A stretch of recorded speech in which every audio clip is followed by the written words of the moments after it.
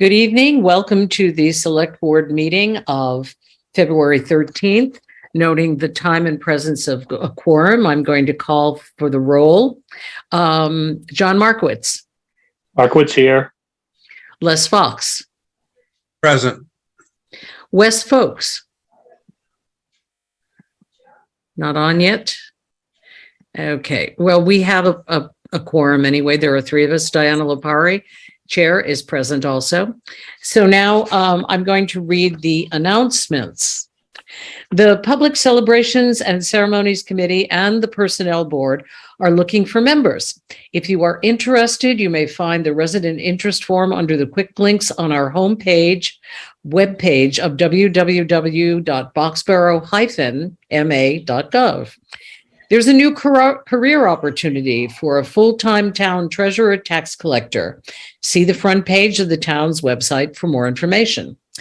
The Boxborough Minutemen Company wants you. The Boxborough Company of Minutemen will hold a company meeting on Sunday, February 26th at the Boxborough Community Center at 30 Middle Road, starting at 8 p.m. For information, please contact Captain Tony Newton at 617-448-5931. The Boxborough Minuteman Company is open to anyone of at least 18 years of age who is interested in service to the town and or perpetuating the memory of the Minutemen of 1775.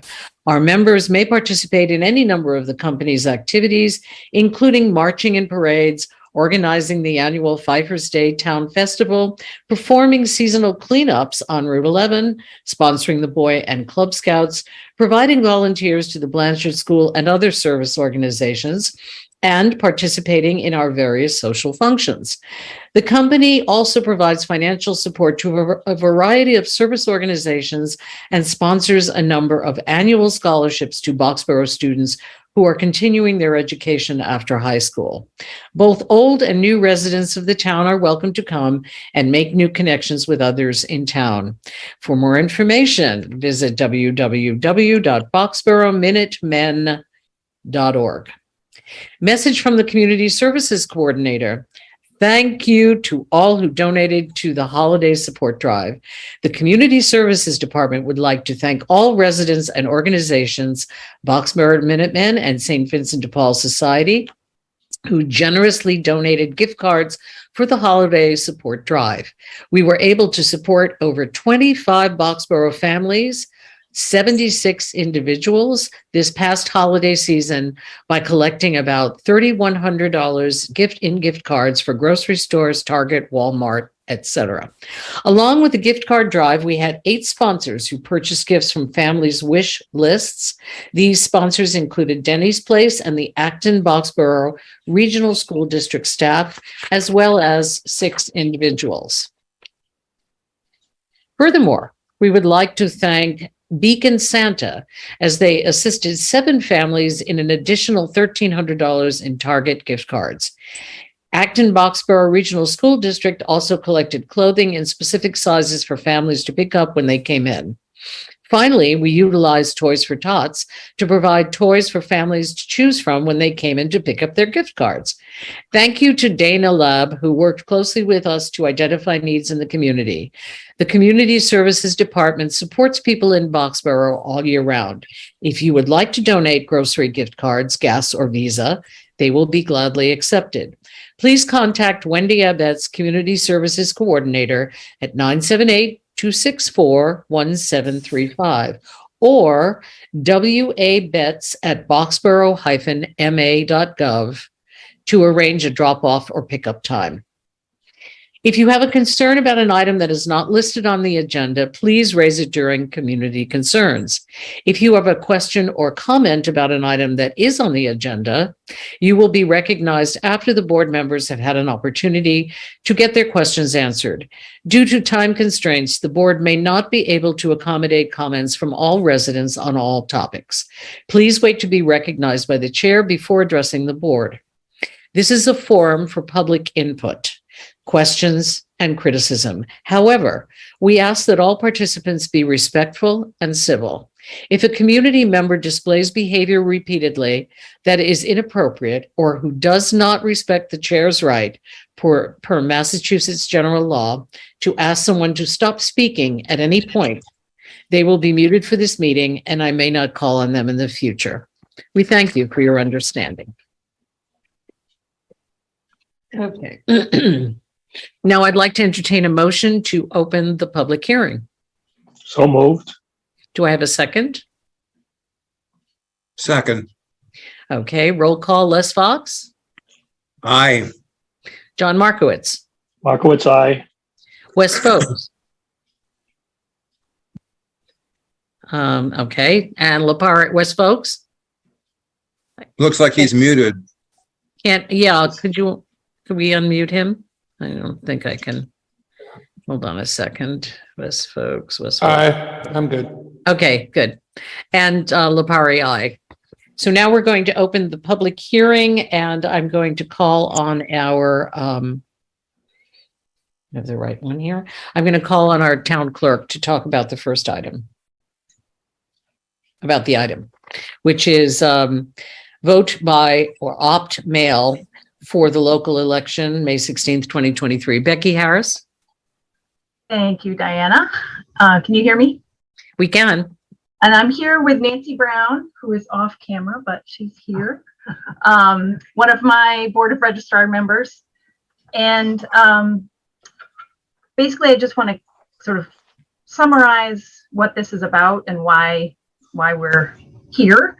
And it essentially, over the summer, there was the 2022 Votes Act was enacted, which basically made a lot of the COVID measures permanent for voting early and vote by mail. And part of that law, it's going to make vote by mail permanent for all state and federal elections. And that is not something we're discussing tonight. That is statewide. That's the law. So we're not talking about state and federal. That's going to be vote by mail will be happening for those in the future. And you know, those little vote by mail cards that you got for this past fall's election, those were mailed by the state. And so we had nothing to do with those little cards, except that we received them and processed them and then processed their ballots. And so for the local elections, this law has a provision in which each local election, if the select board votes to opt out of vote by mail, then we will not have vote by mail for that particular election. So this vote tonight is only for our May town election, May 16th. And so we get to discuss this every year. We can decide differently on a per election basis, but we have to hold a public hearing 45 days in advance of the election.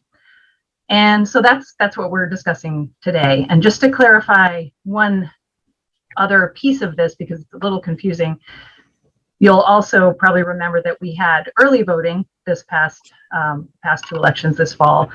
And that was, town hall was open a certain set of hours for 2 weeks in advance of each election. We had staff up in the Morris Hilberg room, for those of you who took advantage of that. That was early voting, which we could opt in for our local election. So that's the opposite, opt in, but only if 2 of my Board of Registrar members recommends it to the select board, and then they would vote on that. So that's not what we're talking about today. Just FYI, the early voting for the primary and for the state election, only 4 or 7, depending on the 2 elections, 4 to 7% of voters used early voting. So it would be my opinion that it's probably not worth it to have it for the local election. But again, that's not what we're talking about. So we're talking about vote by mail today, and whether we want to opt out. I would probably say that it's not worthwhile, but I'm open to hearing the public's opinion on this. But it is a cost to the town, because unlike in the state and federal elections where some of the costs are taken on by the state, this would be all on us to pay for the mailing. So it's 84 cents a ballot to mail them out. it would be on us to mail the vote by mail applications and to process them. And that's about a 12-step process all in all, from application to actual voting. So it's quite a lot of time per ballot, whereas, where you're just processing a smaller handful of absentee ballots, it's sort of a different story when you're talking about vote by mail, because there's a lot of steps that have to go into it in terms of entering it into the state computer, entering them on the poll pads, and processing them on election day. One thing I want to clarify is that absentee voting is still available, and that is to be used for people who are not able to get to the polls on election day. Regular absentee voting would be for people who are out, not available on election day. You can do that in person at town hall up until the 15th, so the day before at noon, or you can request a mail-in absentee ballot 5 business days before the election. So that's, for people who know they're not going to be available on election day. And then there's this new online portal that the state has just implemented, and that is only for people who are physically unable to mark a ballot. So it's very useful for people who are blind or unable to come to town hall in person at all. And so that portal is a completely electronic option, but only for people who are not physically able to mark a ballot. So I think that sort of summarizes where we are, but I'm happy to answer questions as needed. So let me just clarify very quickly what you just said, so I understand exactly the parameters.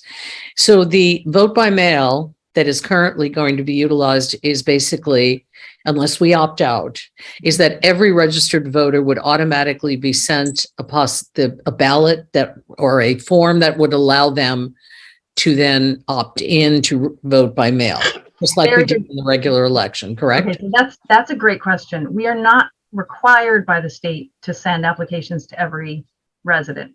So that is, and what we've been encouraged to do is, well, not encouraged. What we are required to do if we opt in is only mail it to newly registered voters. So everyone in the system who is getting the notice saying you're now registered to vote in Boxborough, we would include a mail-in vote by mail application for this year, which essentially is just for this election. And so that's really a small percentage of voters, so that the application would be available online and in town hall. So they would have to, if a person wanted to vote by mail in this local election, they would have to take the effort to fill out the application and give it to us. So it wouldn't be an automatic, like, as you were talking about, every single person got those cards from the state, but we would not be sending those to every single household. So all we're really doing is just basically saying, if you want to vote by mail and you're not trying to get an absentee ballot, you would have the option to do that. Is that correct? Right. The only people who would get automatic notices are new voters. Exactly. Yep. Okay. Wes?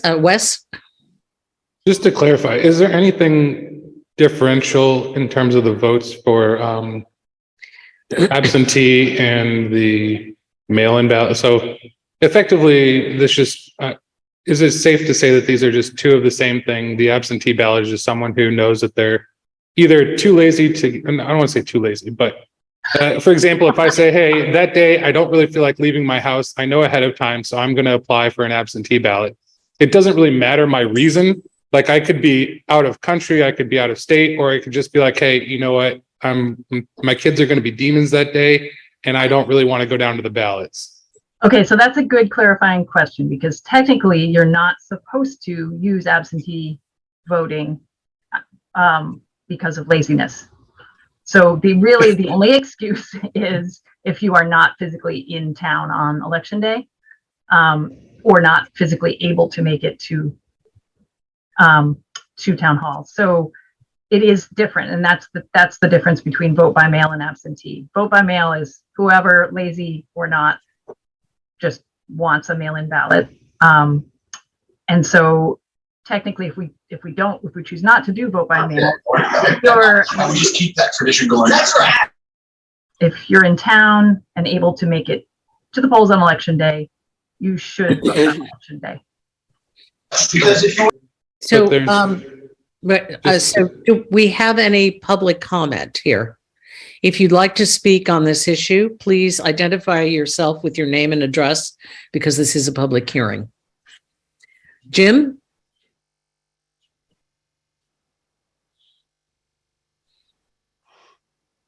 You're on, Jim? Okay, sorry, I had to unmute myself. Jim Okay. Syack, 288 Swanson Road, Unit 204. I'm a little confused.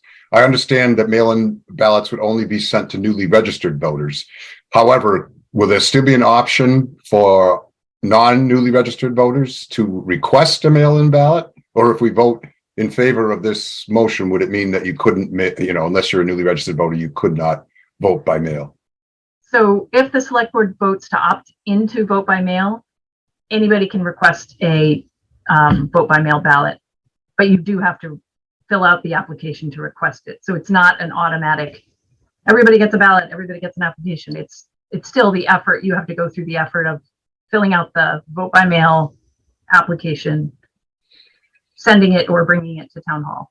Okay, thank you. That's a clarification that I wanted to make. So you can still, this does not do away with vote by mail altogether. You still have the option of doing that by filling out the application. Definitely. And that's really essentially what we're voting on. What the select board is voting on tonight is whether we are going to opt out of that, because right now the default is that that's what will happen. Right. So this saves the town both the expense and the task of mailing them out to every registered voter. No. It saves the town the task of doing any vote by mail at all. So either tonight we decide we either do vote by mail or we don't do vote by mail, period. Yeah, this is somewhat confusing, Jim, and I'm glad that Becky clarified because I thought, like you thought, that we automatically got sent a ballot or the application for a ballot to every household. What we would vote here if we opted out is no vote by mail, only absentee ballots. The absentee ballot is technically the requirement that people not be physically present to vote in an election. So if we opt out of this right now, that is the only way you could vote by mail. If we opt in, then people can request a mail-in ballot. If they so choose, they have to fill out the application. The town would have to process those applications, but we're not automatically sending a ballot to every household or to every voter. Is that clear? Yeah, thank you. That clears up the confusion for me. Okay. Thank you.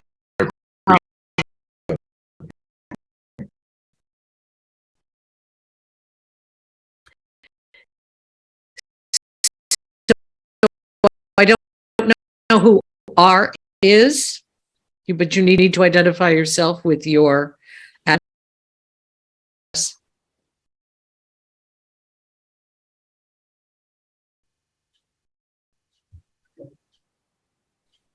Jim, and also Yep. could you put your hand down? So just cleaner for my screen. Thank you.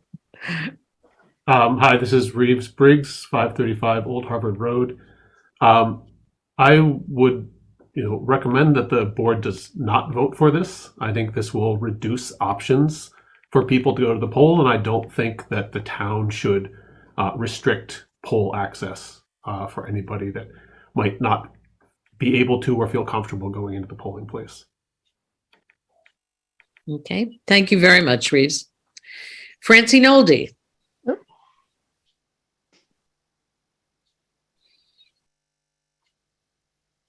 Thank you. I may have missed this, but did anyone give us an estimate of what the cost is to send this information to new voters or to have others send in their request? No, you didn't miss it. And it's hard to estimate just because the turnout for state and primary, the state election and the primary were likely to be higher than for the local election. But I can tell you that For example, on the state primary, we had 713 ballots mailed, plus a few more second ballots, but that 713 voters requested a vote by mail ballot.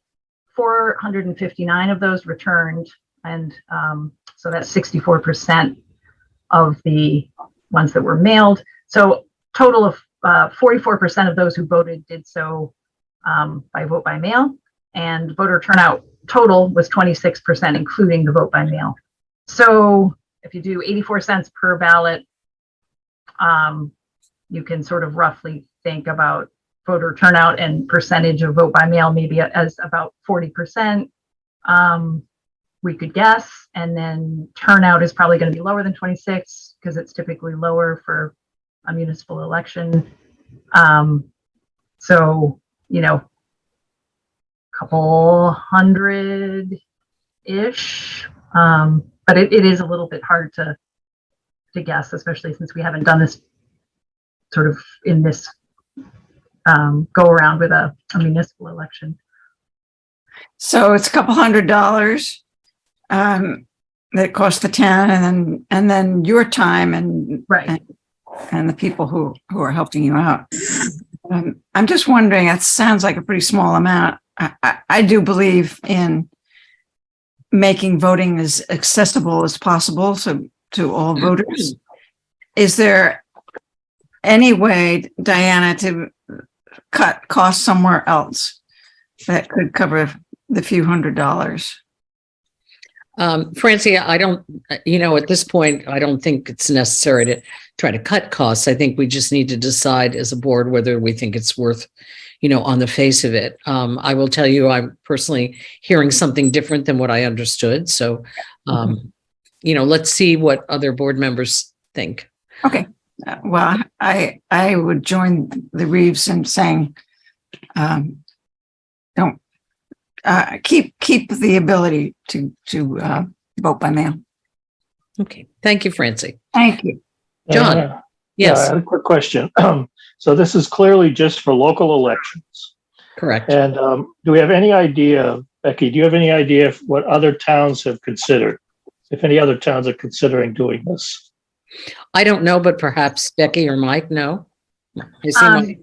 Yes, there's a long list. There was a survey that the Masstown Clerks Association put out, and I didn't look at the exact numbers, but it was a considerable list of towns that had already voted to opt out.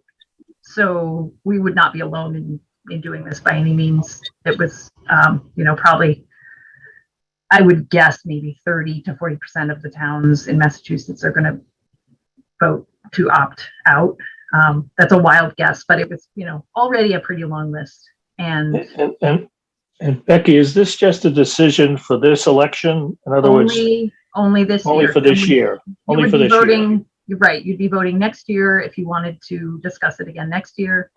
So there's the option to Okay, try one way and then change it.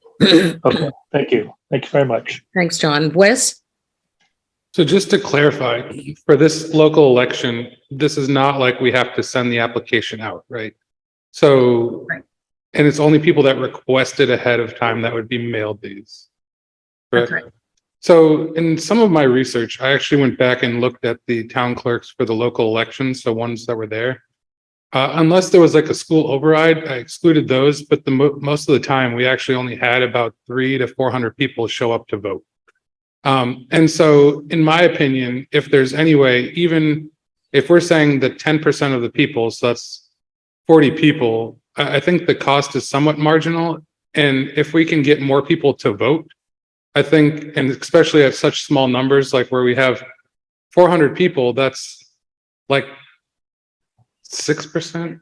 I hate the math, but yeah. So effectively, like 6% of our population voting in a local election. And so if I would be more in favor of trying it this year and seeing how many people actually do it. And if we actually have a higher turnout for this election, I think that's money well spent, because even at the state level and the presidential, we're still, our lawmakers have already decided that this is a significant and well spent enough investment to collect these votes. And so that's just my current thinking, but I'm still open to other differing opinions. Thanks, Wes. Before I go to Les, Mike, did you have a clarification for us? Two things. I had one question and one piece of information to share. So relative to what other towns are doing, last week I was at a Chamber of Commerce meeting and there were 6 towns represented there. And of those, 4 of the town administrators said that their towns had already opted out of this. 1 had opted in, and I told them that we'd be bringing ours to the meeting this week. So that was mostly towns in this area, mostly Nashoba Valley, so to the west of us. And then I had a question. My audio wasn't working at the beginning, so I just want to check with Becky. Did you talk about impact on your staff and your office, and did you make a recommendation one way or the other on this? Yeah, I mean, it is quite a onerous process. I mentioned it's about a 12 to 15 step process versus just voting in person. So there is quite a bit of staff time in addition to the cost of mailing the ballots. But I'm certainly open to it, and I want to see more people vote as well. So my initial recommendation was to opt out, but we're open to anything that the select board recommends and want to hear, from the public as well. Okay, thank you. Les? Yeah, I just want to go back to Wes's line of thinking or questioning, just to clarify that I understand it.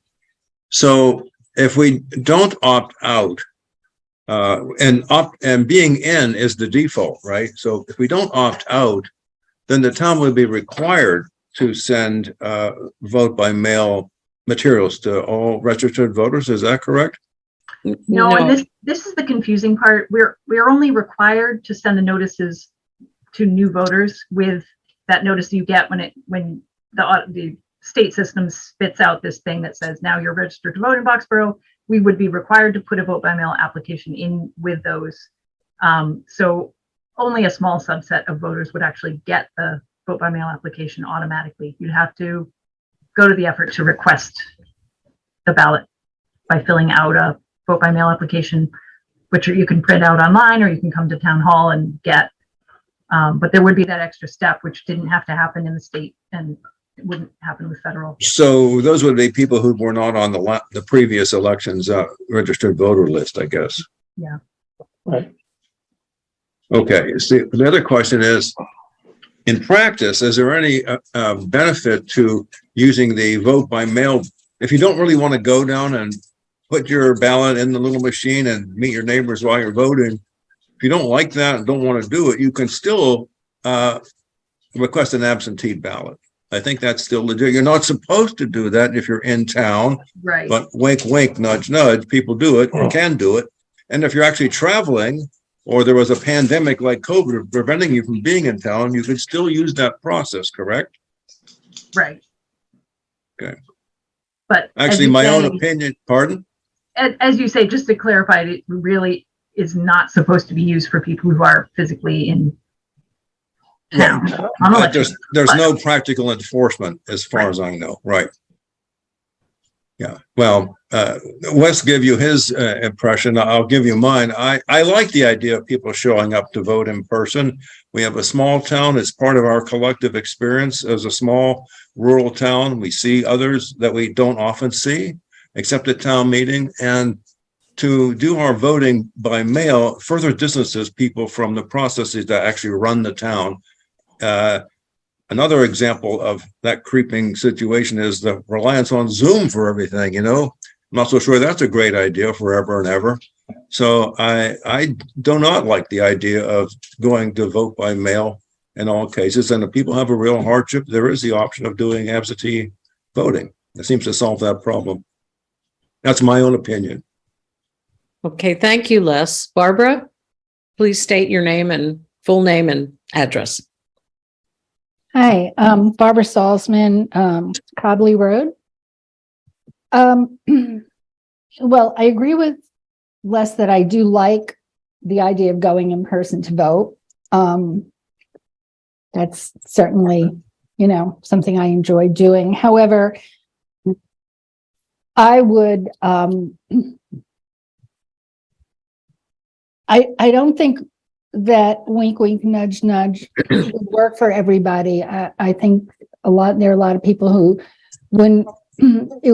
I wouldn't want to see putting people in that position where they had to bend the rules, because there are people who are not that comfortable about bending the rules and might decide not to vote at all. And so I agree with Wes that we should try it out this year with the vote by mail option and gather our statistics and see if there are people who want to take advantage of that. Thank you.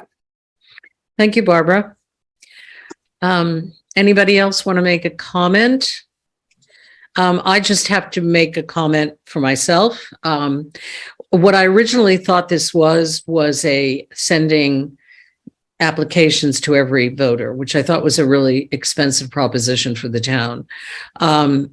Given what the reality is, I think that giving people the option to vote by mail, as opposed to, as Barbara just said, making them kind of try to bend the rules to do that, it's worth it to the town to absorb the small cost and some of the time we have such a wonderful town clerk.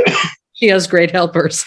And so I'm always for more options for people to vote and expanding the voting base rather than trying to limit people's voting. So I would recommend personally that we not opt out, but that's just my personal feeling. Les, you had your hand raised again? Yeah, I just want to clarify, our town clerk's recommendation is to opt out, correct? Correct. Thank you. I thought so. Okay, so I'm going to make a motion if no one else wants to speak, and then we can have further discussion or take a vote. The motion I have is I move to vote to opt out of the vote by mail for the local election as presented. Do I have a second? Second. Okay, any further discussion? So Diana, you want to agree with what the town clerk said? I'm No, not, she just I made the haven't motion. voted. I'm just making and the this is motion. discussion. Okay. So, I mean, I think we should allow people to vote by mail. Let's try it this year, see what the experience is, see how much burden it is for the town clerk's office, and go from there. I understand and I like it when people come to vote in person. It's always nice to see your neighbors, have a little chat and catch up what's going on. But I think for the small number of people that may need to vote by mail, we should give them the opportunity to do that. Wes? So I just want to clarify that the memo that was sent, and Becky, I know you were just trying to put some back of the envelope numbers in there, but I think that if we actually had 4,000 people requesting these mail-in ballots, I would think that's more of a win for democracy, and I would personally be willing to pay for through taxes to fund those people. But like worst case is nobody takes a mail-in ballot if we don't opt out, and then that's effectively opting out. And so even if we get 5 people that return it, I still think that's worthwhile for just 5 people, even if it's like the 12 steps. And I know that's somewhat inconvenient and an annoyance, but I would like to urge the board to potentially try it out for this year. And if we get the numbers that say 1 person voted by mail or 1 person requested it and then did not return the ballot, that's when I would be fine with opting out. But that's just me personally. And I don't mean to devalue or not appreciate the time and effort that it takes to go through the extra steps. But I can't, at least personally in good conscience, limit people's choices in terms of how they vote. I mean, Okay, Becky, I do understand from personal experience how difficult it is to do the mail-in ballots. Okay. And I know how much time it took when you have to do this for a federal or state election. It's a tremendous amount of work. And when that occurs in the future, we should make sure that you have the support you need, because it's weekends after weekends after weekends of work. But for a local election for this time, I think we should allow people to vote by mail. Okay. Okay, do we have any further comments? So I just want to remind people that the way the motion is written, if you vote yes or aye, it is opting out. If you vote nay, it is not voting out. It's opting out. It's opting in. So is that clear to the board members? Okay, Les. Well, I'm going to be a traditionalist, probably be going against the grain here. And I'm going to listen carefully to the advice of our town clerk, who's responsible for running the mechanics of elections. And also in the spirit of, if it ain't broke, don't fix it. I'm not sure I know what might be broken here, except a suspicion that maybe more people would come forward and vote if they had a chance to mail in. So I will vote in favor of Diana's motion. So it's Fox aye. Aye, correct. John Markowitz. Markowitz, nay. Wes Folks. Nay. And Lepari, nay. So the motion does not carry. We're opting in, I guess, Becky. Thank you very much. It's good. I'm all for voting. Thank you. So I'd like to have a motion to adjourn the public hearing. So moved. So moved. Second. Okay. Les Fox. Aye. John Markowitz. Markowitz, aye. Wes Folks. Aye. And Lepari, aye. Thank you very much, everyone. And we're going to move on to the minutes. So I'm going to make another motion, which is I move to approve the regular session minutes from 12/28/22, 1/9/23, and 1/23/23 as presented. Do I have a second? Second. Any discussion? Okay. Les Fox. Aye. John Markowitz. Markowitz, aye. Wes Folks. Aye. And Lepari, aye. Okay, the next one on the agenda is I move to appoint Ellen, wait just 1 second here. Oh, it's the introduction of, just a second. I skipped over community concerns. How could I have done that? Okay, Becky Neville.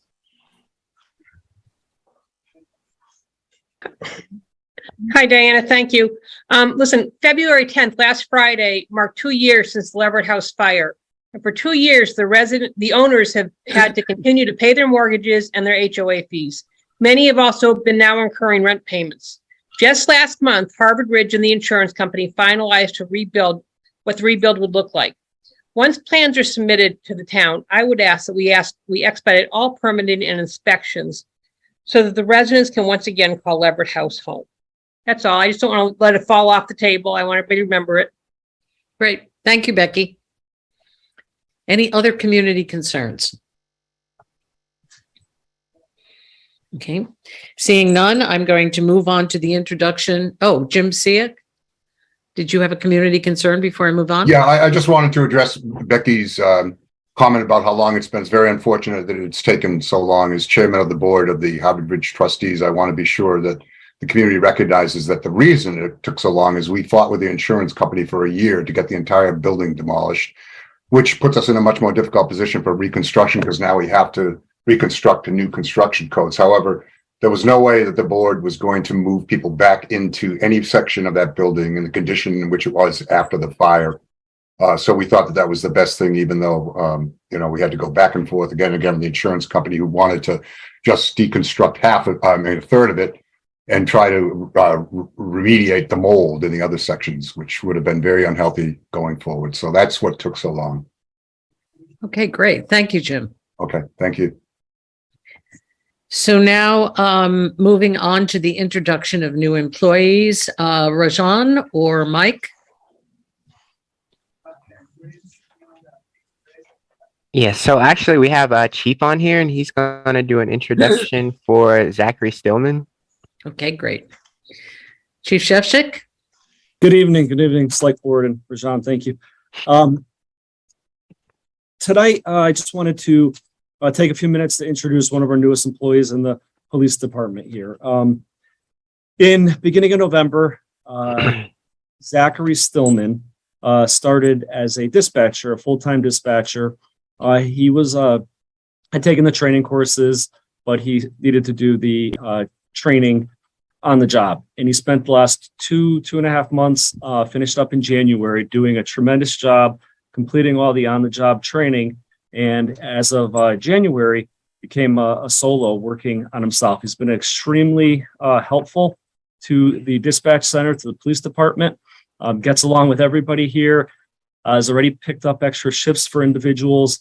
I've already heard him on the radio, cool and calm on a lot of situations. So he's done a terrific job. And just to tell you a little bit about Zachary, when he was finishing up this, or when he was doing his training starting, he was finishing up something else, his 4-year college degree, graduated from Fitchburg State University with a bachelor's degree in criminal justice with a 3.8 GPA. So he's finishing that up this semester in December, right as he was starting this position.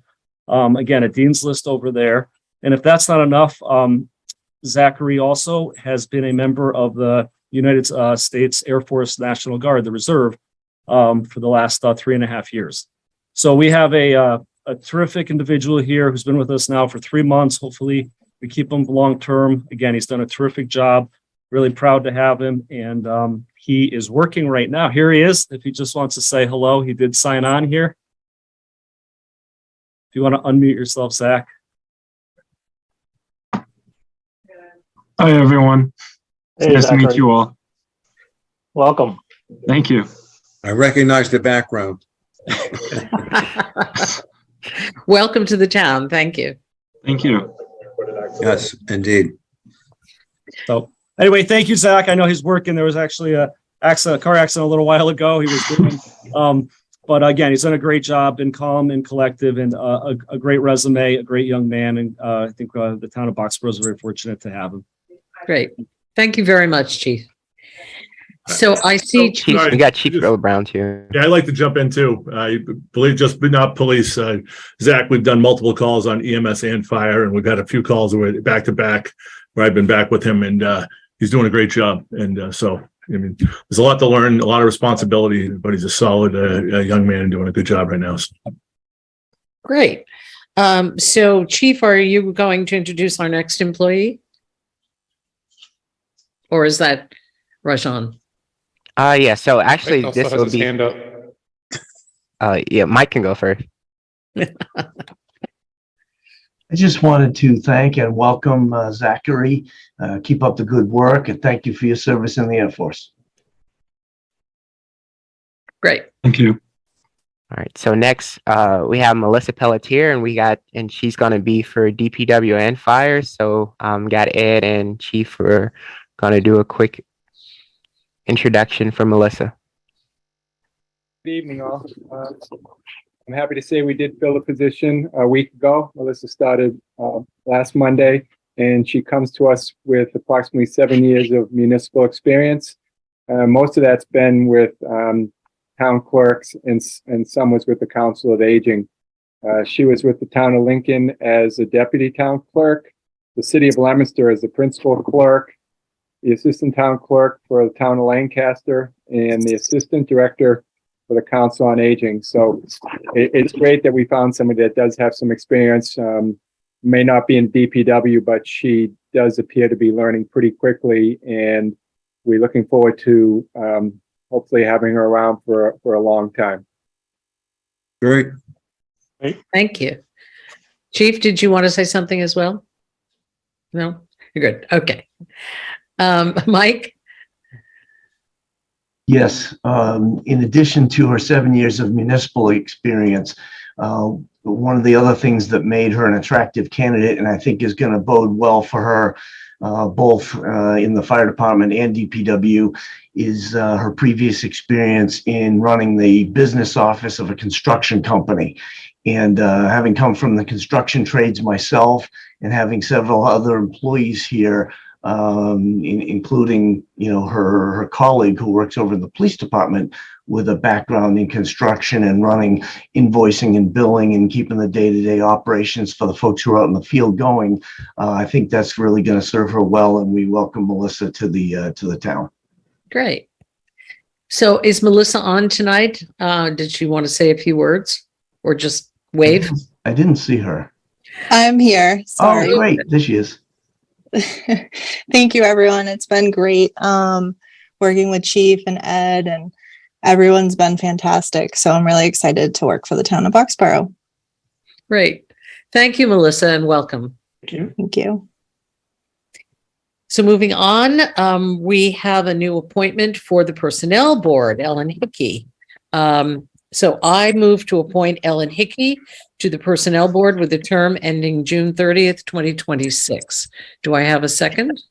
Second. Okay. Is there anyone who wanted to speak about this, Ellen, or a member of the Personnel Board, Sheila Bauer, perhaps, if she's on? I'm not sure she's here yet. Ellen, did you want to say something? No? Okay. That's okay. You don't have. We appreciate your willingness to do this. Thanks, Ellen. All right. Sheila, did you want to say something? Can't hear you well. Okay, that's fine. So I've already made the motion. I'm not sure I heard a second. Did I have a second? Second. Yep. Okay, great. So let's take a vote. Any discussion first? No? Les? Fox, aye. John? Markowitz, aye. Wes? Okay. And Lapari, aye. Welcome, Ellen, and thank you for volunteering. I know we really appreciate it. And we really appreciate new volunteers. So anybody out there who wants to volunteer for a board or committee, please just send us a message. We're thrilled to have you. Madam Chair, I have one thing in regards to recruiting volunteers. And we've had an indication in this office that there are 2 other individuals who are interested in joining the Personnel Board. So we'll forward those names to Sheila and to Lee, the new chair of that board. And this morning, we met with 3 individuals who are interested in joining the Public Celebrations Committee. They were very enthusiastic, so I expect either at your next meeting or the meeting after that, that we may have 3 to 5 volunteers who are coming forward to serve the community. So we're really excited about that. That's fantastic. That's great news, Mike. Thank you. So unfortunately, we have to vote on accepting the resignation of Bill Latante. So I move to accept the resignation of Bill Latante from the Personnel Board with a letter of thanks and appreciation for his service. Do I have a second? Second. Okay. Any discussion? Yeah, many thanks to Bill. I don't know how many balls he's juggling these days, but he gives a lot of time to the town. I want to thank him heartily for all the things that I know he's doing, and there's probably things he's doing I don't know about. So thanks, Bill.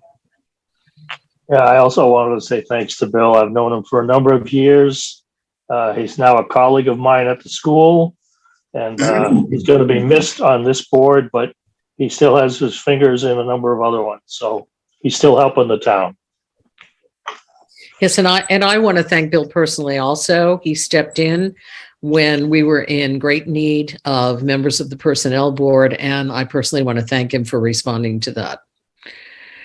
Okay, so let's take a vote. Les? Fox, aye. John? Markowitz, aye. Wes?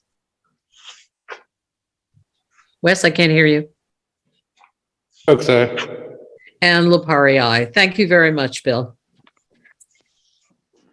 So now moving on, we have a letter of commendation for Officer Schaefer, Chief Shafshik. Thank you, Chairwoman Lapari.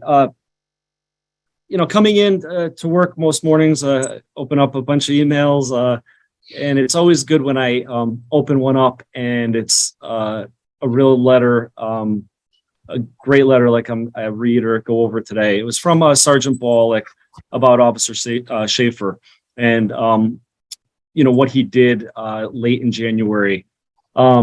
on the 27th of January, Officer Flower and Officer Schaefer were dispatched in town for a medical emergency.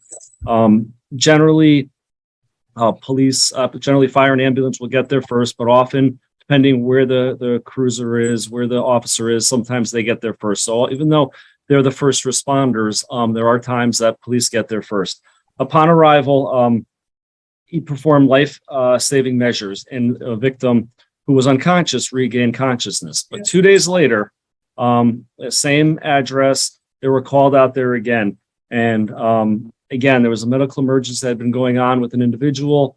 Again, at this point, the party was not breathing.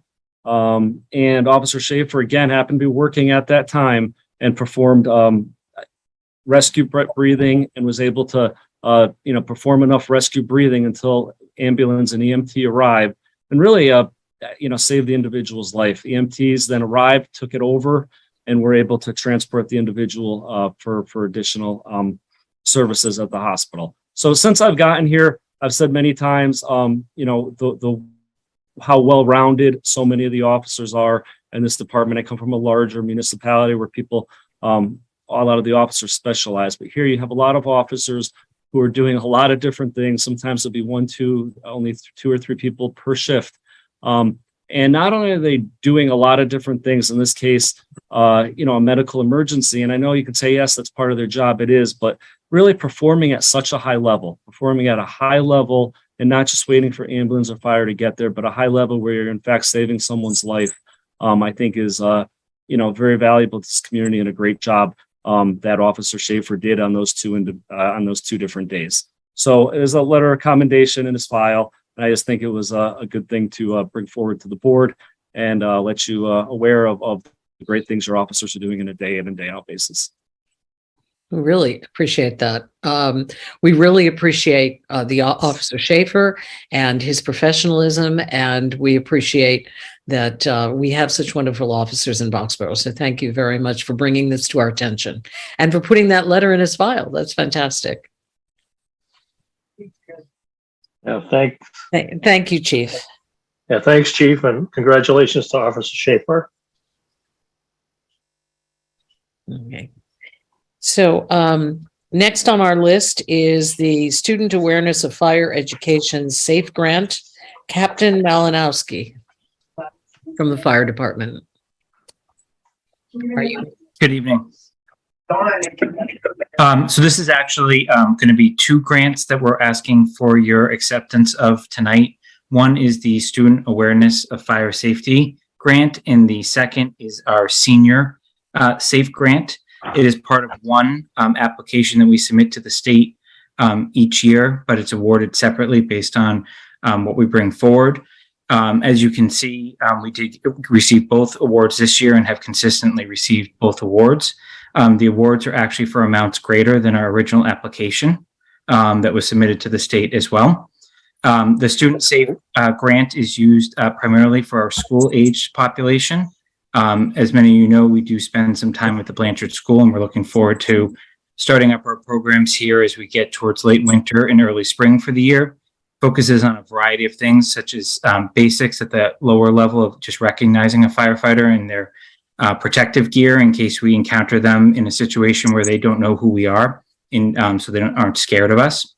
All the way up through, the 6th grade, where we've been teaching CPR for many years, and I think recent events that have been in the news really show what the real impact of bystander CPR is when introduced immediately in terms of saving lives. And we're proud to be able to teach it at such a young age as they carry that through to their education as they head into the regional schools in Acton. The Senior SAFE program is newer. It's only been around less than 10 years, but it's really a partnership with our Council on Aging.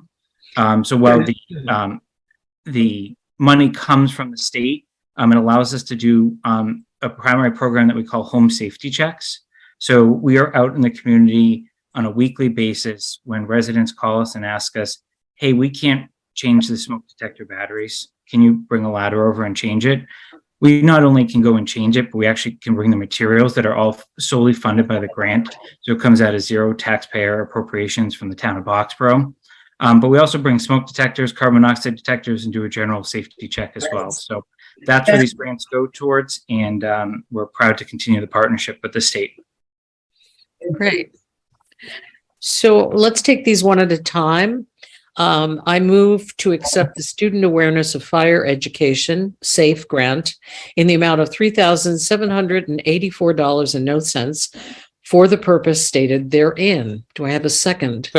Second. A discussion, Mike? I just have a question for Captain Malinowski or the chief, and that is the SAFE grant, the first one you mentioned for the school age. Do you think that helps with recruiting local children eventually into the fire services? Does that help? I mean, and the reason I asked that is we had a discussion recently, and the chief was included in that, about how do we work to recruit young people, especially locally, into the fire services? It certainly helps if you get exposure at a young age. I can speak as a parent of 3 kids under the age of 7, how fascinated they are with fire trucks, ambulances. And I can tell you it's a general theme that you see with children of that age group in general. I think the important thing for us is because we have to partner with Acton once they hit grade 7 and above, is we do have programs that aren't necessarily related to the SAFE program, but we have had many externships, internships join us, as people are doing career exploration and development. That's actually how I got into the fire service. I did an internship with the Acton Fire Department growing up way too long ago at this point. I don't know, Chief, if you have anything else to add on that. Great. Diana, I actually was present for a number of the times that Captain Malinowski came to the 6th grade and did the CPR with the 6th graders. And they were enthralled and paid more attention to him than they do to most of their teachers. And they really enjoyed it. It was a fantastic experience for all of them. So thank you. Great. Chief Philibron, did you want to say something?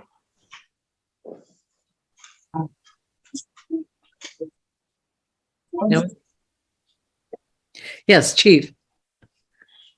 Can't get on? So he can't get his thing unmuted. Can't get it unmuted. Can we make him a co-host here? Yeah. Okay. Yeah. I've just been trying to There we go. unmute. Yeah. Just haven't I've been locked out for some reason on mute, but yeah, no, just speak to Jason in the SAFE program. SAFE program is a strong public education program, and it brings a firefighter in the school, get them comfortable. And it starts at preschool also. And I have a long history of SAFE, and I was really pleased when I came to this town. Jason, Captain Malinowski, Captain Gray, we have a strong program by the car seats, by what we do in the schools, the CPR programs. I mean, the program does a ton for the community. I don't think people realize how much we do. And the life-saving measure, I know Captain Malinowski, we do a lot of the CPR for the regional school district, which is, doesn't show up on all the papers, but it's an important program. So just want to talk on that. So Great. Well, thank you. Any further discussion? So we'll vote. Les? Fox, aye. John? Markowitz, aye. Wes? Folks, And Lepari, aye. Thank you very much for getting that grant. And so now we move to the second one, which is I move to accept the Senior SAFE grant in the amount of $2,077.00 for the purpose stated therein. Do I have a second? second. Great. Any further discussion? This is also another great program that I've actually taken use of. Great. Okay, Les? Fox, aye. John? Markowitz, aye. Wes? Folks, And Lepari, aye. Thank you very much, Chief and Captain. We really appreciate your going for these grants, and they sound really fantastic on both ends of the age scale. So thank you again. Thank you. So now we are moving to the Personnel Administration Plan Changes and Recommendations. Sheila Bauer. Hi, everyone. Thanks for having me here. Couldn't get off before, but I'm thrilled that Ellen has come forward to serve on the personnel board. and really looking forward to working with her. And also, I'm so grateful that Bill has been on the board for the past year because his contributions have been fantastic. And we really needed him to keep the board going as we build back up to a full board again. So it's great also to hear that there's some other folks waiting to join this. So we do a lot of great work, I think. So, okay. So I don't know, Rajan, did you have a presentation, or everybody just has the materials in front of them and I'll sort of walk through a little bit? Yeah, everybody has materials. Okay. All right. So this is just to update you on the warrant Article 4, and what changes are being proposed to the personnel administration plan. So the first couple of items refer. Just a quick point. Do you want me to share my screen, or Rajan, do you want to share your screen just so that way people that are on the Zoom can see it? I don't care. I'm going to it right now. Okay. So the first item relates to the per diem and intermittent employee schedule, and the personnel board recently regraded the part-time dispatcher position and the special reserve, and we're going to be calling it the special reserve police officer position. These are both positions on the per diem and intermittent employee schedule. And we graded the part-time dispatcher to a grade 11, which would make its hourly rate $24.19. And the reserve police officer would be a grade 13, which makes its hourly rate $27.95. We also made some edits and things to this isn't on the part of the warrant article, but for information, we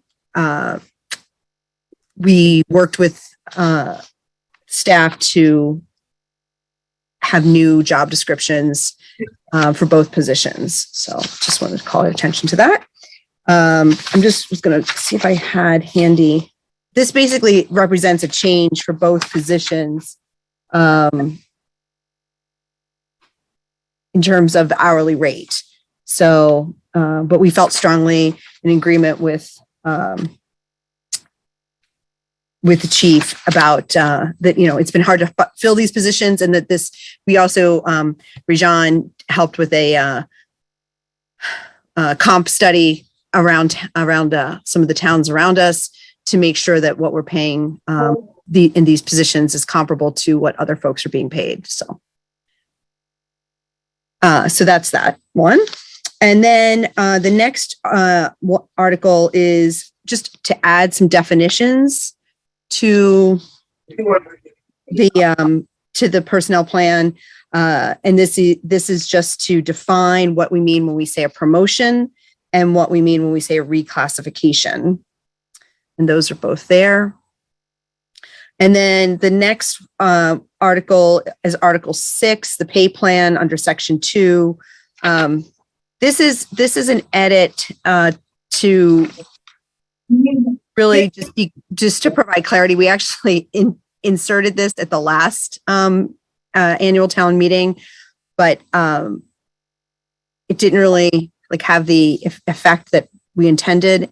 So the new language reads that when an employee is promoted to a position in a higher class, or the position they hold is reclassified to a position in a higher grade, the employee's salary shall be increased to the first step that provides them with an increase in pay of no less than 4% above their base pay prior to the promotion or reclassification.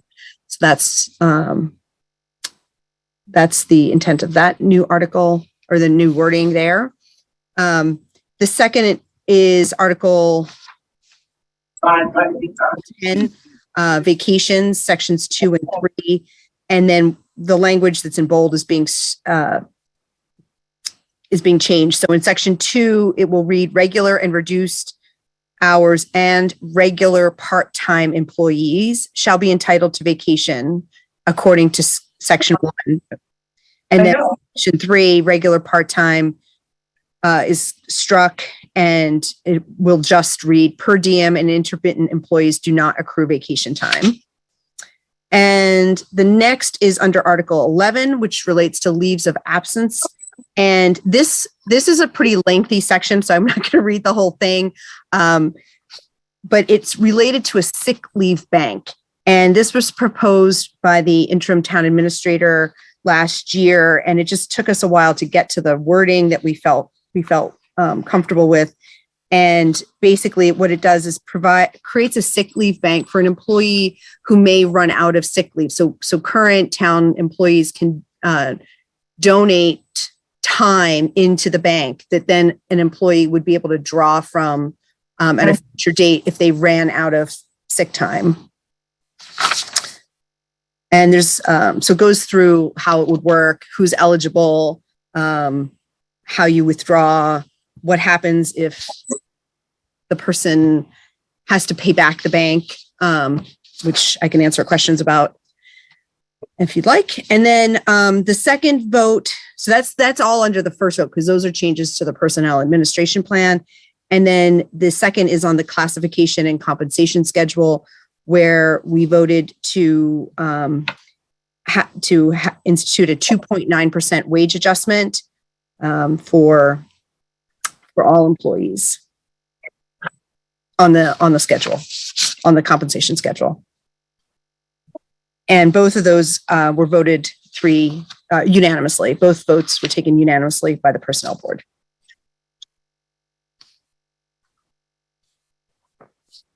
So I'm happy to answer any questions. Do we have any questions? I can't see. Let me just see if I have any. I was just going to say thanks for doing this work. I know we have the policy for the sick leave bank, but it's way better to have it as a bylaw or part of the personal administration plan instead. So thank you guys. Yeah, thanks. Thanks so much. Of course. Okay. Thank you very much, Sheila. Do we have any other comments or questions? No? Well, we really appreciate all the work the Personnel Board has done, and thank you very much for this. It's very clear. So Okay, good. that's Awesome. good. We're not taking any vote on this Nope, issue. no vote needed, yeah. Presentation. The vote will be before town meeting for the select board on the warrant article, and then obviously at town meeting. Mike, did you want to make a comment?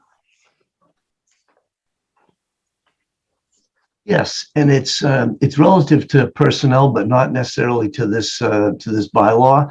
And it's, because we have several committee chairs and different committee and boards represented here on Zoom tonight, as well as several department heads, I thought it was a good time to mention that in April, we're going to be doing a peer recognition luncheon.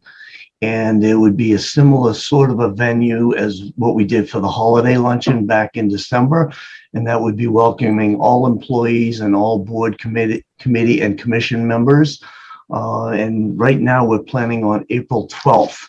And what we're looking for is recommendations from board committee and commission chairs, as well as from department heads who would like to recognize personnel that are either volunteering or actively working for the town that we could recognize in some small way at a luncheon.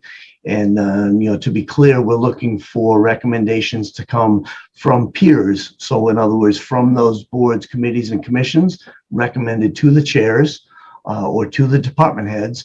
And if then those department heads and board committee and commission chairs could forward those recommendations to me, we would like to recommend those folks that are being nominated by their peers. And more to come on that, but I thought it was appropriate to mention it while we're talking about personnel recognition, because we do value our employees and volunteers who work on behalf of the town.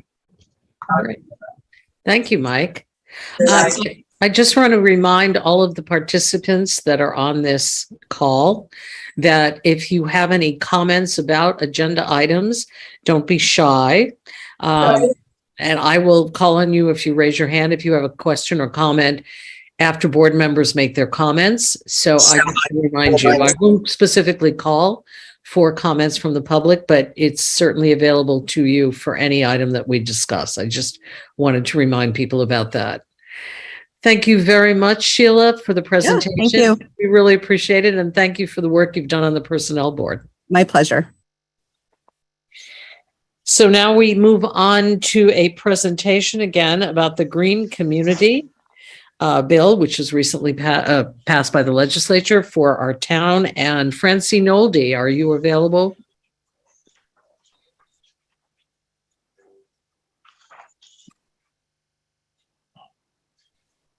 I know you're there. I have Okay, to mute myself twice. Okay, here we go. Okay. there you go. Okay, you have the floor. Thank you. And I want to welcome Kelly Brown, who will be giving the presentation. The Sustainability Committee is asking for the Select Board's undivided support to become a green community. Before that, we'd like you to fully understand how becoming a green community benefits Boxborough and to have your questions answered. Kelly Brown, a Boxborough resident and regional coordinator in the Green Communities Division, Department of Energy Resources, where she looks after 77 communities. I don't know how you do that, Kelly.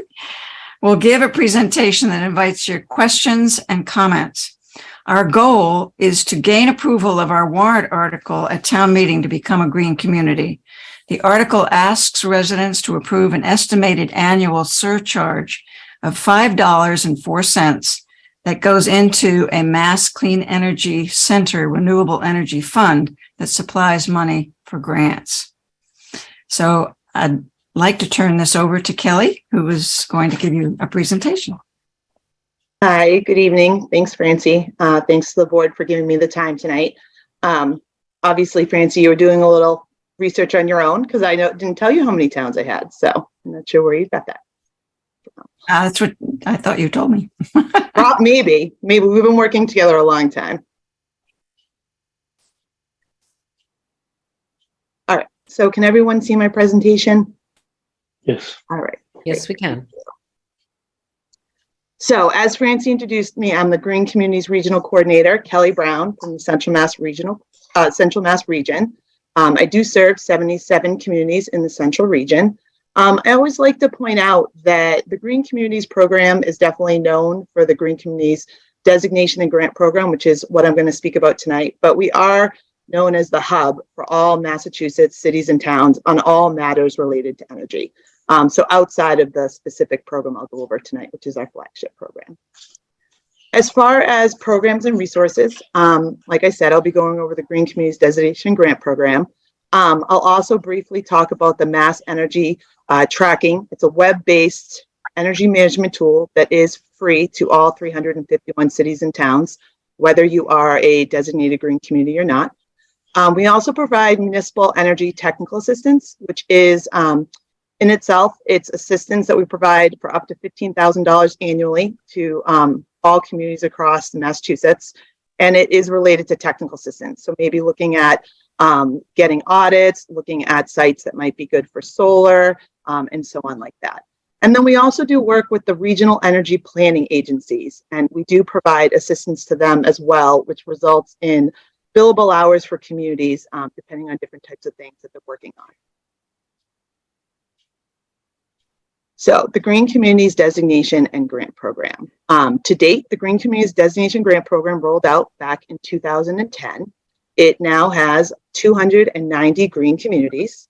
You will see Boxborough up there surrounded by green, which is why Francie's having me here tonight. We had our most recent designation and grant round back in December, and we welcomed 4 more communities that you see in dark green on the map. Now, why do communities want to become a designated green community? The reason is it allows them into a pot of up to $20 million annually for those green communities. The funds do not come out of the general budget. They come from RGGI, which is the Regional Greenhouse Gas Initiative, as well as alternative compliance payments. And what do communities use those funds for? They use them for energy efficiency type projects. So the projects they're applying for through that $20 million is to maybe upgrade their school's lighting to LED, or putting in a more energy efficient heating system, or upgrading the controls. Having lived in Boxborough for multiple years, I do remember at one of the most recent town meetings that the library needed upgrades to its energy management system and controls. That is something that I see many of my towns come in for and apply for grant funds for to do. So that would be something that if Boxborough became a green community, that you could apply for grant funds through our program instead of maybe having it needed to be appropriated at town meeting. I always think it's helpful for communities when they're looking to become a green community to know what other green communities are doing. So the Green Communities program started back in 2010. Acton and Harvard are both have been green communities for a long time. And that's why you're seeing large numbers up there in grant amounts. The way the Green Communities program works is I'll go through a designation grant in a minute when you become a green community, and then you have additional opportunities to get grant funds. So to date, Acton's come in and received, 10 plus grants. Littleton's received 6 or 7 grants. Harvard, multiple grants as well as Maynard. And that's why you're seeing the large dollar amounts. It's not from one specific grant, it's from them being able to come in multiple times over the years to get grants. Now, speaking more specifically to Boxborough and the way it would work if Boxborough decides to come in as a green community, I will go over the criteria needed to meet in order to become a green community. But first, I just want to talk a little bit about specifically the grant funds that Boxborough would be eligible for. So the way the designation grant works is that is the first grant Boxborough would receive, and it's based on a formula. The formula is based on $125,000 as a base amount, and then additional funds are given based on the population and the per capita of Boxborough. When I take the formula and I run Boxborough's numbers, you're looking at about an estimated grant of $130,000. Now, like I said, the town could use that $130,000. Once you get the grant funds, you need to show us how you use the funds, which means whether you're going to look at, you could use it towards purchasing, EVs, you could use it at putting in charging stations, or you could use it upgrading your building envelope, which is weatherization improvements at municipal buildings, as well as some at the school as well in Blanchard. Now, that previous slide showed over $1 million for Maynard, over $1 million for Littleton, over $1 million even for Acton in grant funds. The way that they were able to accumulate those grant funds is they got that base grant amount, which is that designation grant. And then once they finished that first grant, they applied for what we call competitive grants. Competitive grants are available annually for up to $200,000 per applicant. And that's how they were able to receive over that $1 million in grant funding. So if you take all the designation grants we've given out since 2010, and then you add in all the competitive grants, since the beginning of the program, we've given out over $153 million in grant funds. Now, going into what you have to do to become a green community, there's 5 specific criteria you'll see on the screen. This criteria comes right out of the Green Communities Act that created the Green Communities Division back in 2008. This language is right in the statute. So the first criteria is to adopt as-of-right siting for renewable energy or alternative energy, and it can be done in 3 different ways: through generation, research and development, or manufacturing. So kudos to Boxborough. You guys were able to adopt a solar bylaw.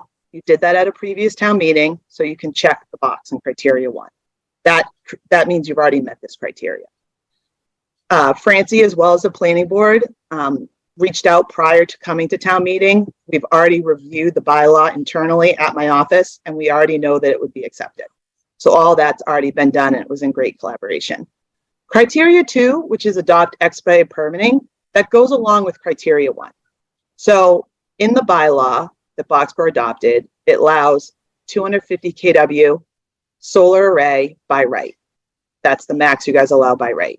For those type of projects, what we'd want to see for criteria 2 is expedited permitting. That means on the local level, can an applicant have that permit be processed within a period of 1 year?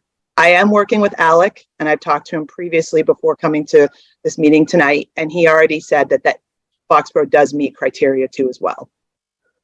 The language you guys have in your zoning already would allow easily for an applicant to come through the process within a year. And just a reminder, by right means site plan review only. Criteria 3 is to create an energy reduction plan. I like to think of criteria 3 in 2 parts. The first part is to put together a baseline of all municipal energy use. On a previous slide, I mentioned that web-based energy management tool, which we call Mass Energy Insight. That's how all of my communities have been able to put together that baseline. What they do is they will enter the date. Well, So all your natural gas usage that comes from National Grid is automatically inputted into Mass Energy Insight. I'm happy to say, because Littleton's already a green community, we've been working with Littleton Electric for a while, and I've checked in Mass Energy Insight, and all of Boxborough's energy use, besides a couple little data points, has already been entered, and Connor over at Littleton Electric has been keeping it up to date. So Boxborough's in pretty good standing already, putting together your municipal baseline. Now, the second part of putting together an energy reduction plan is to show, through energy improvements at your municipal buildings, how you can reduce your baseline by 20% over 5 years.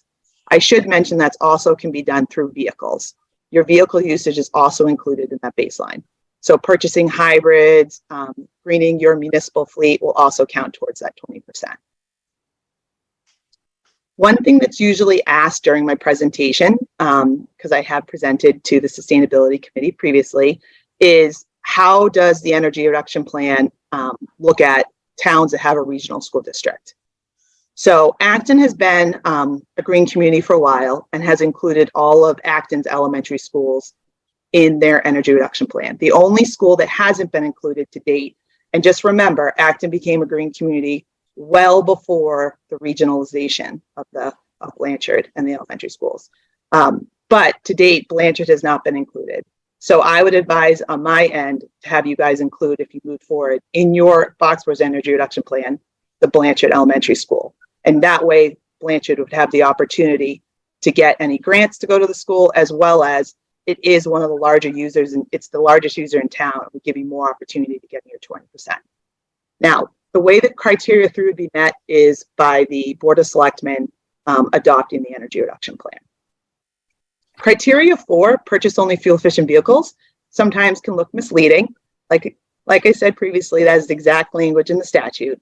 What this means is for the Board of Selectmen to adopt a fuel efficient vehicle policy. In the policy, there's mile per gallon ratings that are given to different types of cars. So there's a mile per gallon rating for sport utility vehicles. There's a mile per gallon rating for pickup trucks, for compact cars, and so on. There are certain types of vehicles that are exempt from the policy.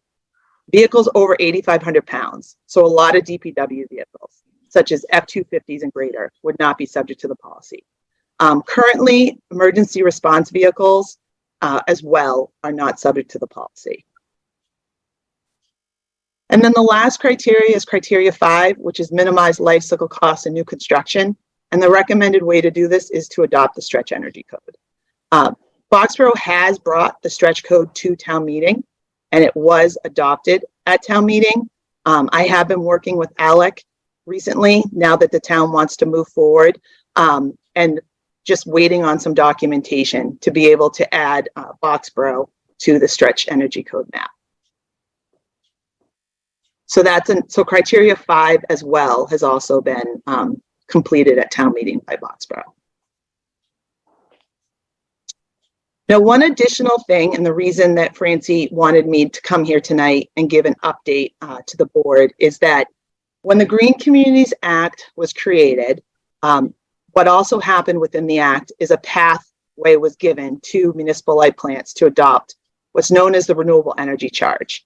This is a charge that's on all the electric bills of investor-owned utilities. So if you lived in Acton, if you lived in Harvard, if you live in Maynard and you look at your electric bill from National Grid or Eversource, you would see this renewable energy charge. But it's not something that's known to be on customers, residential or commercial municipal light plant communities. But the Green Communities Act did create a pathway to move forward and adopt this charge. And when the Green Communities Act created the Green Communities Division, it was also put in there that for municipal light plants, that in order to become a green community, there was one additional piece, and that was to adopt this renewable energy charge. Well, as we were implementing and rolling out the program over the beginning few years, 2010 through 2012, what we realized is that municipal light plants could adopt the charge, such as, Ashburnham, Holden, Holyoke, Ipswich. They've all chosen to do so. But there was another option, and that was that we did find there were municipal light plants that had both customers served by investor-owned utilities as well as the municipal light plant. And one of those examples is actually Littleton. Littleton has had multiple residents along the distribution areas that were served by National Grid. And so that was how they ended up becoming a green community. And the reason I'm explaining this is because Francie was talking about has recently been a bill passed that allows communities like Boxborough that are serviced by a municipal light plant that has a territory. So Littleton Electric serves both Boxborough and Littleton. So they do have one community they serve that's already a green community, and one that was not able to identify any customers served by an investor-owned utility. So the only option would be to adopt the charge, similar to how Ipswich and Ashburnham have. And that's what Boxborough is looking to do, to bring this vote to town meeting and have the renewable energy charge be adopted and moved forward at town meeting.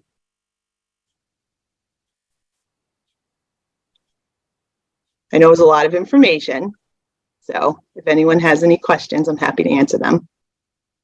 Great. Do you have anything to add to that?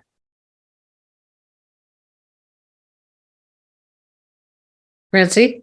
Oh, no, I'm sorry. I couldn't hear that. No, I don't. Thank you. Okay. I didn't know if the sustainability committee wanted to add anything about the upcoming and what you're looking to do to move forward. So I wanted to give you an opportunity to add to my presentation. We're trying to get the information out to as many people as possible. So we're having an event on March 10th to celebrate the Boxborough bill, it's called, but it's also at the same time to explain what this warrant article is all about and why we have to pass it in order to become a green community. So we have not only an invitation that we've been sending out to all the committees and boards and different groups in town, as well as neighbors and friends. And we also have a one-page piece of info. We call it our one-pager. It's information about all the subjects that Kelly's been talking about. Yeah, and just to clarify, the reason that you're having the event on March 10th is there was recently a bill that was passed that would allow Boxborough to bring to town meeting the option to adopt the renewable energy charge at the municipality side. Yeah, right. Which is the last step that would be needed at town meeting in order for Boxborough to become a green community. Right. And this is really our only option now. We've tried so many other avenues and we have not been able to prevail. So this is our last chance really to become a green community. Great. John? Yeah, Kelly, thanks for a great presentation. Francie, thanks for all the effort that you've put forward to get us here. It sounds to me like we're very close to being able to do this. And what you're talking about is adopting this charge, the energy charge. And you said it was $5.04. For the Is that? Yes. Kelly's I'm trying to understand what the charge is. Okay. Yeah, so it's half a mil. It's looked at as half a mil per kilowatt hour that you use as an electric customer in Boxborough. And that's the same charge everyone else pays. And when you take so I think Francie was trying to take an average residential customer and how much they use and apply to that bill charge to see how much it would cost. Right. So you're saying that it would amount to about $5.04 per bill per month. No, per year. No? It's 42 cents a month. Oh, okay. So it's 42 cents. Okay. So it's much easier to sell it that way as 42 cents per month someone at one of our meetings, John, said just the opposite. They said people can grasp an annual fee, but a monthly fee, they can't get it. So I think what we'll have to do is give people both 42 cents. Okay, And I also want to say though, upon Kelly's suggestion, I corresponded with Nick Lawler just yesterday. He's the general manager of LD, and he told me that for the average Boxborough, this is specific to Boxborough because the Mass CEC Center has 29 cents a month for the average electric user. So we agreed we needed to hear about Boxborough specifically, and it is coming from Nick. that he says it is 40, for the average Boxborough user, it will be 42 cents a month, a week, a month. 42 cents a month And $5 on their bill. Okay. All right. So that helps explain what the amount is. So Yes. basically this is costing the town nothing, but it's asking the town to say that we want to allow this fee to be charged through Littleton Electric for the energy charge. Is that what it is? Yes, and the money goes toward. The money goes towards funding that we could eventually get back. Right. Yeah, so the money goes to so money would be contributing to the renewable energy charge, which goes into the Mass Clean Energy Center. But it does, it is one of the, it's like, the step needed in order to be eligible to become a designated green community and get some of the grant funds that your surrounding communities have been able to get for a while. Okay. And is this a one-time opportunity for us? In other words, if we bring this forward at town meeting and it doesn't pass, do we get another chance? Yeah, I think it's like anything else. If you chose to bring it back at a future town meeting and present it in a different way, then, it would just, if anything, it would delay you possibly coming in as a green community, but you could always, try again in the future. No, I think it's a fantastic opportunity for us for many reasons. Thank you for your presentation. John, when you say come back next year, I've been told that you cannot bring the same bill back in a subsequent year. You have to wait another year. Is that right? Is that how town meeting runs? Oh, I don't think so. no, I don't think so. I think that might be related to something associated with zoning or something of that manner. Yeah, something very restrictive. Not generally, I don't think. No. Right. Okay, Les, did you want to make a comment? I have a question. First of all, these are nice slides. I don't know, Kelly or Francie, and they're in our packet, which is a huge PDF file. Would you be able to send this set of slides separately to the board so we could, hand them on to other folks who might want to know about this detail? Absolutely. Yeah. Would it be? Who would you want me to send it to? I updated my slides a little and I added one just on the Kelly, chart. send it to our Kelly. Okay. Send it to Kelly Price and she can get it to the board. Yep, I can do that. I sent her the previous one as well. So Okay, great. No, thank you. That'd be helpful. The other question is, the actual charge is based upon consumption. So you mentioned a millage of some amount per kilowatt hour. Is that published somewhere exactly what it is, or is it in your new revised slides? Yep. So it's actually where I think so. Nick at Littleton Electric did send Francie some information. That's where she pulled it from the Mass Clean Energy Center site, where you'd be contributing the charge. And when I send over this presentation, I can also provide the link to the site where it's in their FAQ and on their website, similar to what Nick sent to Francie from Littleton Electric. Okay, good. And one final question. I suppose the town's electric meters would also get the surcharge, correct? Any meter that runs in town would see the surcharge. Yep. So all electric customers in Boxborough would have that no charge. Yeah, it includes the town itself. So the town owns electric meters that light our street lamps, for example. So they would be included. I mean, just it's very, very small amount, just to be clear about it. Is that right? Well, I mean, any electricity we use for our buildings, it would include in that as well. So, but it's I have 4 electric meters on my farm. I'm interested in what that millage rate really is. Okay. Great. Well, thank you. It seems like it's a very, very small amount of money at any rate. Probably well within the fluctuation you typically see month to month, just based upon your own consumption patterns. So, opens up a good door for opportunity to get some funding that we would otherwise have access to. Do you have 4 meters because the buildings are so far apart, or is it like if it's something else that you don't have? I'm just curious. I've never heard of somebody having 4 meters. Well, The we have buildings one are built at for different times. a residence, a barn, a stable, that sort of thing. Okay. Fair enough. Yeah. And they're far apart. So thank you. No, but I think this is a fantastic opportunity because I know how hard sustainability has tried to get Boxborough to become a green community. I know some of the hurdles we've tried to overcome. And I think this is a fantastic opportunity for the town. Barbara Salzman, did you want to make a comment? I know you had your hand up previously.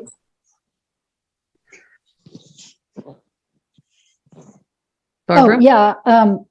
Yeah, I'd like to thank Kelly for the presentation. A couple of comments. One is wondering if you could post this presentation on the select board website. I think we can do that. Does the board have any objection to this going up on the website? I think that would be fair. Yeah, that's fine.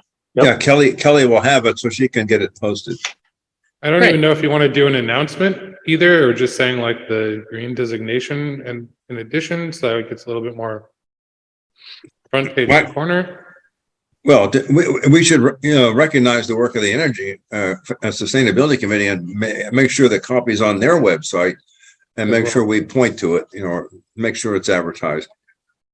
Correct. Yeah, that would be great. If you could point to it, that'd be great. Great. I personally think this is fantastic. And I want to thank the Sustainability Committee for all the work they've done, not just recently, but for all the years of work that they've done trying to get this through. And obviously to thank our representatives who in the legislature that made the Boxborough bill possible and their advocacy on behalf of Boxborough. So I know we're going to have an event at the library on March 10th from 5:30 to 6:30 to celebrate the Boxborough bill and to give people more information about what this whole project is about, what this whole initiative is about, so that they can come to town meeting and be more informed when they are asked to vote on this particular warrant article. So thank you very, very much, Sustainability Committee, and to Kelly Brown. Thank you. And Francie, did you want to say something else? Just one last thing. On March 10th, we have invited as many groups in town as we can think of who are involved in sustainable work on one way or another. And so we have about 10 groups from town coming. We've asked them to bring materials. They'll have a portion of a table and they can talk to the residents who come about what they've been doing to help make Boxborough sustainable. And we'll also have refreshments so that people who love to come and munch and talk, they can do that. So it's like a little mini fair in addition to the celebration. So I just wanted to let you know that. So thank you so much for your support. This means a great deal to us, and we hope that we can go forward and be successful at town meeting. Thank you, Francie. Thank you, Kelly. Thank you, Kelly. Yeah, if I can just add one thing, I just don't want to leave out like saying people that have been really helping, and Alec's been very helpful since he's come on board. He's been, even the energy reduction plan and the fuel efficient vehicle policy. Sometimes I know I met with the different department heads last month, and the question they usually ask is, who's going to put this together? How are we going to get over the threshold? And he's already worked with, MAPC to apply for a grant to help them help the town with the energy reduction plan. So he's really trying to make sure that all things are covered. You guys get all assistance needed to become a green community. So I definitely wanted to point that out as well. Right. Thank you, Kelly, and thank you to Alec. He's been, really helpful to an awful lot of committees in town, and we really appreciate all his work. So thank you for recognizing him, Kelly. And thanks for your time. Okay, so now we are going to move on to the RecCom road race. And Megan, are you on, or is it Becca who wants to talk about this?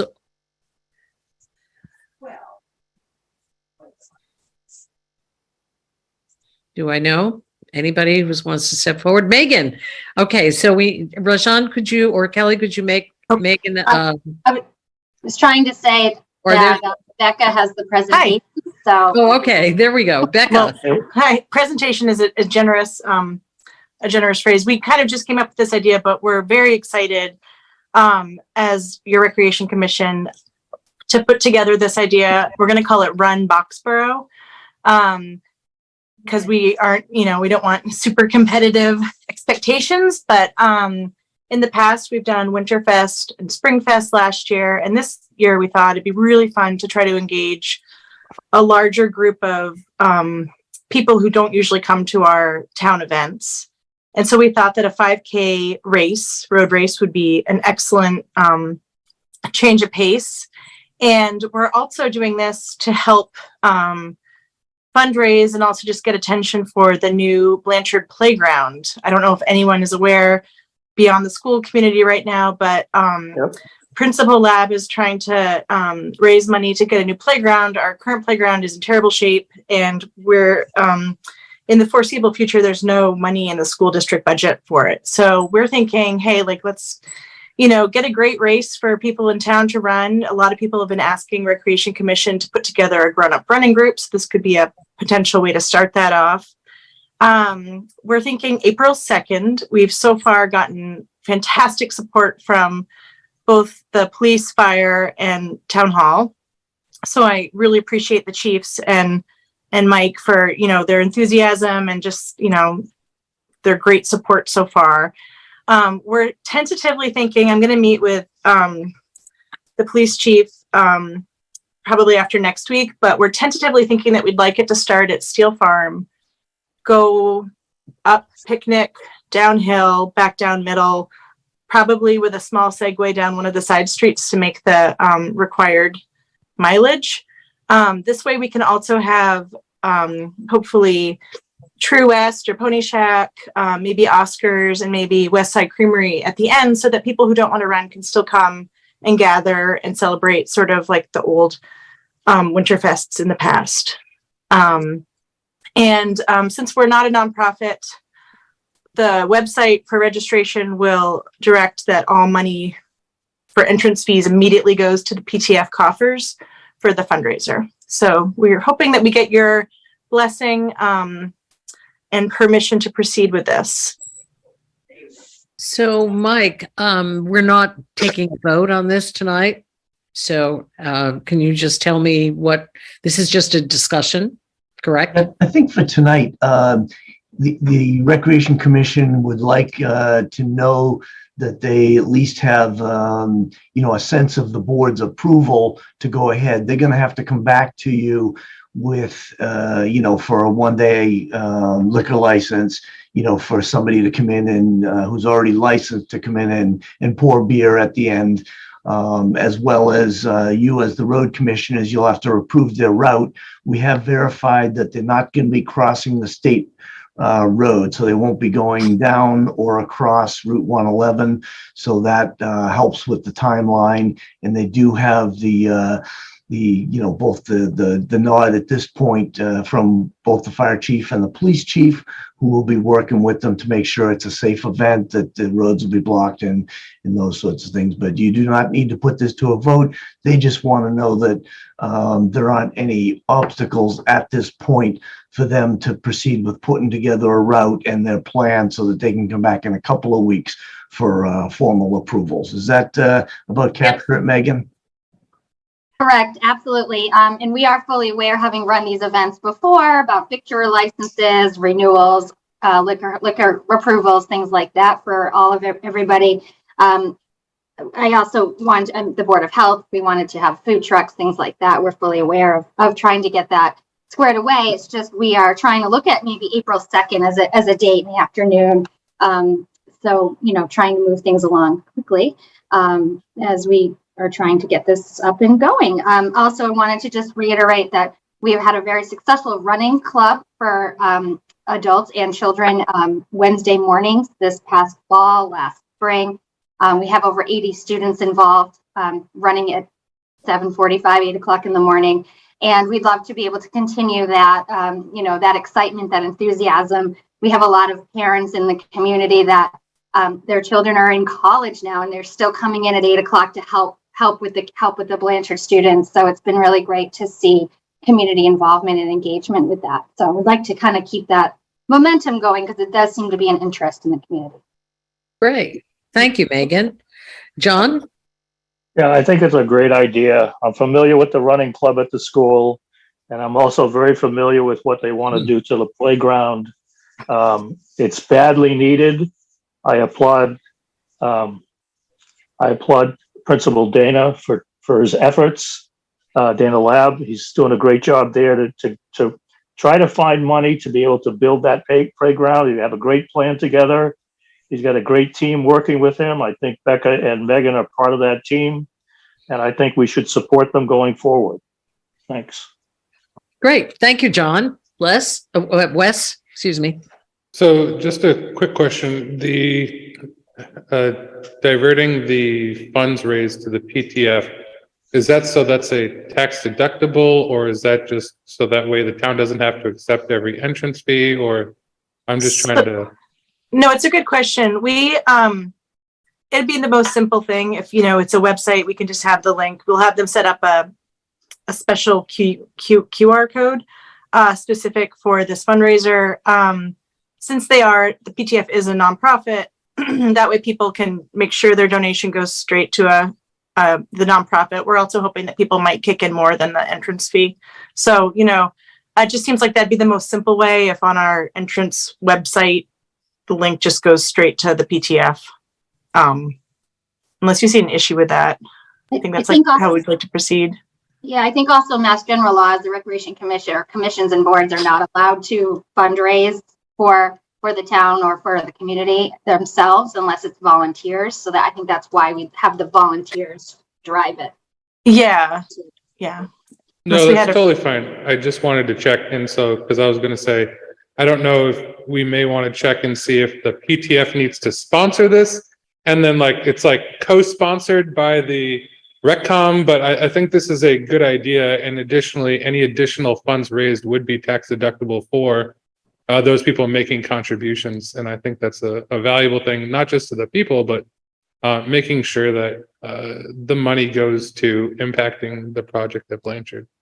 Yeah. And we have our budget for Winterfest/Springfest. So we have, a shoestring budget that we can get the basics done with. So our intention is that all money goes directly to the playground. Excellent. Great. Megan, did you want to say something more? Yeah, I was just going to say we do have the blessing of the PTF, the president and Principal Lab as well. I'm chair of the grants committee on the PTF, so we have discussed that and love to collaborate together with RecCom. Right. I think this is a fantastic idea. And I think especially for all those people in the running group that you have, it gives them a wonderful thing to aim for. So I think it's a fantastic idea. And it'll be fun for the town, cheering those runners on through the streets, with flag. I'll totally tell my kids to go and do that. So that way when they get home, they're tired. Yeah. A tired kid is a good kid. I think the board sounds pretty supportive. What do you guys think? Yep. Yeah, I think we're all on board. So fantastic. Thank you. With the details. Yeah, what's not to like? Yeah, really. Well, we appreciate it. Tired kids in a new playground. That's perfect. Yeah. And we're hoping, we're intentionally not calling this a fun run, because the school will have a fun run, but also we're really hoping that a lot of grownups that have never come to a town event will come and run this just because it's something to do, it's something to be engaged with, and then they'll hopefully stay afterward for a drink and some food and just get involved. So great. On that point, you may want to call it a run/walk. I've seen that be like the new wave. Run walk, yeah, that's fair. It gives people more time on the other end to eat and drink while they wait for the walkers to come through. That's true. Anyway, thank you very, very, very much. And thank you for the work on this. And we'll look forward to voting on the details. Great. And thanks again to the police and fire and Mike for all their help. Great. Thank you. Thank you. Now, Mike, petition to town for road acceptance. Yes, so we did receive a petition to accept 3 roads in the Boxborough Meadows, development. There are quite a few things to consider in this.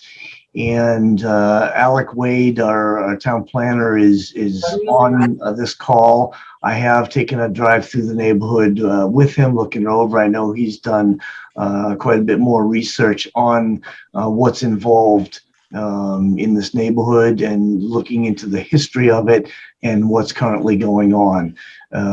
So I don't know if you'd like to have Alec speak to this. Alec? Yeah, thank you, Mike, and thank you, Madam Chairperson. So I wrote a bunch of notes down so I don't forget it all. But you're going to get used to seeing my face, because with a road acceptance like this, you're probably going to see me kind of shadowing this application through each stage. It's already been before the planning board to a certain extent, but you are the key board who takes the real key action prior to town meeting vote. So the item before you for consideration, as Mike said, is the road acceptance of Boxborough Meadows. This is comprised of 3 individual roadways. Boxborough Meadows was a Chapter 40B Big A affordable housing development, successfully permitted in 2001 by the Zoning Board of Appeals. The development features 48 units of housing split amongst duplexes and single-family homes. Of these units, 12 remain affordable and registered in the town's subsidized housing inventory. The roadway is approximately half a mile in length, flanked on at least one side throughout with sidewalks, and it includes at least 2 culverts and 2 detention basins. For the residents listening, there's also a really cool beaver population in your backyard, so take the kids, go check that out. It's really awesome to see. The project finished construction between 2004 and 2005, at which time the developer sought road acceptance for the first time. This application was not successful, as the developer still needed to complete wetlands-related conditions and complete application materials. Jump ahead about 18 years later, Homeowners Association is now the authority over the neighborhood and is reapplying for the 4th time for road acceptance. Unfortunately, given the amount of time that's passed, the roadway has aged since its initial construction, and the HOA, to their credit, has taken really great care to try and maintain and replace structures throughout the roadway whenever it was needed. But this has been a very costly process and has created a great escalation in the HOA fees. Multiple residents are reporting that this has jeopardized the affordability of both the affordable units and market rate units alike. In your packet, you have the necessary application materials submitted by the HOA and their legal counsel. This includes the cover page, the as-built plans, draft easements, and really relevant to your discussion moving forward, a draft warrant article. I do just want to clarify that I took the liberty, due to some changes in the process for how we submit warrant articles and moving up deadlines, I took the liberty of placing a placeholder on your warrant so that you would still have the ability to make a decision whether to advance this forward or not.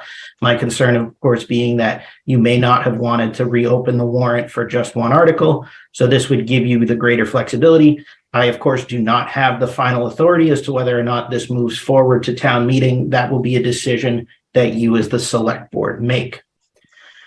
So in addition to all this, the Homeowners Association has also placed a consulting fee on file with the planning board. The planning board has until March 9th to make a recommendation to the select board. And I expect the housing board is also headed in the direction of making their own recommendation, given the presence of affordable units in the neighborhood. Tonight, I'm here to start answering questions that you, the public, and the board as a whole may have, and to accumulate additional questions prior to submitting this packet and the original planning board packet for its final review, which will include legal counsel, police department, health department, as well as a second round of review and follow-up question and answer from the fire department, DPW, and our consulting engineer. At the end of this meeting, I'll be asking you as the select board to formally request a recommendation from the planning board. I'm going to go ahead and take a breath, let the board ask any questions you may have, Anything I can't answer tonight will be circulated this week in the second round of review, and I expect to have a complete review prepared for either your next or the following meeting. And to clarify as well, the legal counsel review is billed against the HOA's consulting fee that they have on file with us. So we can ask some very comprehensive questions if they do exist. Madam Chair. Yes, Mike, I'm sorry. As you go through this discussion and come to a vote, some of the choices that you may make in recommending this going to the planning board, you could recommend that this go to town meeting, annual town meeting in May. You could recommend that you think there may be more time needed because this is a fairly complex application, or you could vote to recommend to not send it to town meeting. So those are three things you might want to consider as you're gathering information and discussing and thinking about this project. So Mike, the question that I have for you before I go to the other board members and to the public, on our agenda, it says discussion. There's no action indicated.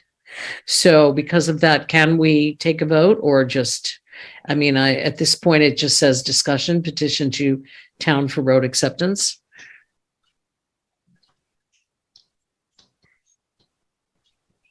I don't believe so, but that's just I'd rather err on the side of caution. Yeah, I agree. I apologize for that. I should have had on there that a vote to make a recommendation to the planning. That's my. Okay, so let's just have the discussion right now. We'll put it on the next meeting for sure. And I'll get the sense of the board. Sumant, let me take the comments from the board first, and then I will come to you. Wes? So I have a few questions, and I'll try to be as succinct and specific as possible. My first question is the Boxborough Meadows does not get taxed differently than the rest of the town. Is that correct? That is correct. They face the same taxation as any other property would, including the roadway, which is taxed independently per a vote by the Board of Selectmen in 2016. Yeah. So if I'm understanding this correctly, we currently plow those roads for safety per order of the fire department and the police in case there's a call. But what we're not doing is we're not maintaining the roads, meaning we're not repaving them, and they're not part of the plan that Ed Kukla has developed and all of that stuff. And so, however, these residents are being taxed at the same rate as everybody else to pay for everybody else's roads to be repaired, and they are then also having to pay through HOA to repair their own roads as well. And so I just wanted to make those points clear to everybody who either is watching now or maybe in the future, because some people, it's easy to say, well, why would I as a taxpayer take on more liability and more taxes to fix more roads when they're fine doing their own? And the question really becomes, at least in my eyes at this point, is why are you forcing someone else to pay for your road to get fixed when you're not willing to have their road fixed as well, and or maintained? And so that's my current stance, and that's as succinctly as I can put it. So thank you. Thank you. Chair, could I make one correction on a statement I just made? This is Mike again. Yes, please do. So although there isn't a vote at this line item, when we get down a little further to the warrant, this particular project is on, as Alex said, there is a placeholder on the warrant, so you could take a vote at that point, whether to advance it to this May town meeting or hold it off. Okay, great. Thank you, Mike. John? Yeah, so Alex, my understanding is these roads, when they were put in as under the 40B, these are private roads, these are private ways, correct? Correct. It is currently a private way. Okay, and the property owners own the property, but the developer owns the road. Correct. According to the tax records, the roadway never changed hands between the developer and the homeowners association. Okay, so are the taxes being paid on the roadway as well currently? No. per meeting that myself and some departments had, I think last calendar year, the roadway itself is behind on its taxes. Okay, so we're owed taxes and arrears on the roadway from the developer, correct? Correct. That's my interpretation. Okay, so probably one of the things we should look at is how do we get that money? I understand the property owners are paying property taxes, so they need to be taken care of in some manner. But I think the town owes it to everyone involved to see what is the remaining responsibility of the developer with regards to the roadway and the improvements that they made in terms of drainage, et cetera, because they are still currently the owner. Okay.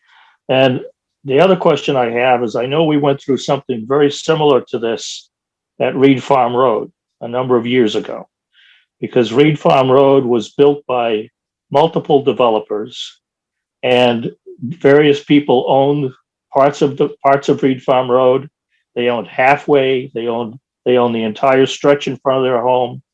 It was a real mess. So I want to make sure that with regards to the homeowners in Boxborough Meadows, that they don't have to then go back to their bank to get their deeds changed to take ownership, or if any of them have ownership of any parts of the road, that the town would be free and clear to take, if we decide to do that, is take ownership of the roads.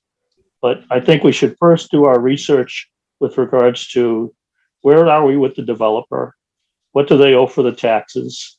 And then how can we help the homeowners there? Because as it's noted, 25% of these homeowners are in affordable housing, and having to pay for the improvements to the roadway, even though the town has been plowing the road,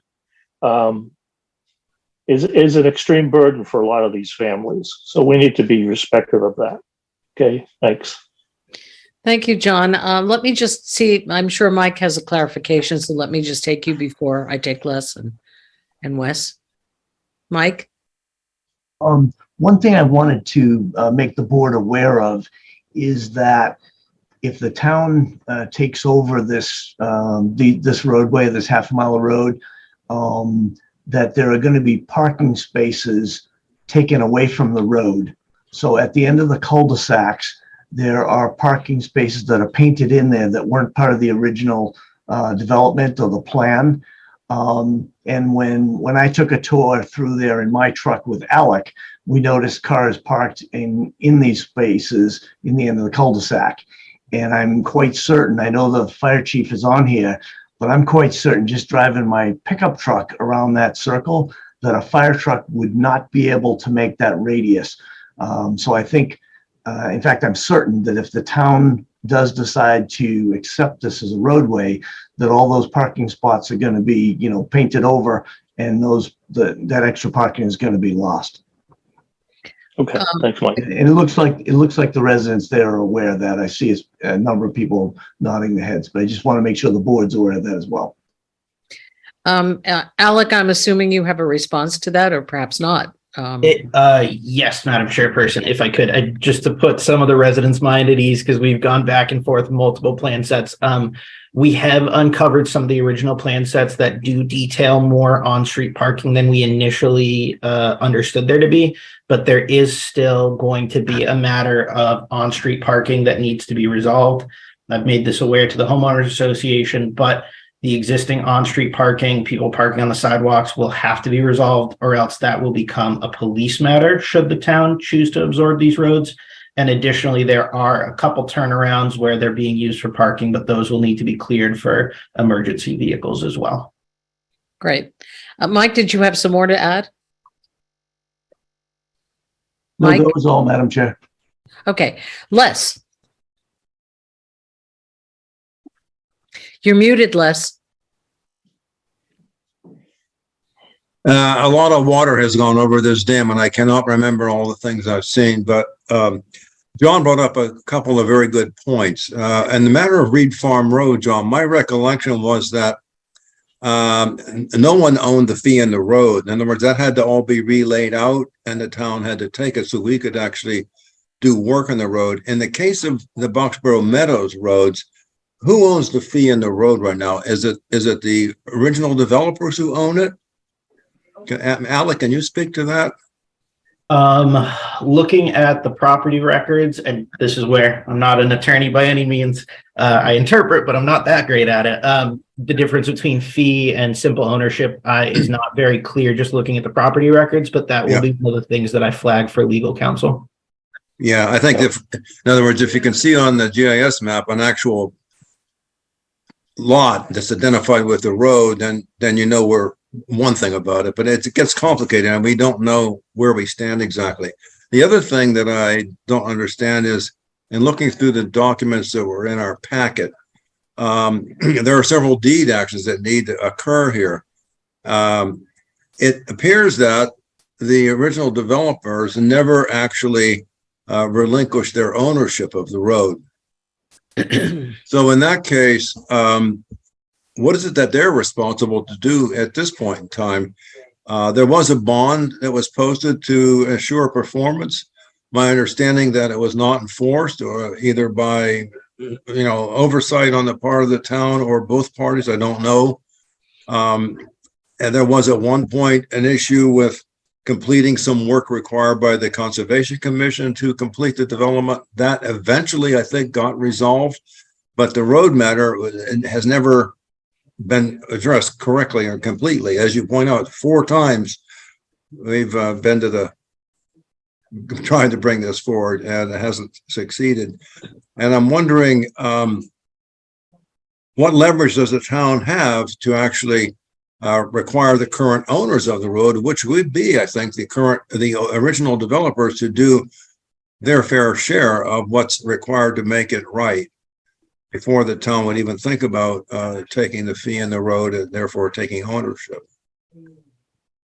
I'll make a shorter question. What leverage do we have at this point to get some satisfaction on the work that should have been done 20 years ago? So admittedly, as the town, as a third party in this matter, because we do not have ownership or fee of the roadway, that would, in my professional opinion, be a civil matter deferred between the HOA and the developer themselves. The Zoning Board of Appeals, as you noted, did release the performance guarantee at an earlier date. The minutes are not clear, so I don't have a detailed explanation as to why. But that was done, and at this time, all we can, in my opinion, all the town can consider is taking ownership or deferring it back to the HOA and developer to resolve. Yeah, messy. Okay. Wes. I may think of some more later, but I'll shut up for now. Okay. So this developer, if I'm not mistaken, is a developer in other parts of the town and has had a long history of developing in the town. They're the ones who settled with the town for the current landfall with the housing board and trust, and gave them the $1 million funding. They currently have several houses for sale and other things. And so I'm wondering if there's ways that we can place liens on the new stuff to recoup some of the costs from what they've effectively abandoned and or written off personally, meaning have no intention of paying or fulfilling their obligations to the town in pursuit of their own profits. And so I guess one question that I'd like to ask council is what options does the town have of recouping that, given that they are still working in the town? Because I do not believe that it is right to hold the owners of the individual properties responsible and or liable for the misgivings of greedy developers who are looking to exploit the town for their own personal gain. And I don't really believe that's a thing that the owners should be carrying the burden of. And we should not prevent their application from proceeding forward, but we should see what avenues we have of recouping those funds. Okay. Mike, did you have something else you wanted to say? Your hand was raised. Okay. Sumant, you're on. Wait, you're muted still. So, unmute yourself or, there we go. Yeah. So if you allow me, I would like to share a presentation. I'm Sumant Karuskar. I'm one of the board of trustees at Boxborough Meadows. And I wanted to kind of put forward the residents' perspective on this road acceptance. Do I have the permission to share my screen? Yes. You need to be added as a I think, are you a Yeah, I he needs cannot to be share added my as a co-host. Okay, I just need the confirmation, please. Yes. Thank you, ma'am.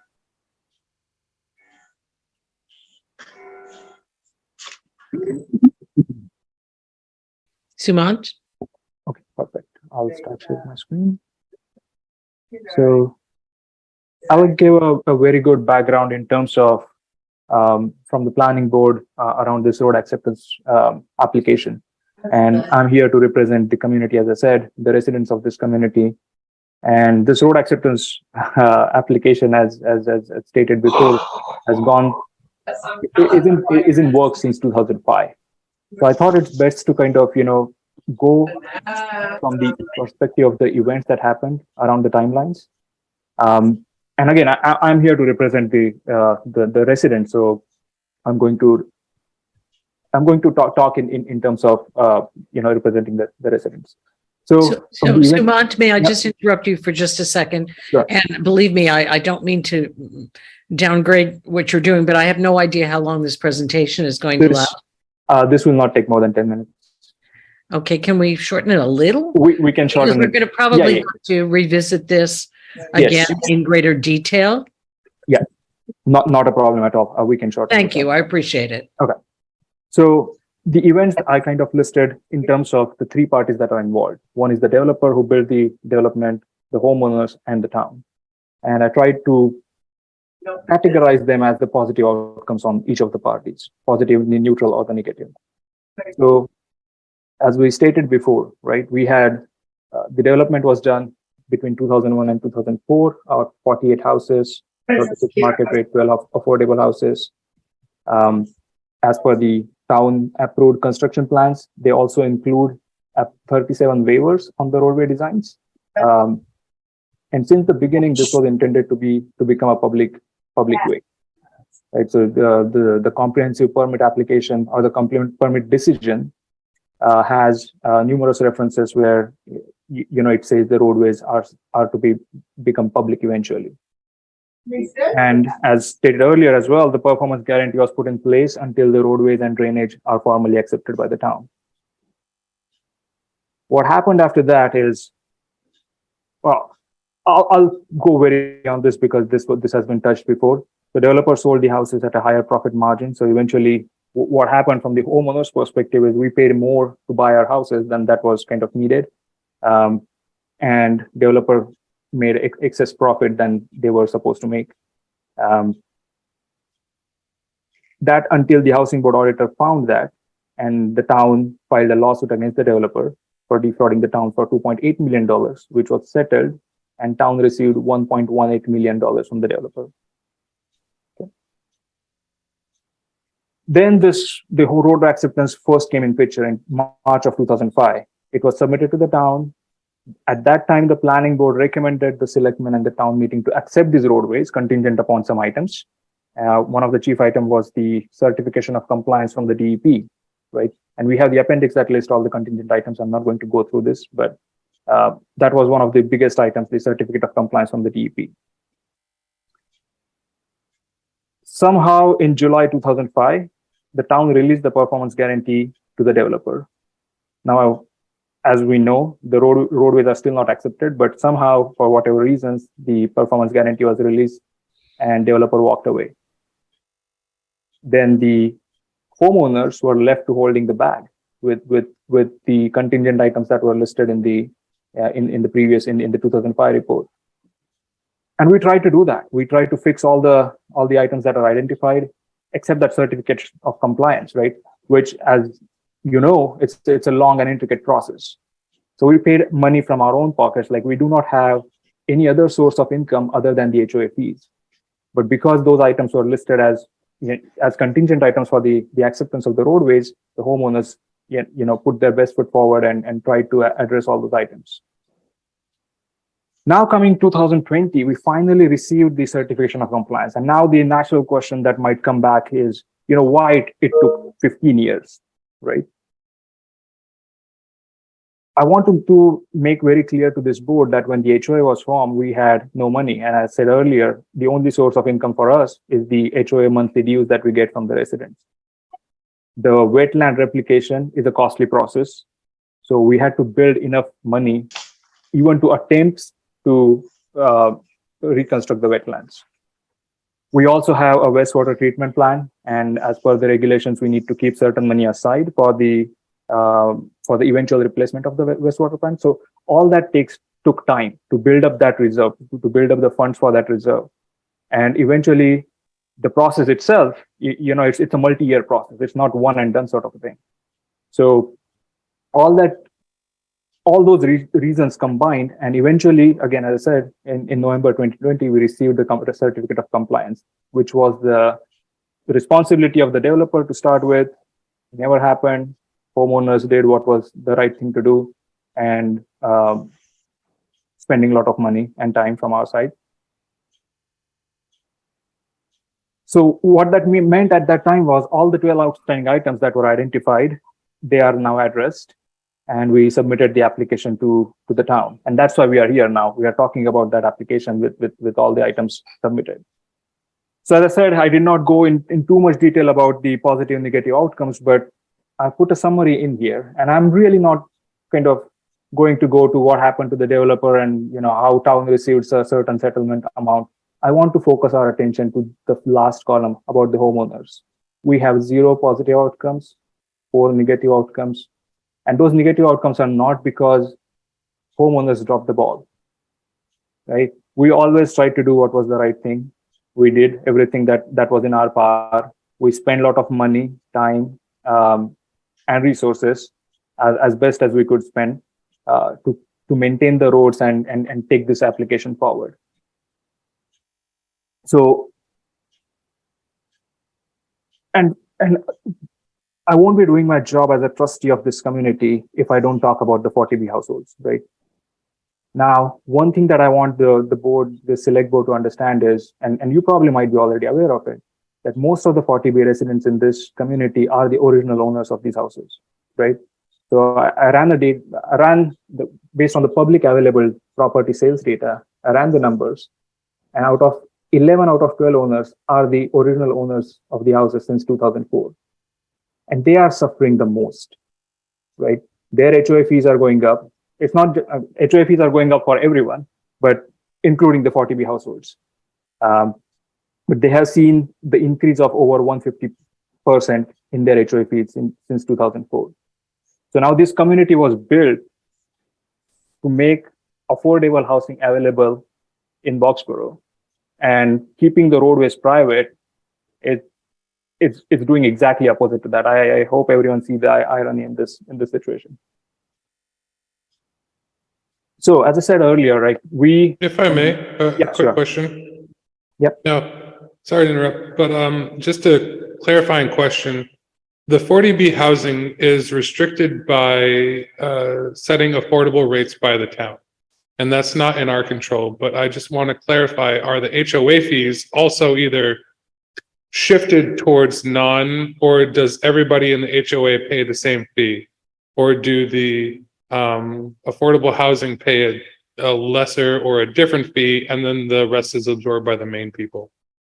You're right, Wes. The affordable houses pay a lesser share of the HOA dues. I don't have the exact formula, but that's totally fine. I just wasn't sure, and I didn't, because I would think that was like outrageously unfair that HOA, because HOA is excluded from affordable housing calculation versus the other thing. But I understand even still, it seems fairly unfair. Yeah. So this is the last slide that I'm going to present. So the homeowners, we lack the necessary skill set. None of us come from the town planning background or the wetland replication background, and we were left to handle this intricate process. As as developer walked away, and we've been suffering for the last 20 years. Overall, we paid over $100,000 so far. And I keep on reiterating the same point. We do not have another source of income other than the HOA dues that we get on a monthly basis from the residents. So what has happened with this is we are seeing the perpetual increase in the HOA monthly fees, right? So the financial and emotional strain on this community, we fear that we cannot sustain it anymore. So I know we are not up for vote today on this topic, but I sincerely implore the select board to consider this application and move it forward and help the residents who are living in this community. I do have some appendix document slides at the end, mainly talking about the performance guarantee discussions or performance guarantee decisions that were taken. I also have this particular slide where planning board has recommended in 2005 to approve the roadways contingent on these 12 items, which now have been addressed. I have a screenshot of the performance guarantee that was released from Mass Deeds of Registry. We also have the comprehensive permit, a screenshot from there. So if you see certain waivers were granted to the builder. So for example, the medium central and radius of 140 feet, they proposing 80 feet, and that was granted. So the width of the roads, how the sideways are going to be. So certain things that if you don't feel that they don't comply to the current road standards, I'm pretty sure that some of it actually lies in this waiver document, that the waivers were taken against them. So I just wanted to make board aware of that as well. I spoke a lot and I probably spoke too fast, but if you have any other questions. No, Sumant, I really appreciate that. And this is great information. Perhaps you could stop sharing your screen right now so I can talk to you. And thank you for making that presentation. I would just ask you and the public in general, we want to hear from people, but it is helpful for us to know if you want to make a presentation so we can plan for that and we can welcome you initially and we know what's coming. So that's just in the future, just let us know and we're happy to do it. We just would like to be able to know in advance. That having been said, would you send your slides to the select board? There is a form, or to Kelly or to Mike, so that we have them so that we can review them later on and, and talk about the best way to proceed with your presentation in the future. Absolutely. I'll send it to Kelly. Great. Wes, did you have something to ask? Yeah, so just to also echo Diana, the reason why we ask for presentations in advance is so we can provide them to everybody along with the agenda packet. So that way people can see them and review them in advance. And it's not, I kid you not, like I had no idea either. Like I got into this as well, but knowing all of this in terms of looking to the vote and adding it to the warrant, I don't think, so long as they satisfy all of the requirements, I cannot in good conscience or faith deny accepting this as a roadway, because I cannot ask other people to pay for stuff for me if I'm not willing to pay for stuff for them. And that's me personally. And so I don't feel that that's equitable. But so long as it's not, and I please forgive me, like, I'm not saying like, oh, these roads are like landmines, like they're just terrible roads and we're just going to have to repave them all. Like, I don't think that's the case. Like, it's not like they're not trying to sell us a bridge, but in a way, I want to make sure that we take care of all residents. So we have the water project, and I view this almost as on par as the water project. Not necessarily on par because there's a lot more work to be done with the water, but this is more of accepting and going through the process. And so I just want to make everybody aware of the equitable work that we and or decisions that I think that the town should make for this. So thank you. Thank you for making the presentation. Thank you, Wes. Les. Yes, thanks very much, Sumant. I was gratified and pleased to see that of the 12 original owners, 11 are still in their homes. That's remarkable. This is a very stable community and it's part of our town. There's some things here that Alec will need to help us understand, I think. And so for whatever reason, the developer was allowed to recover their performance bond without completing the tasks. I don't understand how that happened or how it could happen. I do remember going back several planners ago, I think it might have been Elizabeth, saying that performance bonds are not necessarily a strong guarantee that you're going to get what you think you're going to get. And I don't know what happened in this case, but we should figure out how we can avoid that trap in the future should we be presented with a similar case. And unfortunately, the owners of these properties are caught in the bind between a process that was complex, not easy to follow, and involve a town working with a developer who was at odds with us in some respects. So just to say one thing along the lines of Wes was talking about, I think the things we need to keep in mind are that what we have received is an application from the homeowners association and their attorneys to place on the warrant an article to town meeting for acceptance of the roads. That's not our call. That's a town meeting vote, correct?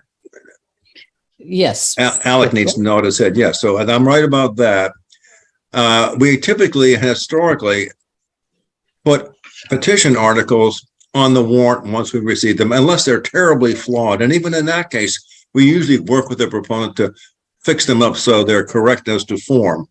So we seem to have a correctly formed petition to place an article on the town meeting warrant. What this board will need to decide at some point is what's its position going to be on whether to recommend to town meeting what action to take. I think that's how I see it. And Wes pointed out some very good things to keep in mind when we get to that point.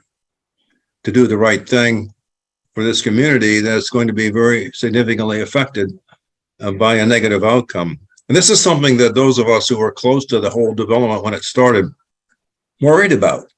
If there should be a financial burden for whatever reason that affects the whole development, it will fall heavily upon the affordable owners.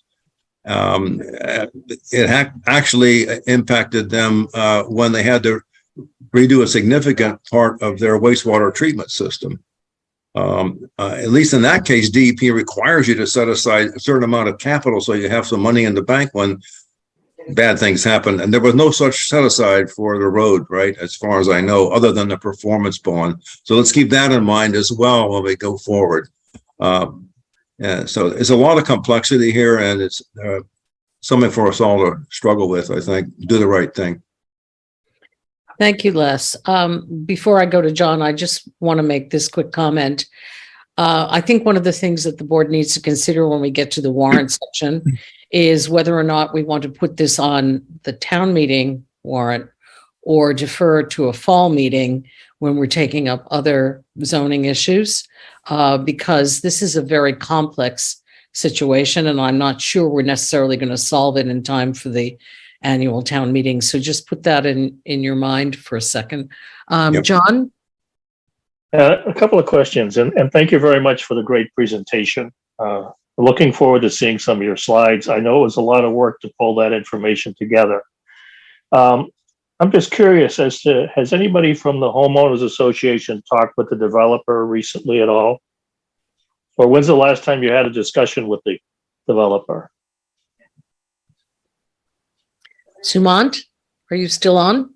Yes, I moved here in 2015 in this community, and to my recollection, developer is not at all responsive. David, I think Davidson had some comments. So John, I just want to clarify, John, conversation requires two parties conversing. If they're sending emails requesting information and or other things, kind of like us sending tax bills, you can't really have a conversation with someone who's ignoring your calls or trashing your mail. Right. Conversation is two-way. People talking and people listening. Okay. Yeah, I think there's a lot of complexity here. I think part of it, there's some ownership on the town. I think trying to understand what we can do to get the tax dollars for the roadway that are owed to us by the developer is one thing to consider. And looking at what we can do to make the community whole. I applaud your homeowners association for doing all the work you've been doing over the last 20 years to keep the roadway up to snuff as best as you can. Thanks. Alec, do you want to say something more here? Yes, if I could, Madam Chairperson, I just wanted to respond to a point Les raised. So the attorney who filed this on behalf of the homeowners association did reference that it's a petition. But I did want to particularly note that the town of Boxborough's road acceptance procedures do not do this by petition article. They do this as a more cooperative process. And I will say that as a planner, that is at least my preference towards the application style. It just gets a more refined application at the front end. It's also my responsibility to be out in front of the public and make myself accessible to them to make this process work. But hopefully Davidson and Sumant would agree that's been so far so good. If the board, however, would prefer to see this as a petition article, then we will set them up with the necessary paperwork from the clerk's office. Okay. Kelly.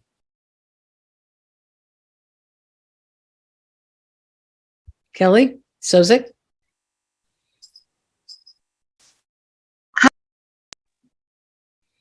Kelly, can you hear me? Yes. Can you hear me? I can hear you. Yes. Oh, good. I was having trouble with that. Sorry. Not to agree or disagree whether we accept these roads in Boxborough or not, but I do want to have you all remain with the understanding that this is still private property and owned by another entity, period. So whether you take it to the floor and accept the road, etc., you're talking private property. Regardless of it being used as a road, it's still private property. So keep that in mind with whatever you do. That's all I had to say. Thanks, Kelly. Wes, you had some more to say? Which is my understanding of Spanish for saying that takes tax dollars off of the town. However, if we're not making any tax dollars off of it because they're not doing it, but to get to kind of John's point, or no, sorry, let me back it up 2 steps. So to take it to the last point that I heard, I just want to make sure that, or to your point, that whether or not we put this on the May or the fall town warrant, I fully support the residents of Boxborough Meadows. And I want to make sure that we don't hold them hostage for the misgivings or misdeeds of the developers who currently on the road and have let it and defaulted on their debts to the town and or the residents. So I just wanted to restate my stance for this. Thank you. And Wes, I agree with you. I just want us to take a few steps, that's all. So is this Davidson?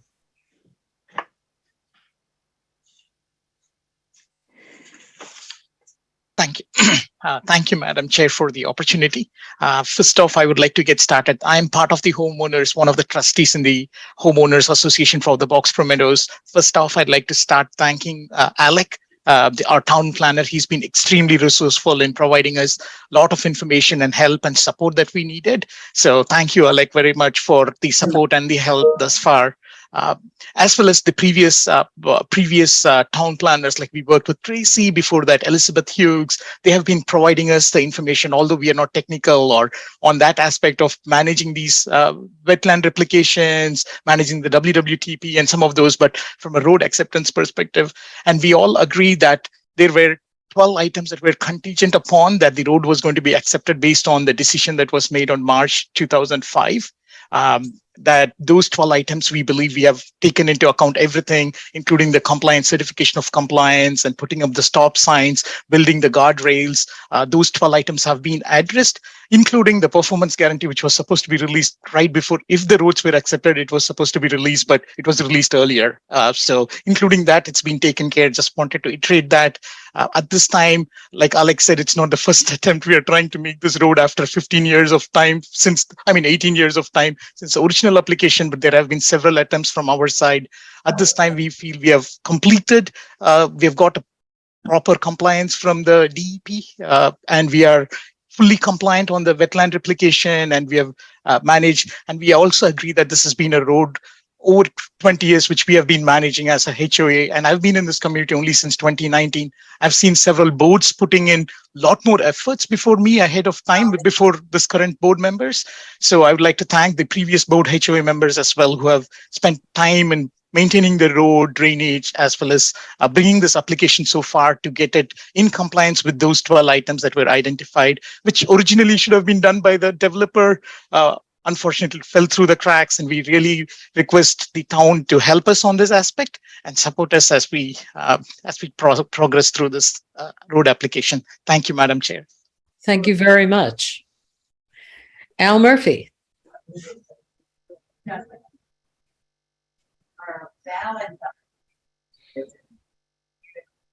Thank you. I'm Al Murphy. I'm the chairman of the Boxborough Housing Board. We are quite concerned about this. We have had letters from several owners of affordable dwellings in Boxborough Meadows saying that although they really love Boxborough, this situation, particularly any assessment that would be made to pay for the upgrades that are needed, would force them to leave Boxborough.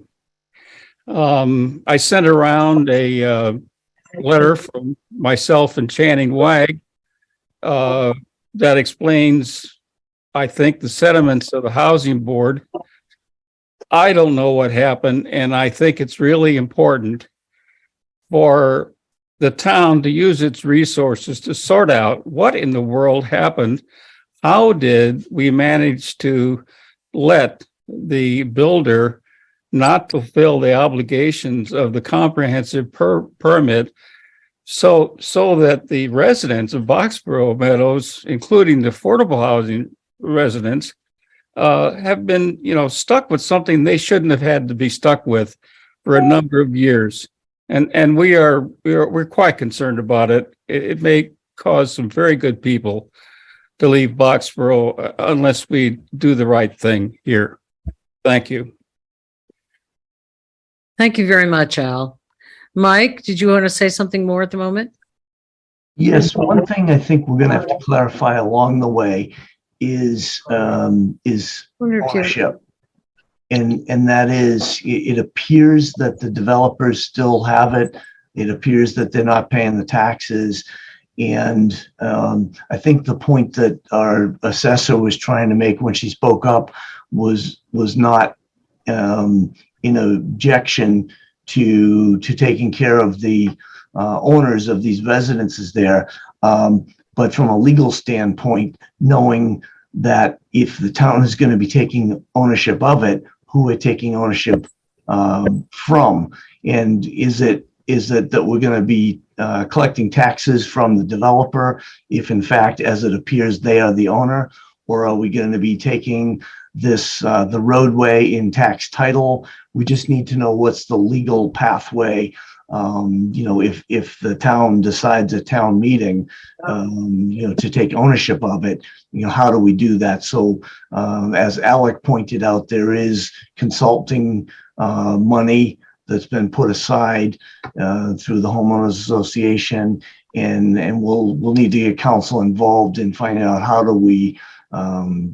would we do that? What's the pathway to transitioning ownership of it? I think that was the point that Kelly was trying to make, and I agree with her on that.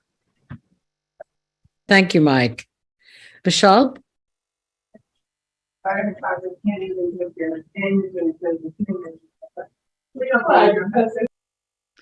Excuse me?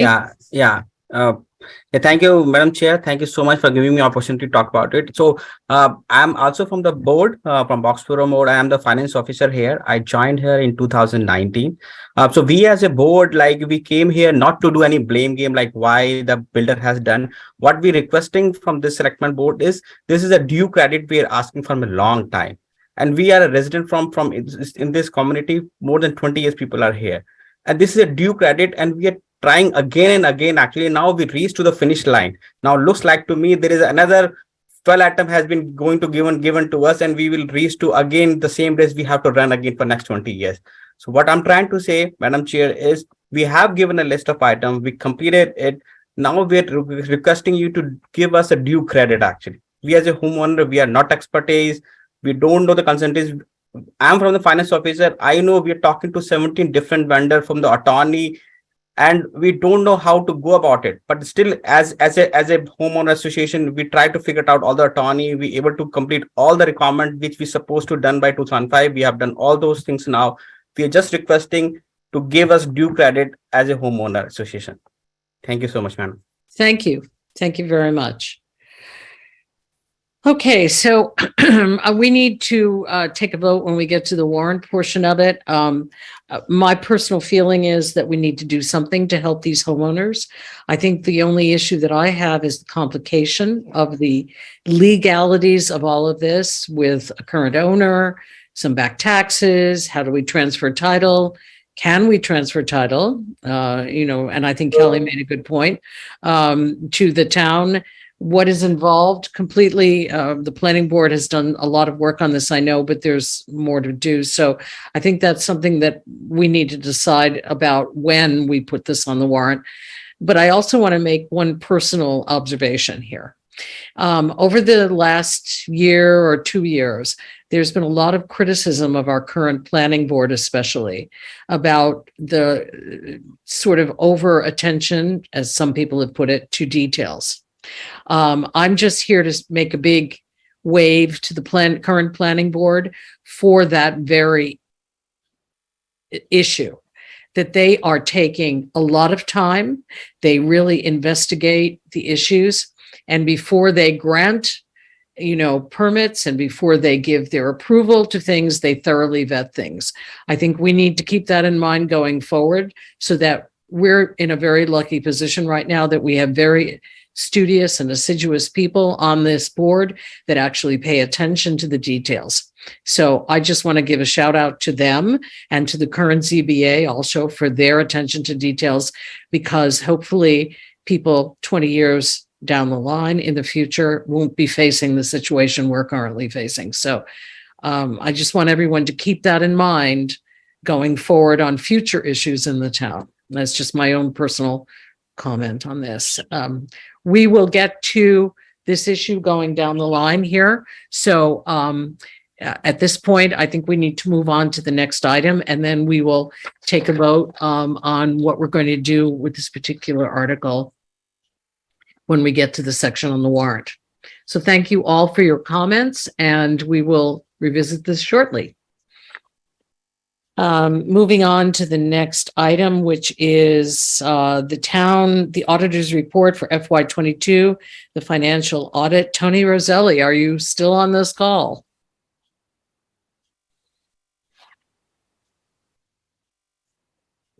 Yes, I am. Oh, thank you for hanging in there. We appreciate it. I just woke up.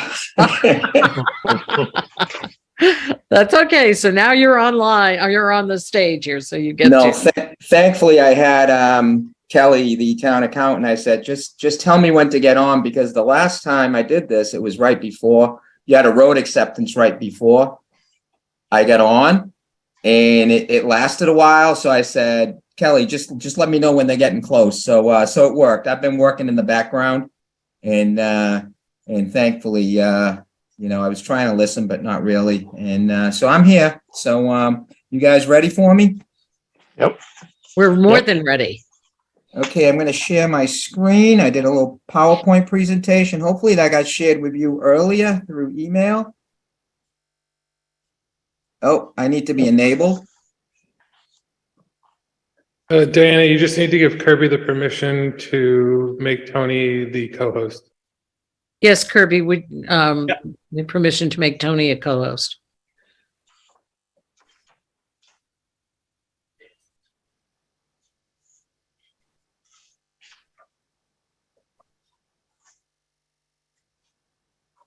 Okay, you are on, Tony. Am I good? Okay. So let me, here we go. Everyone see the PowerPoint? Yep. Yes, we can. Okay. For those of you who don't know me, my name's Tony Roselli. I'm a partner with Roselli, Clark and Associates. We are your independent auditor. We've been doing the audit for about 4 years. I think this is the 4th audit. And today we'll be talking about, I'll do a little introduction about what an audit is, what we look for, so on and so forth. Talk about some economic trends, talk about your fabulous bond rating, a little bit of OPEB and pension discussion, some informational items, and then some observations. And I have questions at the end, but feel free to jump in as we go. If you've got a question that comes to mind, just raise your hand or interrupt me. Sometimes it's easier to just answer the question as we go, and then we can circle back also at the end. All right, so for those of you who are new to the process, what's an audit? So a government audit is basically authorized by the government auditing and basically the GFOA out of Washington, or the GOA out of Washington. And they put out a book called the Yellow Book, which are the standards we have to follow when we do a municipal audit.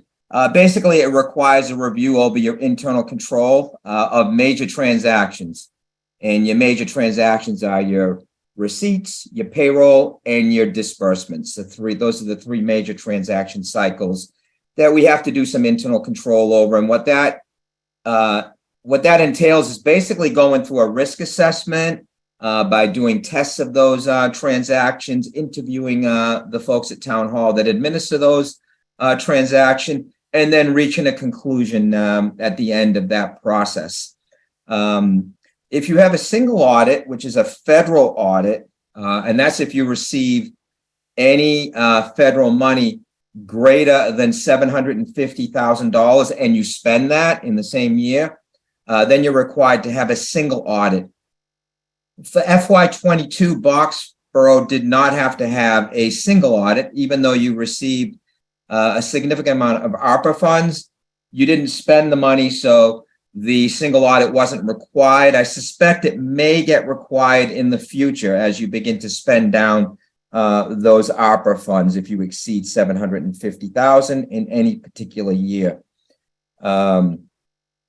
Next, if we do have disagreements with management, or if we find that things are not in accordance with generally accepted accounting procedures or auditing standards or Massachusetts municipal standards, what we would have is what's called a qualified opinion versus a clean opinion.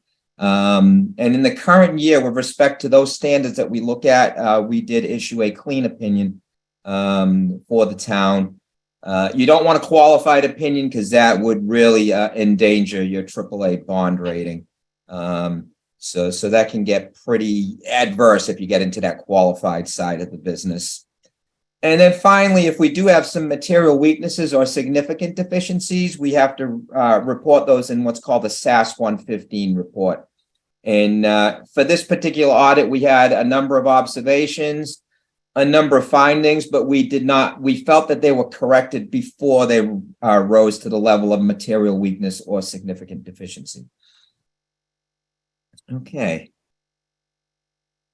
Are there any questions on that slide before I go into some economic? We see there is Wes, I guess. Wes? Has a Yeah, so just to clarify, so the audit is mostly about general accounting and all the income, the outgo, and all that stuff. It doesn't pertain to individual department policies, spending policies, or financial policies. Is that correct?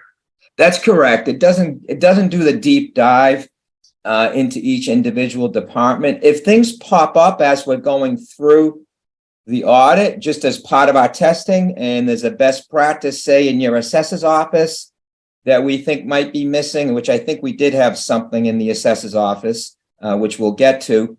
We'll say, hey, that you should probably implement that policy. We kind of saw it in our procedures. but mostly it's verifying the numbers that the accountant and the treasurer give us, just verifying those numbers and making sure there's some controls that support the reporting of those numbers. Okay, thank you. Anything else? And the audit's not forensic. I just want to lay that out for the public and for those that don't know. Forensic is, are we looking for fraud? Are we, is it kind of going really deep? There's so many transactions in a municipality. There could be small levels of fraud in different places that you'd never see. And then they'll pop up somehow. But this audit is not that intention. It's not a forensic audit. It's a financial audit. Okay, so we'll move on to the next slide. We'll get into some of the reserve balances. And the town has shown a very nice, steady improvement in reserves. You've got, and the reserves, I'll define the reserves as your undesignated fund balance, which is the amount that most approximates your free cash that's certified by the Department of Revenue, plus your stabilization balances. When you add those up, that's how the bond rating agencies define what a reserve balance is. So back when we first started the audit in 2019, you were under 4 million in reserve balances. And now you're at about 5.6 million in reserve balances. So it's gotten to, it's shown a nice steady increase. A lot of towns in Massachusetts have experienced this. Just because the economy in Massachusetts has been really pushing and moving forward. We could hit some headwinds coming up with things that the FOMC is doing to control inflation. But as of 22, it looks like the town has really done a very nice job of steadily increasing. I see another question there. So just a hypothetical, if the town decides to draw down its free cash, because currently we're at about 2.8 million, if I'm not mistaken. If we draw it down to 1.3, it would look to be around the 2020, if I'm not mistaken. And so is that going to impact our bond rating and or enticability for lower interest rates?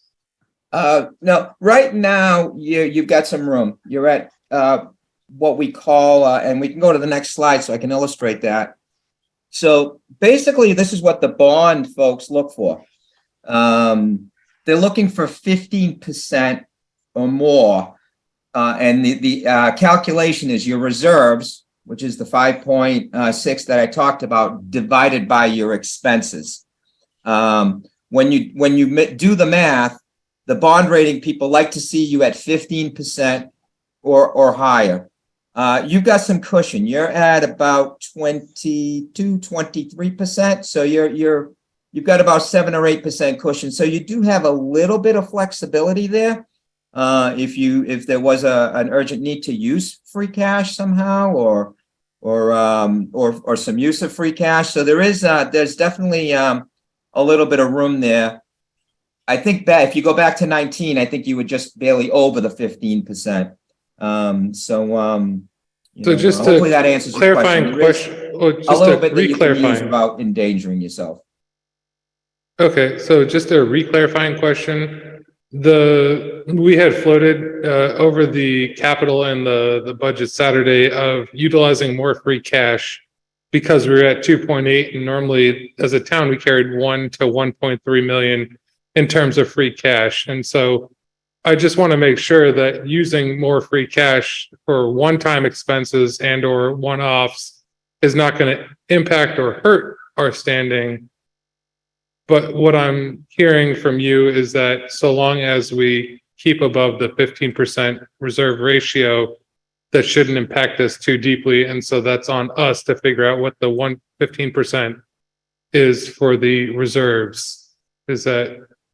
Right. So if it's, I wouldn't recommend using it in the operating budget because then you could create a structural deficit moving forward. But for one-offs, like snow removal, ice removal, if we had like a catastrophic winter or infrastructure upgrades that are one-time costs that are like, I totally, I actually agree with using free cash in those sorts of situations rather than going to the debt market. If you have over the 15%, I like to see that. And so does the folks that rate your bonds, do like to see that also, that you're improving your infrastructure without leveraging yourself through debt. They do like to see those strategic uses of free cash.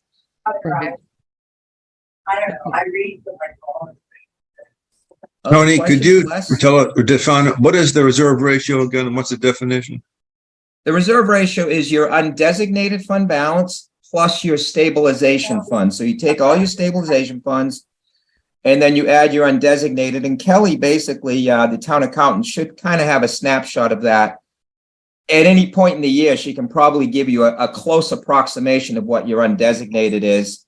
And then you would divide that by your expenditures, your anticipated expenditures, and you like to stay above 15%. Yeah, so undesignated fund balance plus the stabilizations. I believe you have a Stabilization. general and capital Right. stabilization, so you would add those to your undesignated fund balance. That comes up with a sum right now that's about 5.6. Yep. And you divide it by your expenditures, your general Thank you. fund expenditures. Thanks.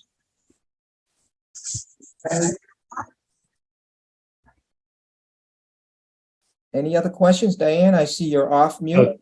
Now, Tony, when you talk about expenditures, does that include any debt expenses?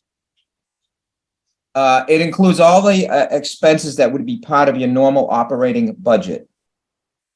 So you would have some debt service expenses in there. You'd have some principal payback, some interest expense, but it does not include like expenses in your capital projects fund or in your special revenue funds, like your revolving accounts. It does not include those expenses. Okay. Okay, I guess we're Unless you good. have another question? No, sorry. I think Maria has a question. Oh, okay. Maria, it's harder for me to see when people are raising without the hands. Maria? Can you hear me? Yep. Yes, I can. Oh, yay. Okay, good. I do have a question. Actually, it's a comment. We're part of a regional district. So our free cash, when you say total expenditures, the region, 50% of our budget is actually a regional assessment. They have their own free cash, or E&D as they call it. So when you say expenses, 15% of the expenses, less the assessment, since they have their own reserves and It includes the assessment. Yeah, it includes the assessments that you have to pay to the Acton Boxborough, I believe it is, regional district. Yeah, it includes those. Thank you. That was just a clarifying question for me. Thanks. Good questions. Thank you for asking.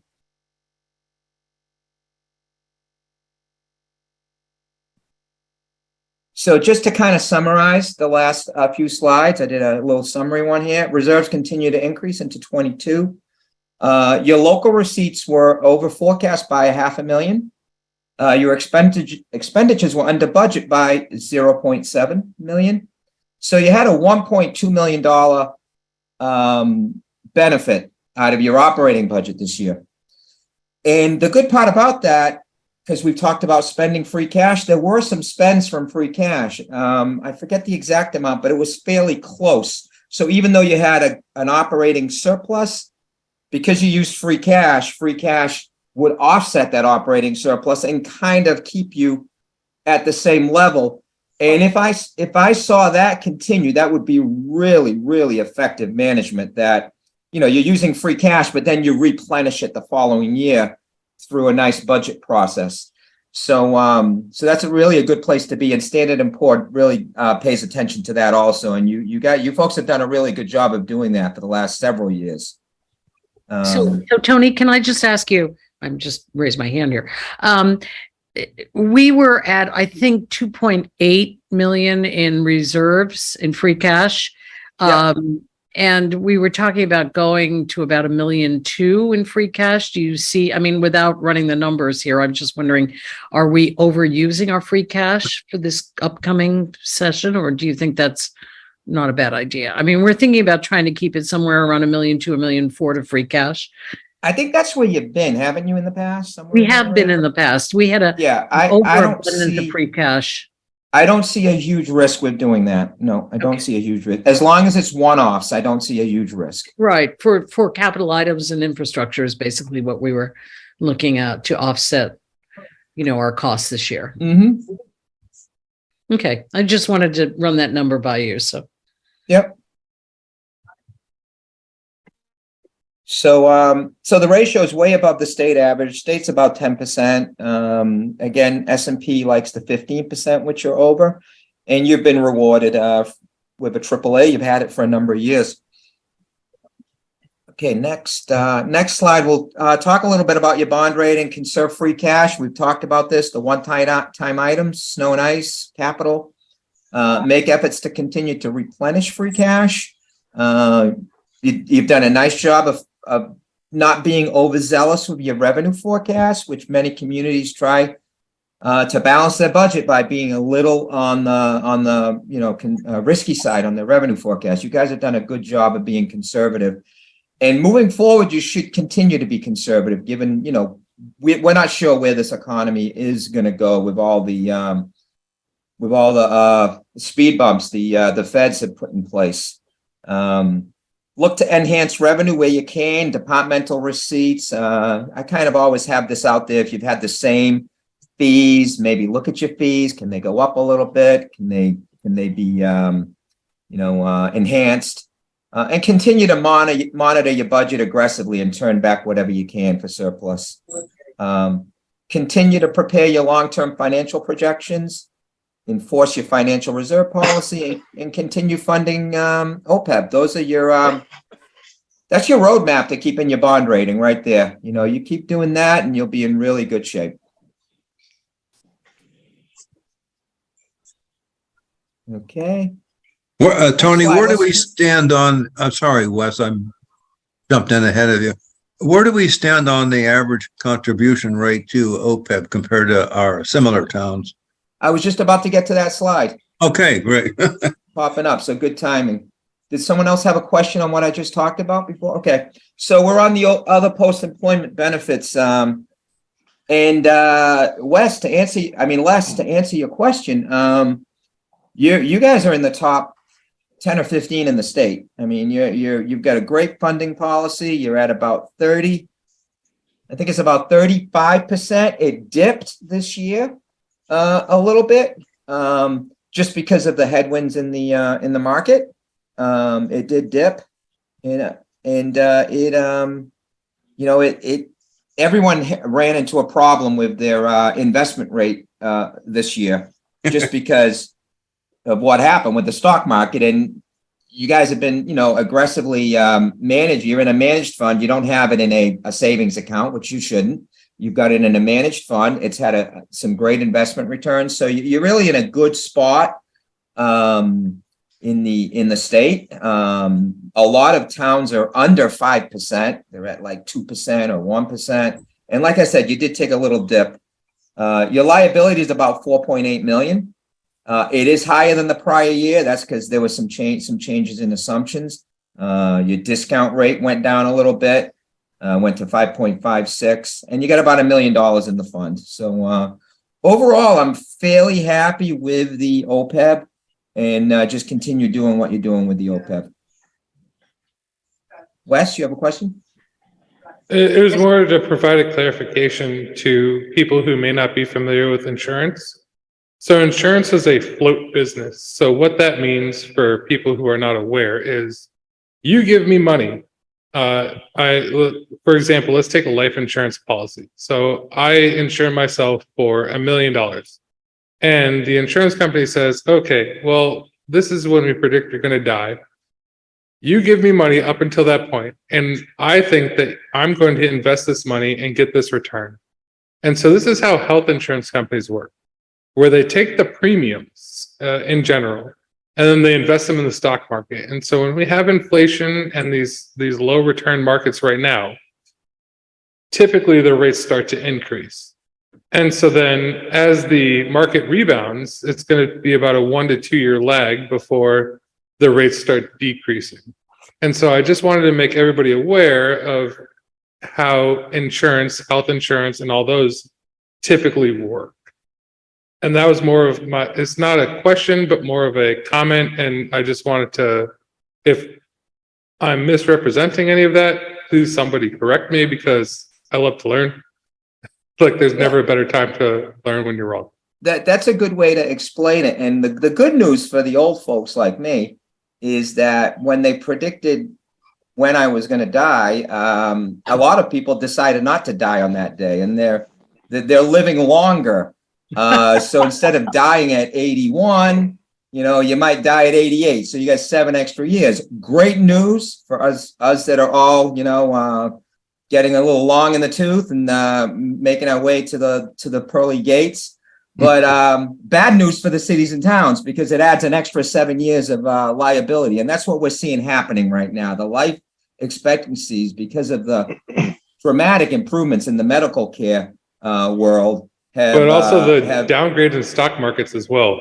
Yeah, they put people up to their 90 is not a big deal now. And it's impacting these liabilities, your pension and your OPEB liabilities. So we got some good news and some okay news there. So I mean, like Social Security is like the new government funded Ponzi scheme, but Social Security was designed, believe it or not, when the life expectancy for a male was 68 years old.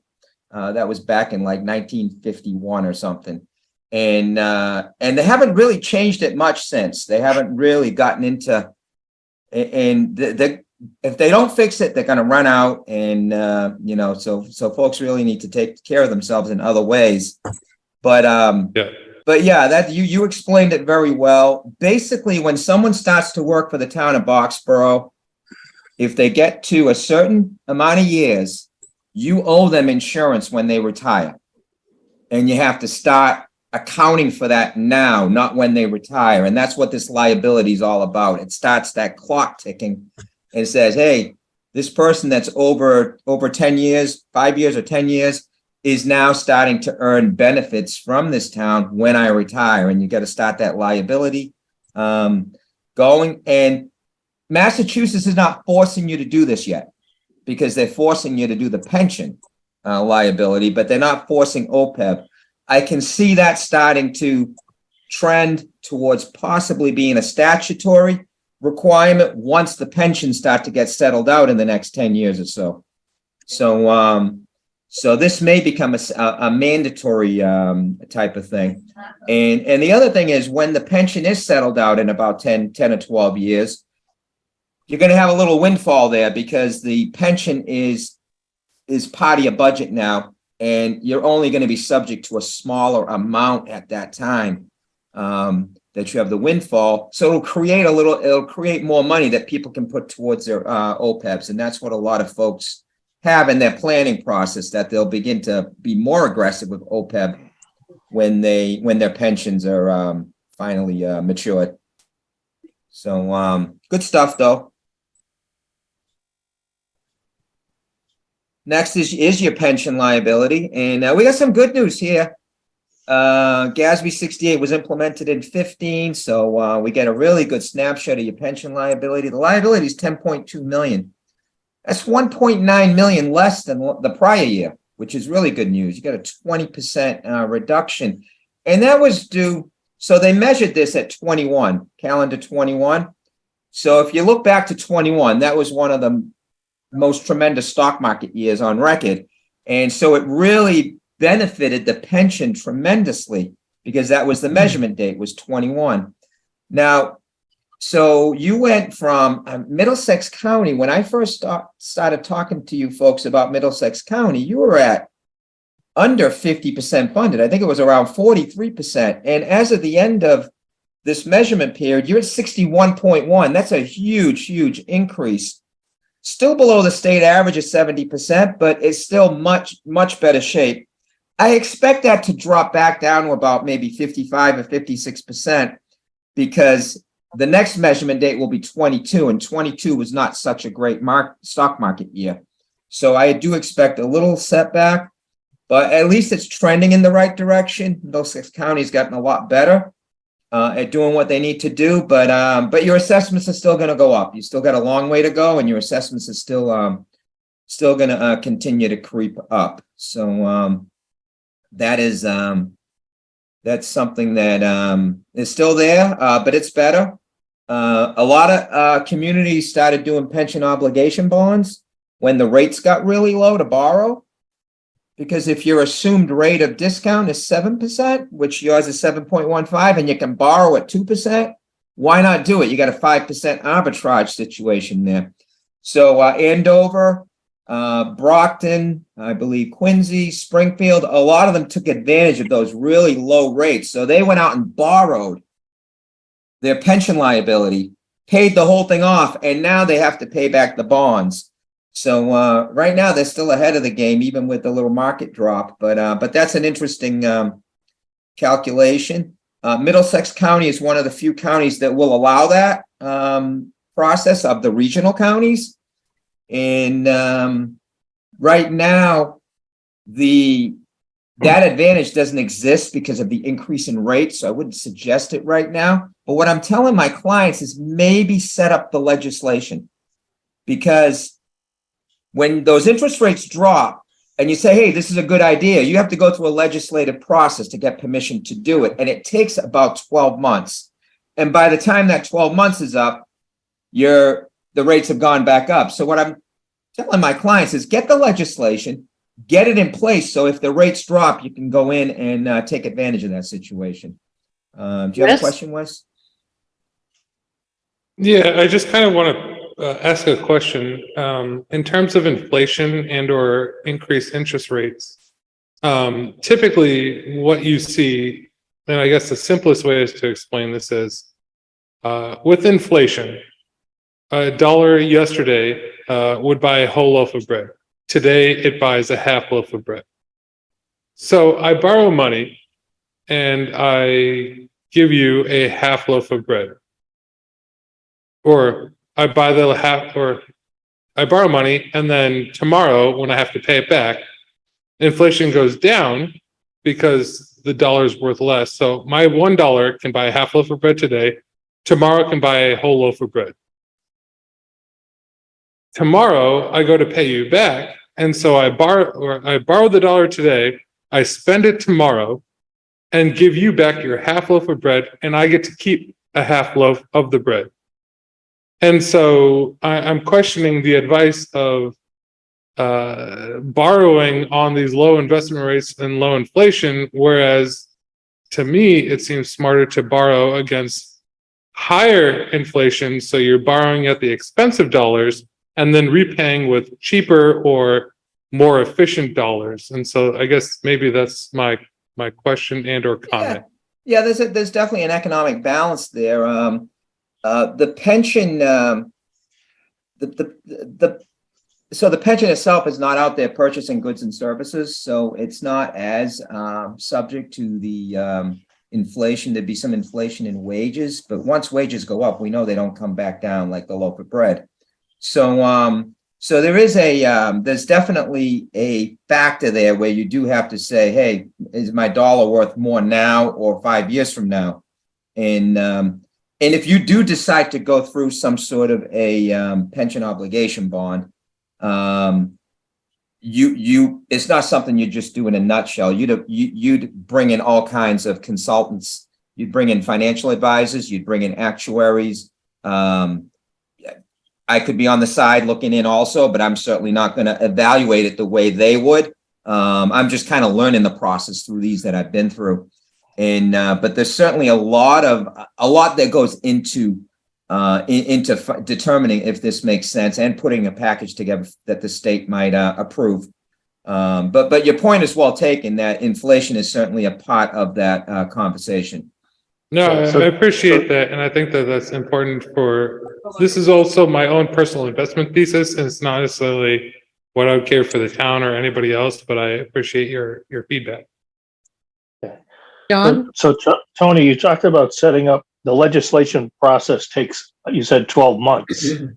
Once you set it up, how long is it effect for? I think it's in perpetuity because a lot of these towns that took advantage of the the POBs, when the interest rates Yeah. got down to 1.2%, 1.4%, they set them up back in, so back in 2000, when hopefully all of you are young enough to remember the dot-com boom and bust. Yep. A lot of towns wanted to do these POBs because of the significant economic vitality back then.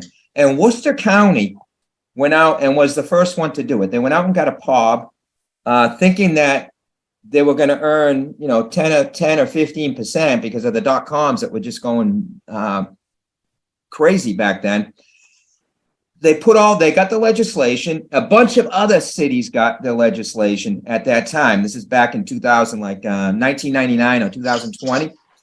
And Worcester was the first one to step into that fire. And what happened was the stock market caved in within months of them doing that.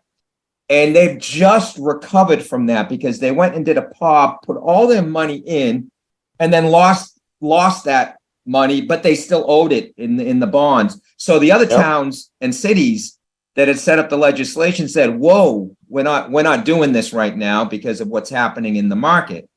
But they had the legislation set up, and a lot of them were using that old legislation to actually do their POBs in 21. And any idea what it roughly costs to set that legislation up? Well, you'd have to, obviously you'd have to pay the consultants that are coming in. I'm not sure 100% how much it would cost. A lot of it would be done internally. Hopefully there'd be some volunteers from town that are financial advisors that do understand market conditions. You'd be using, I believe you use Hilltop Securities, which does a great job of, I think they've done most of the ones in the state so far. And I believe they're your bond advisor. And so I'm not 100% sure what the cost of that is, John. I apologize for not having that figure, but but that's something that you could probably easily gather. Okay, thank you. And if you do have any interest, Andrew Flanagan is the town manager in Andover. And he loves talking about it because they did it right. The timing was spectacular. Talk about timing the bond market and so on. They did it, and then within 2 months, the bonds just started really escalating. So they got in at a nice time. Yep. Okay. Thank you. Okay. Just want to talk about ARPA a little bit. So not any findings or anything, but more informational type things for the public to understand. So you're a non-entitlement community. You've got 1.7 allocated. You've received, as of June of 22, 0.9 mil. You've spent very little so far. I think about 17 or 18,000 as of June 30. I don't know if anything's happened since. You've got to obligate it by 24, the end of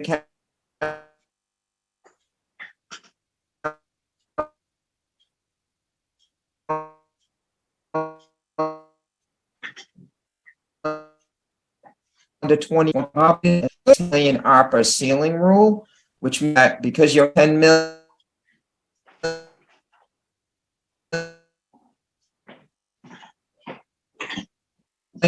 you can hear me, right? I just got a message that my internet went unstable. Can you still hear me?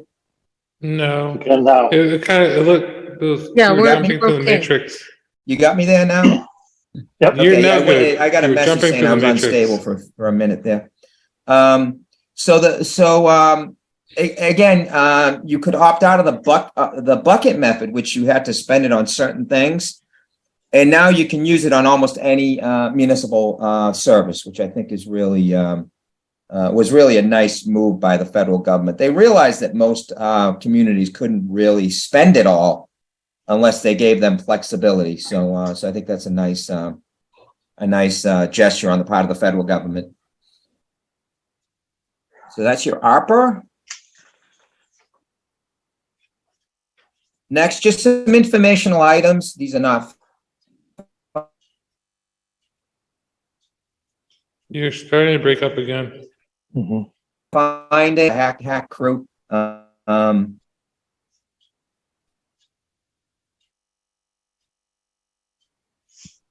You seem to be frozen, Tony. No, there is. You got me? We do. Now?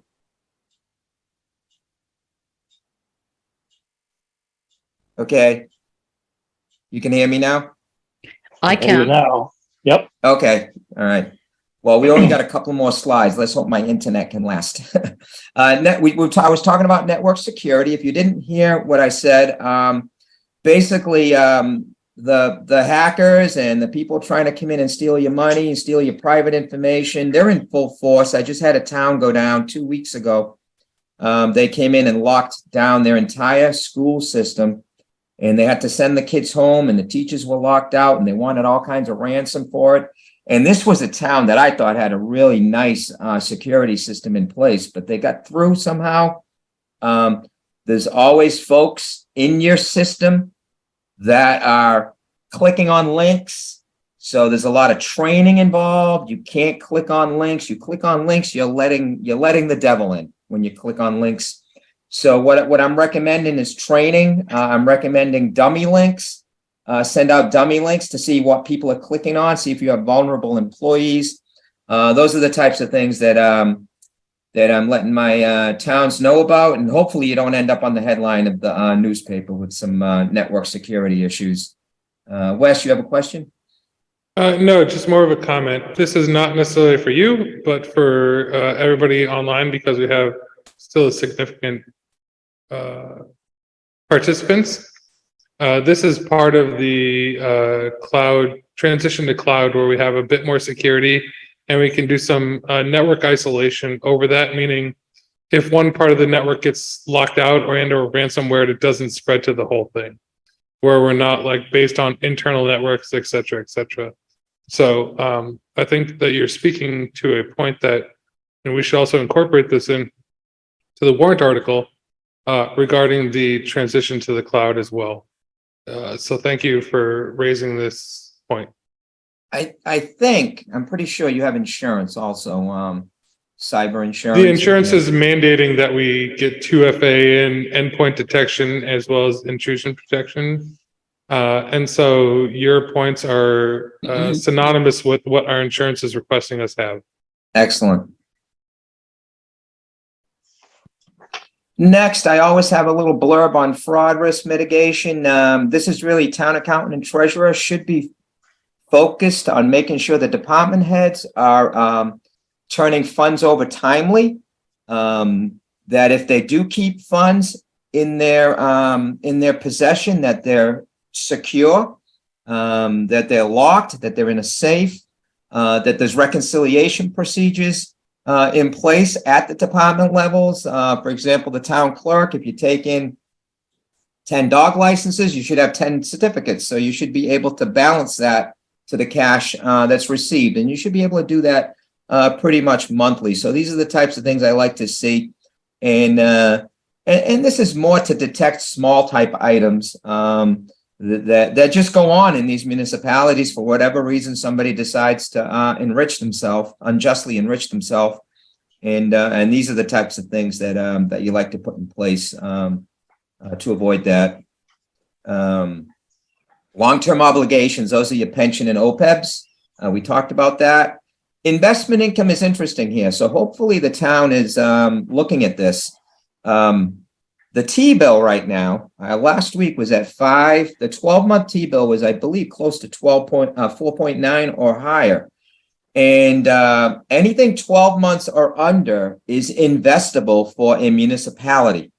So so you take your balances that might be in a 1% account right now or a 0.5% account, start figuring out what your excess cash is. So you do a forecast and you say, hey, this is what I need. During the course of 12 months, this is when money's coming in. This is when money's going out. This is my excess cash on a monthly basis. Hopefully there's a pattern that says, hey, we can take $1 million, $2 million, $3 million, whatever the number happens to be, and put that into a little bit better of an investment, because the bond ratings have spiked, the bond yields, and they've allowed these investment yields to spike. So you might as well get some back on this end if you're doing a borrowing where you have to spend more. So, just a word of advice to my communities: if you haven't already started doing this, start. You know, I don't know if Jared's on the line or not, but start looking into really talking to your financial people. I'm not sure if you use Bartholomew or who you use, but start looking at using your cash as an asset, a revenue producing asset. Municipalities haven't had this ability in like at least 25 years where they can take their asset and it's actually an item that makes a difference on the budget because it's going to create investment income. So look into that. Any questions on this particular slide? Nope. Okay. Some observations. So we had lots of them. Unfortunately, there was a lot of turnover in town. I think you went through 2 or 3 treasurers over a period of like 15 months. There was an accountant, there was an interim accountant, there was another accountant, and then now finally you have Kelly. So just a lot of turnover. So there was just a bunch of things that during the course of the year that were just not done properly. Best practices not being implemented. For example, the budget wasn't in balance in the general ledger, and it was because a lot of articles weren't being updated. The budget wasn't reconciled between the general ledger, the tax recap, the town meeting votes. So there were adjustments there. Transfers weren't being done properly. Lot of manual entries needed. And there was a lot of manual entries that just didn't have documentation. So there was a lot of guesswork required to fix these things. The compensated absence report was not tracked during the year, so we didn't even get it this year. There were variances between the collector's taxes and the general ledger. Variances between the general ledger and their deferred accounts is always a contra when you have a receivable. And the OPEB contribution was recorded twice in error for $50,000. So there was a lot of issues that the financial team worked through this. So we were able to work with the team to correct most of the things that were done incorrectly. So hopefully going forward, it's you've got a nice clean process. And I do have a couple of questions. Yeah, Tony, can you explain item number 5? Okay, that is item number 5 is the vacation amount that's due to individuals. So at the end of the year, a lot of individuals haven't taken all of their vacation yet because a lot of them take it in July or August. So there's a certain amount that's still owed to them, and we have to record that as a liability. And that was not being tracked during the year. So other than the accounting process, there's just a matter of, folks are taking days off of vacation that you don't even know what they are. And just going back and tracking all that through the department heads is just a really comprehensive process that might not even be accurate. Some folks might have got more vacation time than they were actually due. Just because it just wasn't tracked during the year. Okay, thank you. Wes? I just want to also clarify, as we add support staff to these positions, such as accounting assessors and treasurer collector and all those, I just want to make sure that that helps to somewhat alleviate bond buyers' concerns regarding financial management within the town. Is that true or not? Or are we just wasting our time and money? Or No, that is providing support to these individuals was a great idea, and just to keep the line moving. These, just for your information, these items were not reported to the bond rating agencies because they were fixed at the time of the audit. We'd discover it and we'd work with the financial team to fix these items. So when we left the audit, all these things were fixed. if they weren't fixed, I would have had to probably reported these as material weaknesses.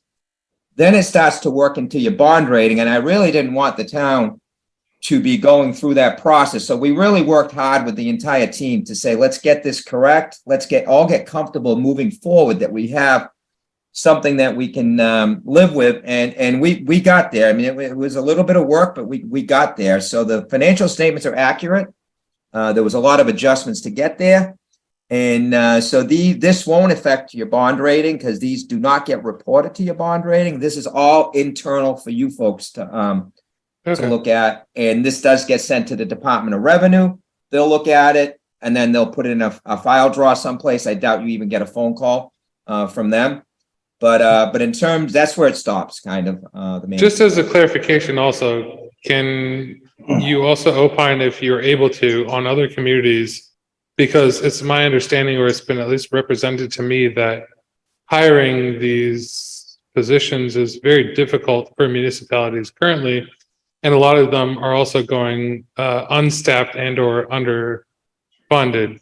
So is it just a Boxborough issue?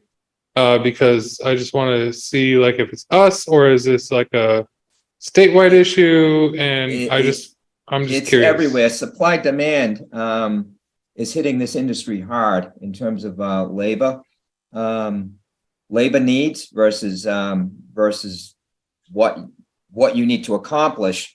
It's not just a Boxborough issue. Many communities have gone to your form of, for example, right now you have Kelly, who's remote. Kelly works with 3 or 4 different towns. Many towns have gone to that model because it's almost impossible to have someone come in. There's 351 towns in Massachusetts, but there's only 200 accountants.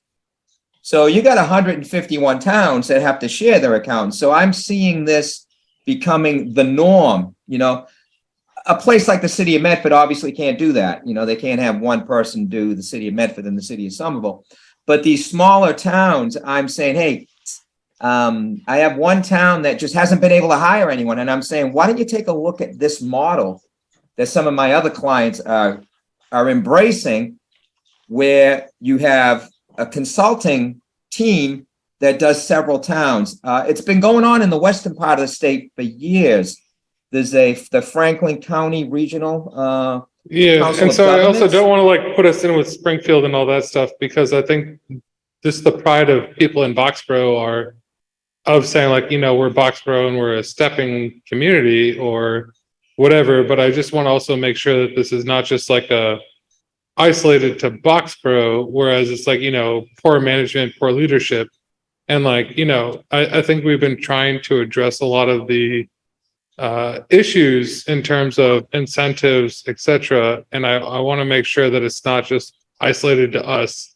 No, okay, and it is time to think outside the box. I had to think outside the box because I've got a labor shortage to service my clients. So I went and got a bunch of sophomores from Bentley College. I grabbed a whole team of them and I got them in my conference room with terminals set up, and they're doing all the data input. So it's low risk work. They're getting a nice ad on their resume. I'm getting cheap labor.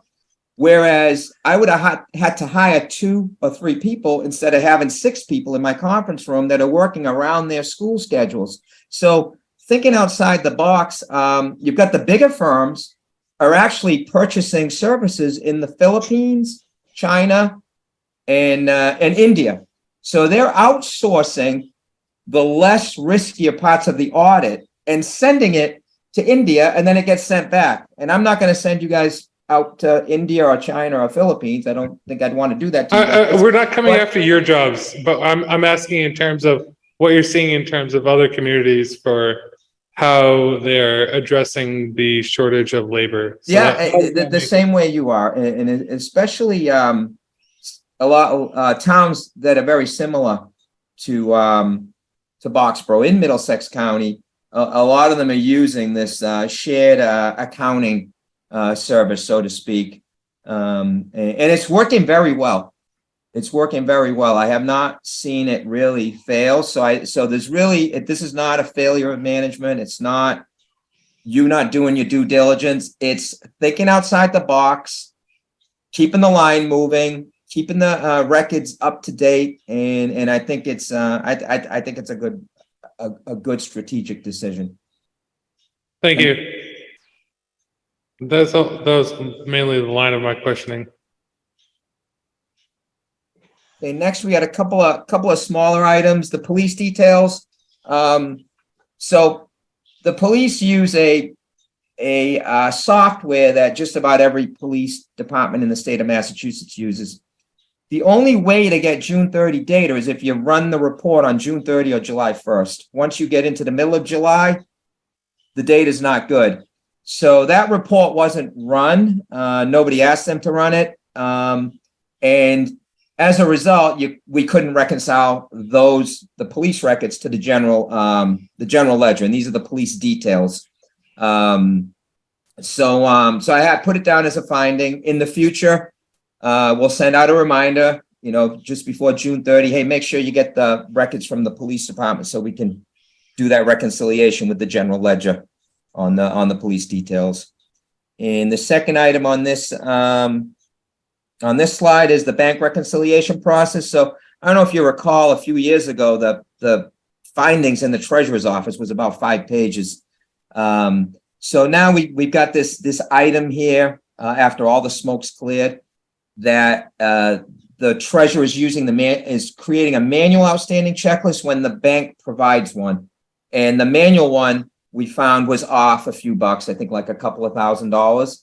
So nothing material, but we thought from an efficiency standpoint, use the one the bank provides, and we believe it's more accurate. And so that was just kind of a quick finding there.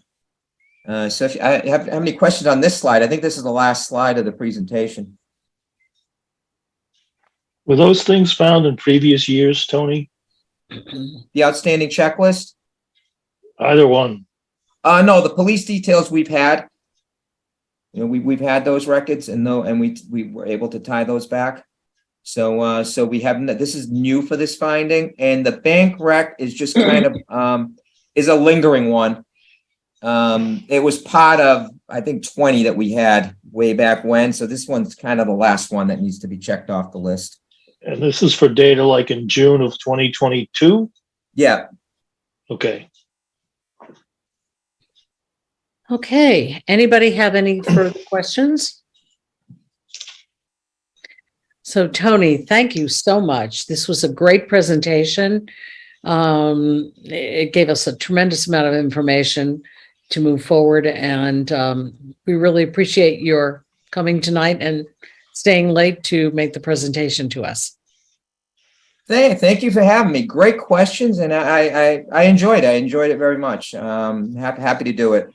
So have a good rest of the night, and don't stay too late. We're trying not to. Thank you very much, Tony. Thanks. Thank you, Tony. So, do we have the finance team still on board to make a presentation to us? Finance report, Jared, Kelly, S, and Kelly. We're here. Yep. Yay. Good for you, sticking on. Okay, go for it, Jared. Sure, I'll kick us off. Thank you guys for having us tonight. We appreciate it. Another busy quarter, as I'm sure you can expect. We mailed our FY23 quarter 2 real estate and personal property bills. Bills were due on November 1st. And we also billed and mailed our commitment 5, excuse me, for our excise bills. Continued to work, or I personally continued to work closely with my assistant Tita. She's doing a really great job, just continuing to update our processes, make things as efficient as possible. She's learned some new things, such as importing tax batches and also working on learning payroll. Like I said, she's doing a great job.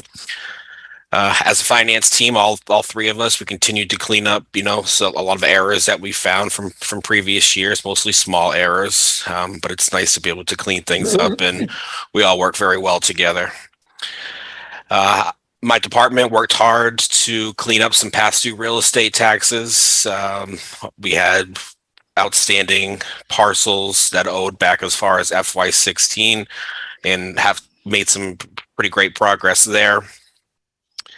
We migrated our real estate and personal property taxes to doing 2 mailings a year instead of mailing each quarter separately. So that will save on postage as well as a lot of work in my office and the assessor's office. My department had health insurance open enrollment for our retirees, and those new plans were effective January 1st. Tony was just on, and of course, we completed our FY22 audit and also our OPEB valuation data report. And as always, we are always having records requests coming in, so we respond to those in a timely manner. And that's what I got for the Treasurer Collector Department.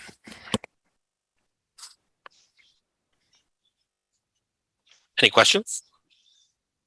No? All right. Kelly Sosik. Actually, I do have a question. Sorry, I was muted. Sure, you're fine. Jared mentioned tax parcels, which reminds me, I think we have a long outstanding list of parcels and tax taking that we never did take action on and what the disposition is going to be. I mean, maybe Mike, you could make a note to yourself to look into that and have us take it up at some future meeting. Got it. Thanks. So Kelly. Hello, good evening. Can you hear me all right? Yep. Yes, we can. Okay, perfect. Okay, mine's pretty short and sweet. Q2 report, which encompasses October, November, December of 2022. In October, the cyclicals were still underway with the contracted vendor of Mayflower. To date, as of today, they're about 50% complete. So they have about 400 parcels in and completed.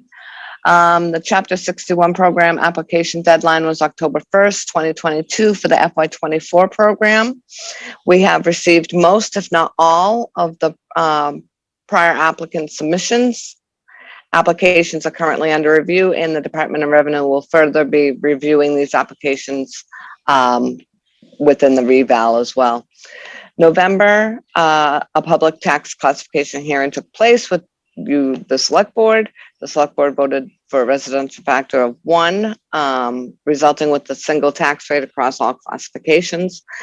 Then following that, we went into December and we had received Department of Revenue's final approval of the said tax rate of 1552, and that was done on December 2nd.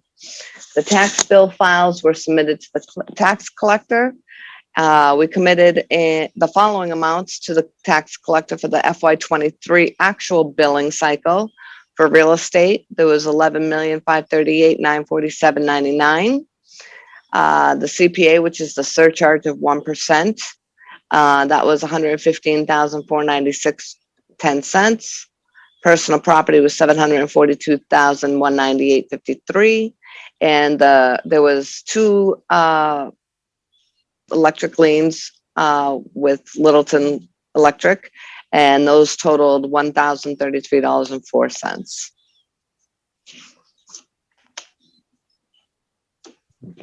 And that's all. Oh, that's all she wrote. Okay, great, Kelly. Anybody have any questions of Kelly? No questions, Kelly. Thank you. And, Thank you. okay, Kelly Pomprian, are you on tonight? No. She was on. She was. She's Yeah. on. She's muted. She is Yeah. on, but can somebody give her, there we go. Still can't hear you, Kelly.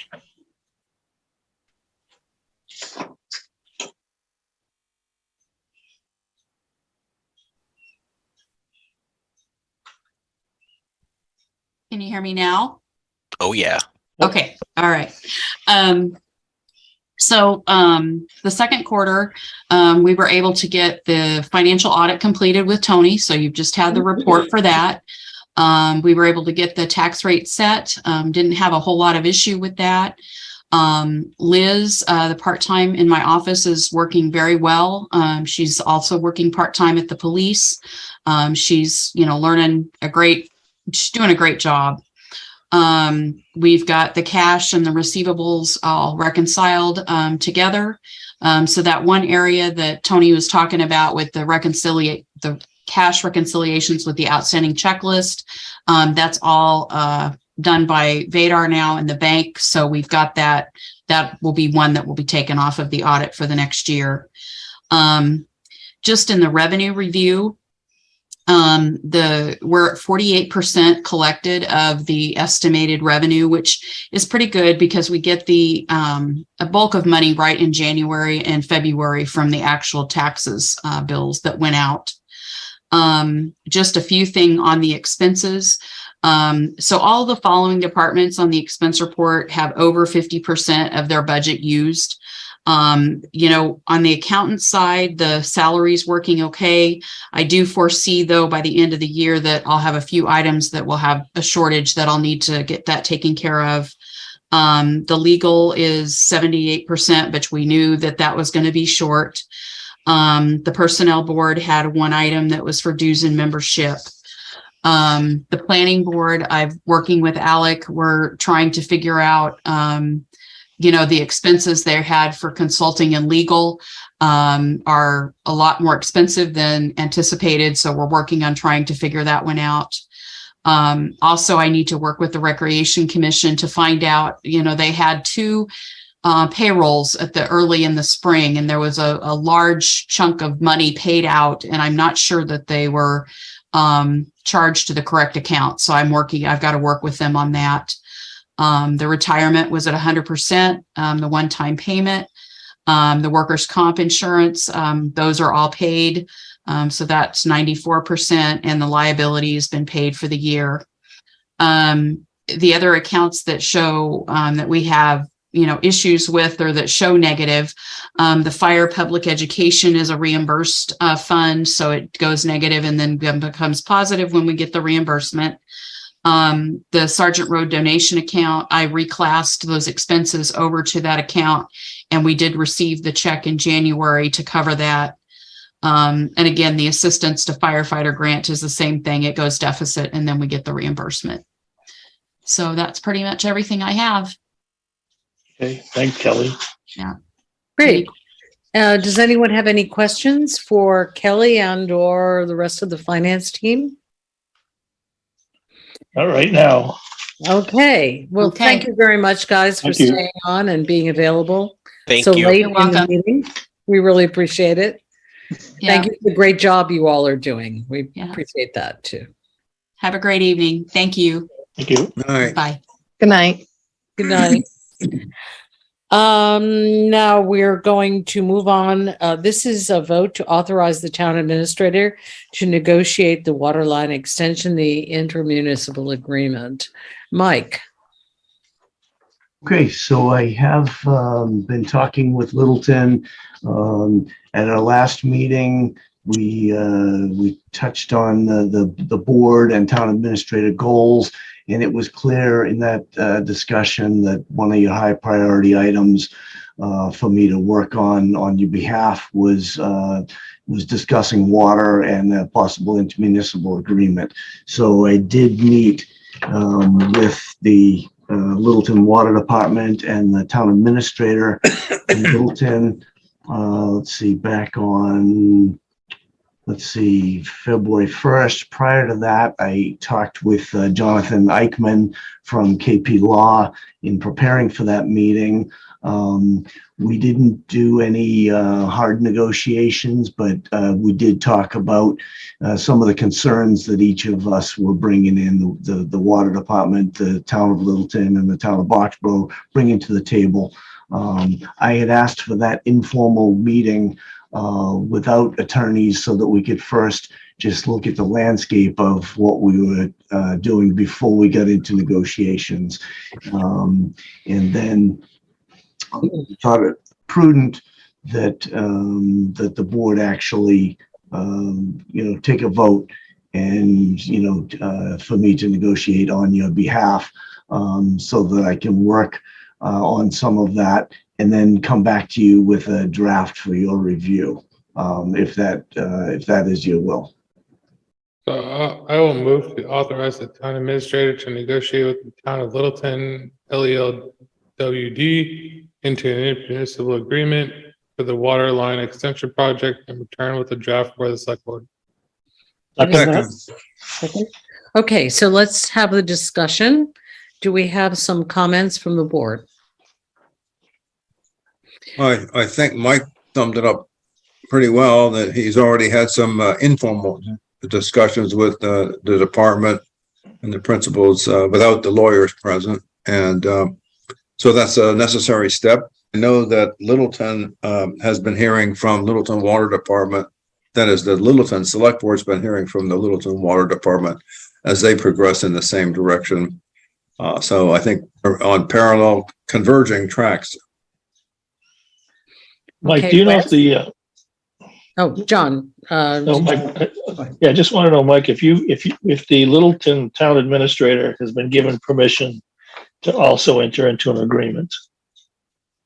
He's been given permission with a vote of their board to start negotiations, not necessarily to enter into an agreement, but to start negotiating. Okay. In the same regard that I'm before you in tonight.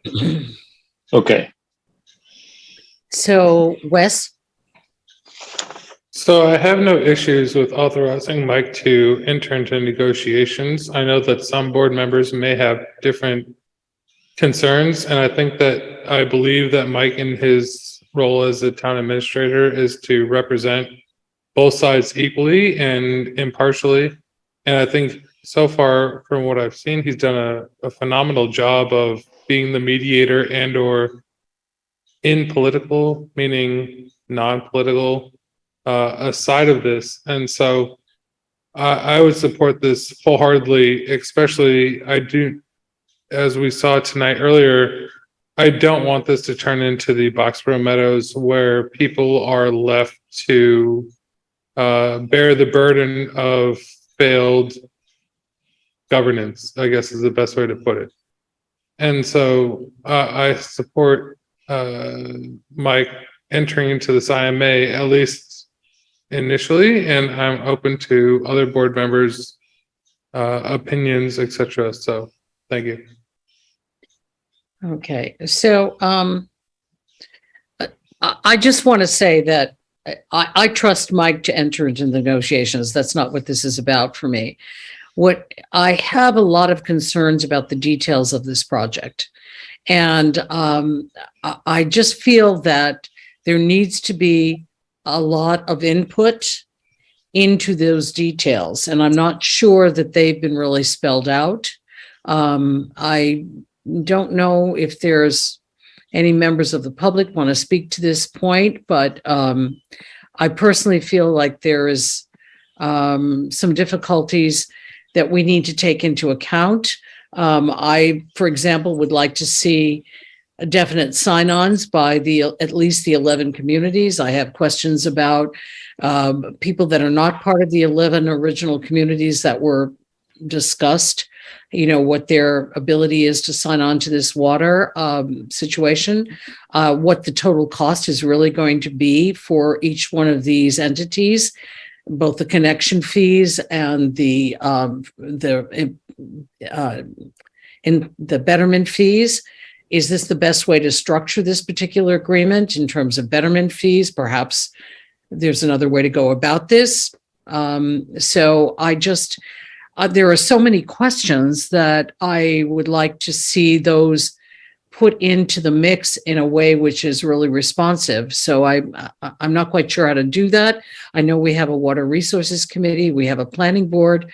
I just like to see a little more input from those entities rather than just us to this situation.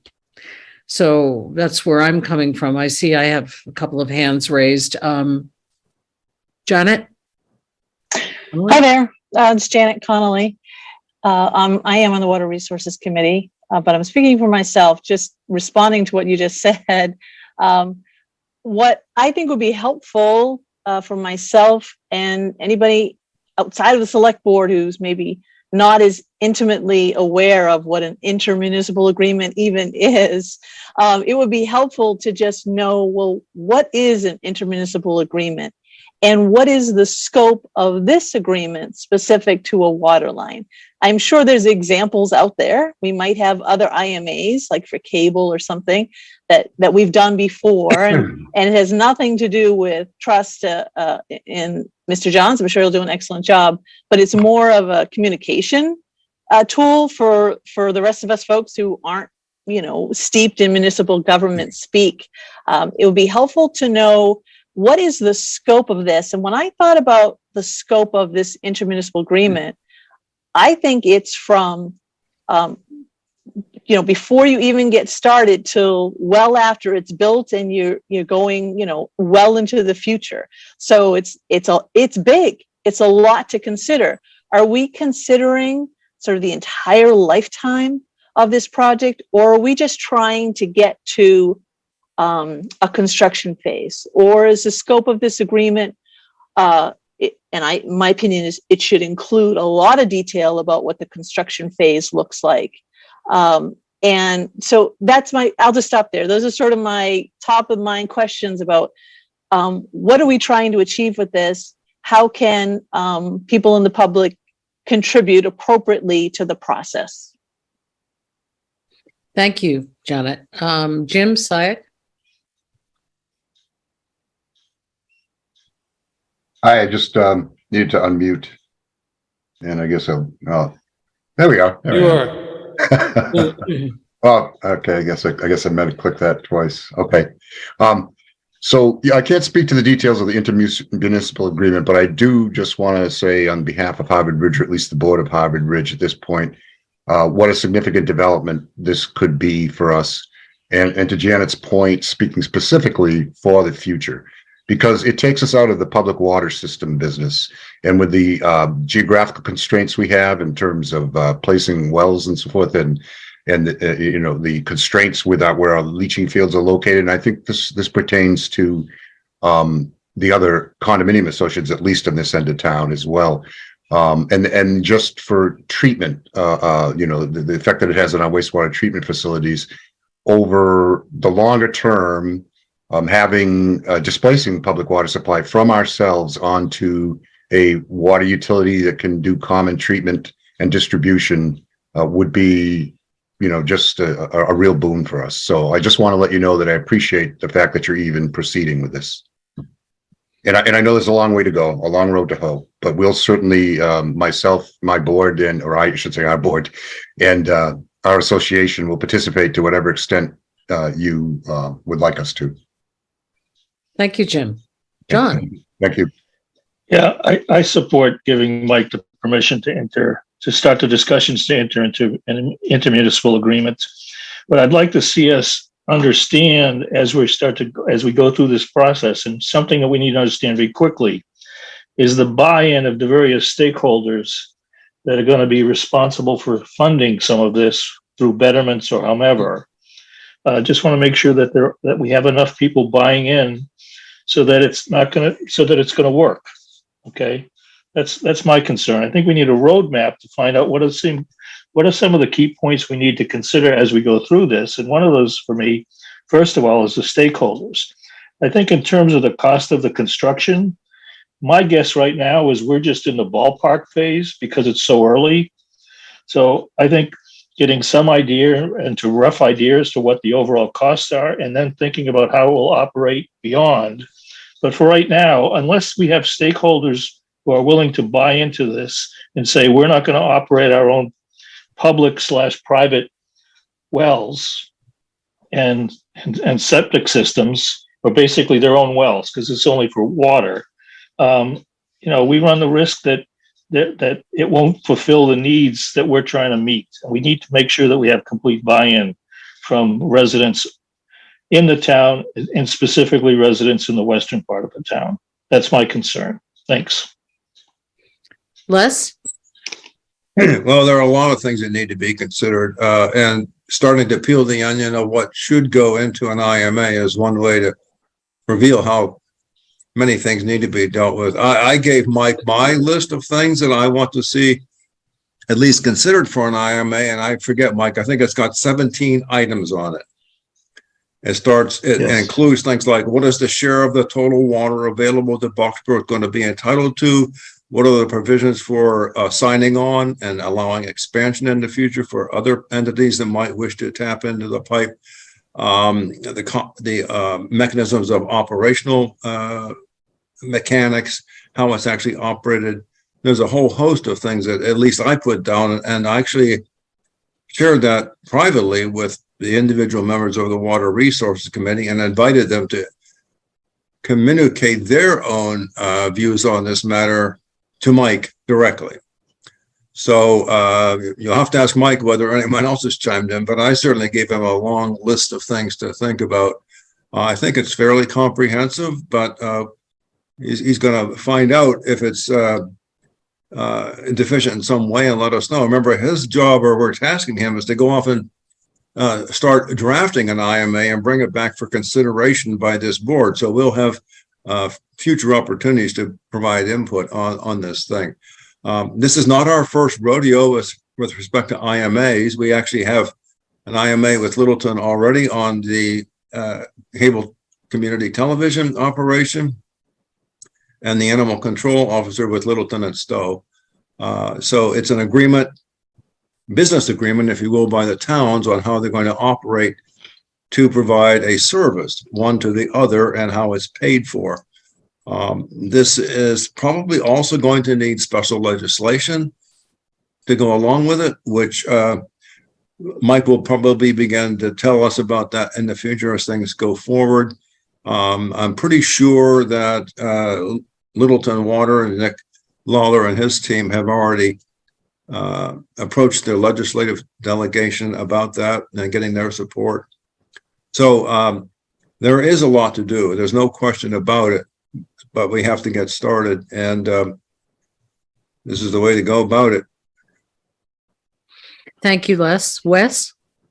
My concern is not necessarily about now, but a feather for the future. And so as we are going into the selection year, we have 3 seats up for election. And so how do we continue and convey the wisdom and or experience? Because Les brought up several points that I would not have necessarily known to brought up.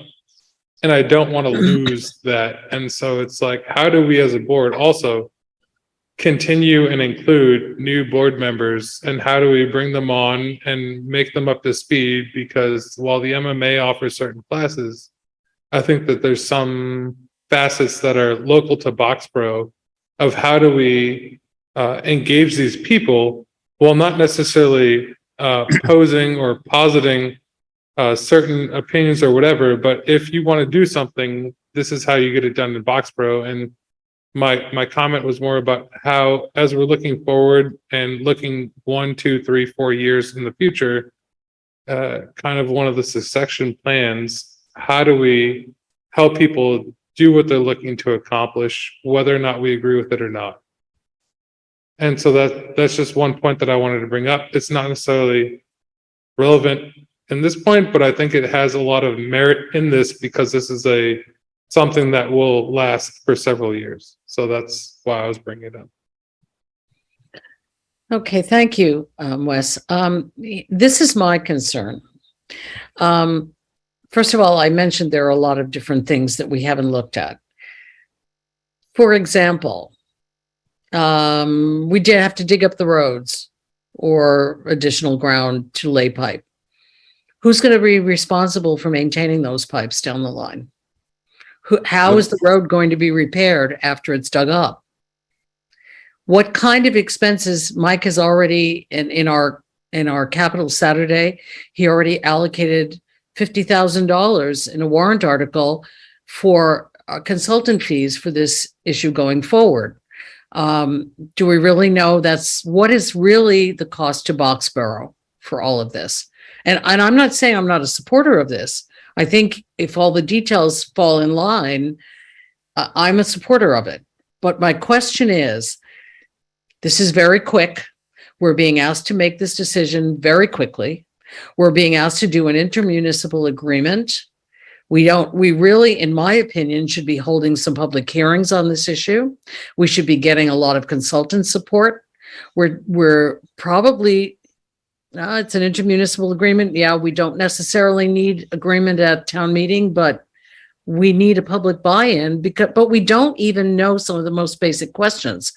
And I'm not adverse to giving Mike the authority to enter into discussions, but I think that has a kind of finalization about it where we're just at the very beginning of the process.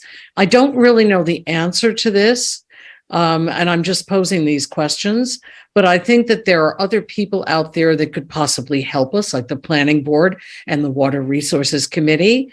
I don't really see other members of the Water Resources Committee coming forward and talking about this in a great knowledgeable way. So I don't know how much they've been engaged. So I'm just concerned that we're being asked to move forward at a very, very quick pace without fully understanding all the details and the ramifications. To put it very bluntly, I would not like to be sitting on this select board 20 years hence and having another select board say, hey, those people entered into this agreement like they did on Boxborough Meadows and not have been fully prepared to cross all of the T's and dot all of the I's. So I just don't want to put that on a future select board or a future town. I want us to be careful and deliberative in what we do.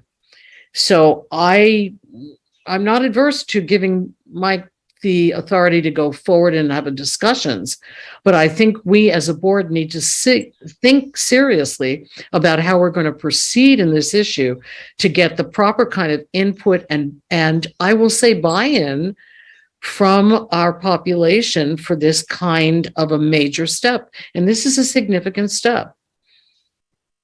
So, well, if I could speak back to some of that, Diane. First of all, I don't want to put Jim Syak on the spot, but my understanding is that Jim, who's the president of the Harvard Ridge Condominium Association, has already been in contact with the condominium boards of Brook Village and Codman Hill Apartments, who are already talking amongst themselves about how to go forward with this and provide us consistent and uniform voice on the matter.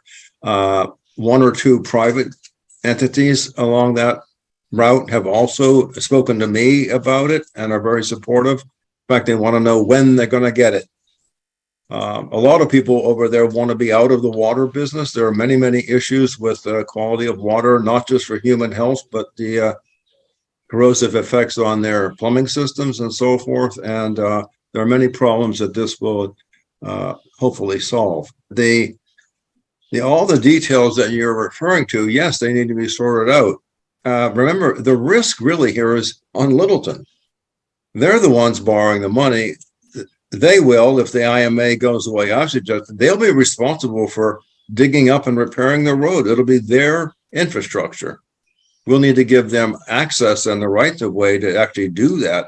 But we don't want to operate the system. And that's what they know how to do. We do not know how to do that. That's why I personally don't support Boxborough trying to go it alone, providing water to any part of town. The opportunity here to tap into someone who's been doing it for, I don't know, 30 years or more is, in my way, the low risk way to go about providing that kind of service. But these kind of details are what will get nailed down and spelled out in an IMA, including protecting us and protecting the town of Littleton, who's going to be on the hook for the money they're going to borrow. thank you, Les. Louise Johnson?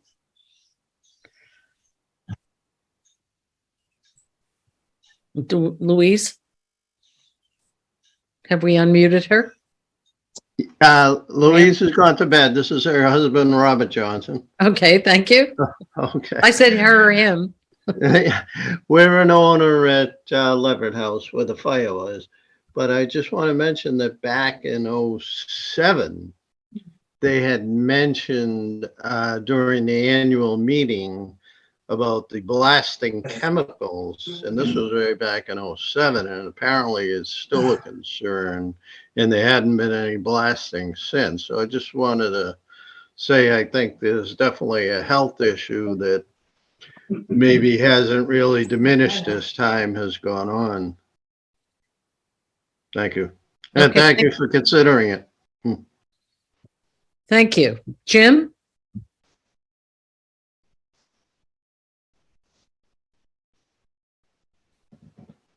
Gonna have problems unmuting myself.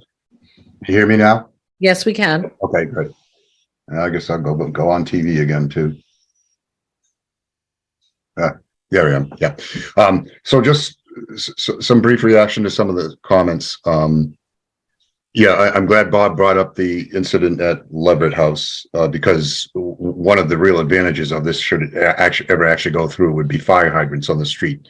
I have a very vivid memory of the night of the event of fire hoses strung literally all the way down Swanson Road to the ex-Cisco campus to get water from the ponds there to fight the fire.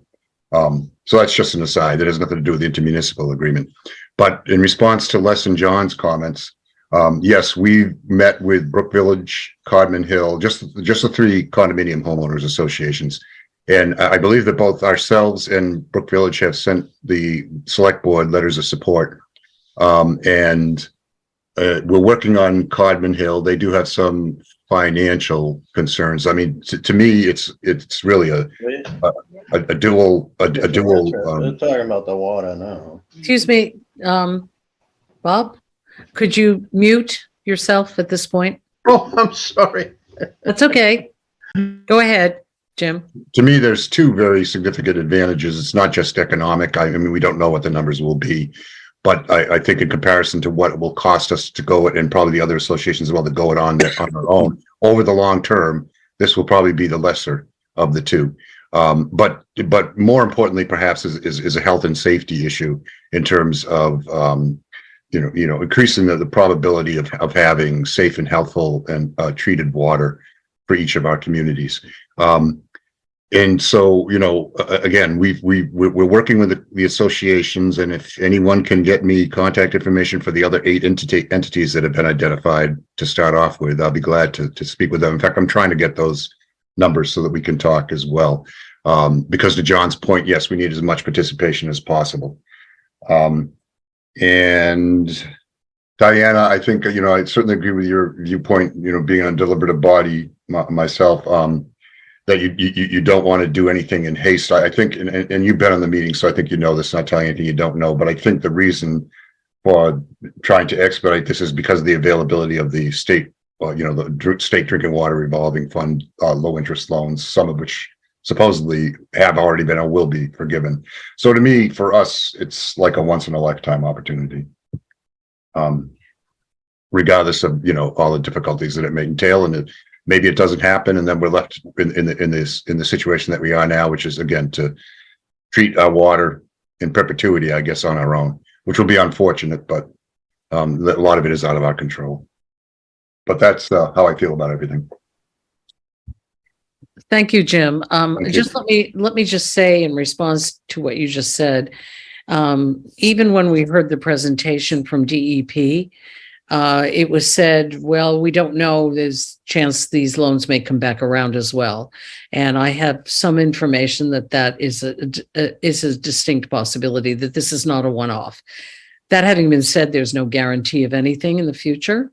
But by the same token, I just have concerns about entering into something without knowing all of the parameters, because, for example, I would hate it if 3 condominium associations suddenly stood there alone bearing all of the betterment costs because we don't have everybody else lined up, or that the town automatically finds itself with a lot of costs that we hadn't anticipated, or situations we hadn't anticipated, just because of the exigency of the time frame.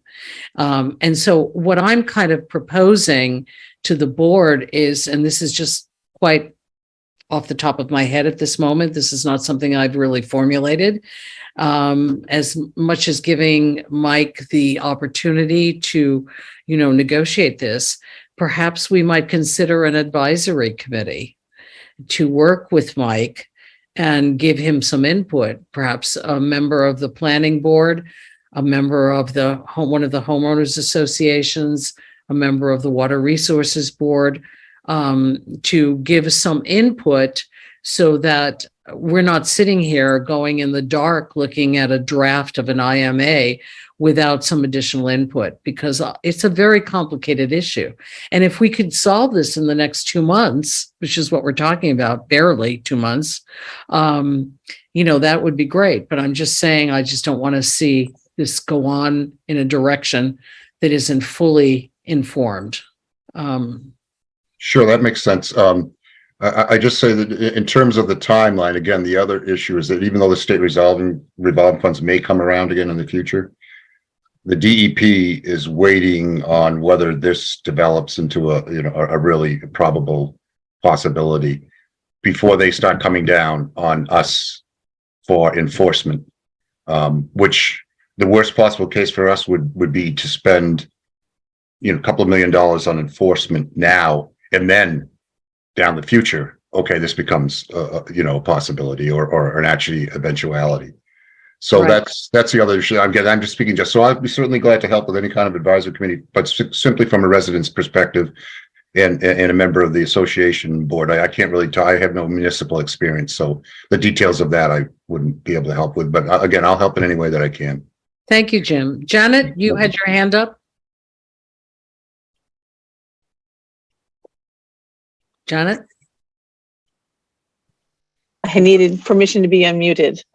Yeah. I'd be happy to volunteer for an ad hoc or advisory committee.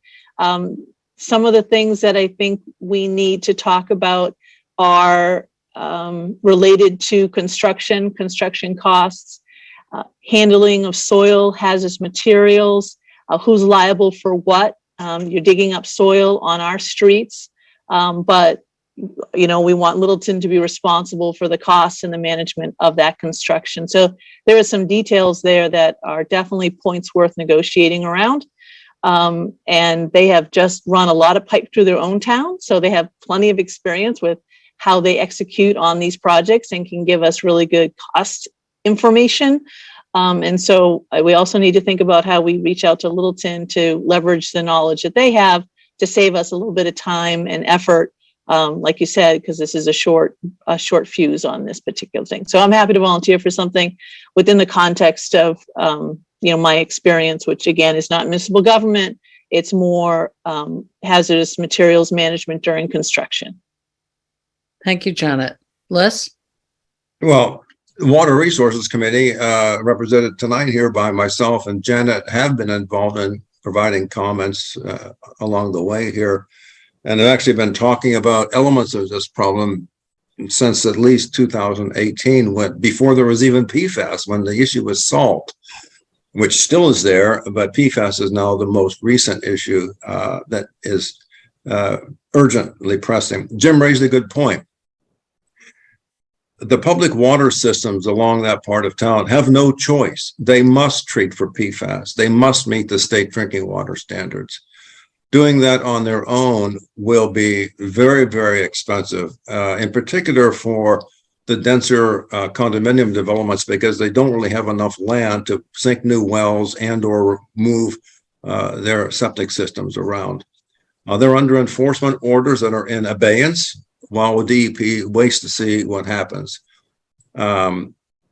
As Mary Jude Pigley has told us in a note, that DEP doesn't really care how the problem is solved. The problem will be solved. They will require these PWSs, the public water systems, to solve the problem one way or the other. This has come along as an opportunity to solve the problem collectively at a much lower cost to each individual that participates. The cost of participation is an evolving story because, as you've noted, we don't really know yet how many folks will sign on. That's why there's such a wide range of estimated costs that were presented by Littleton Water Department when they did their webinar.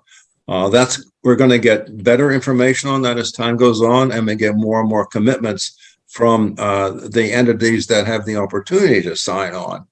In fact, this board needs to think about how we're going to encourage those folks to come forward and show their level of support.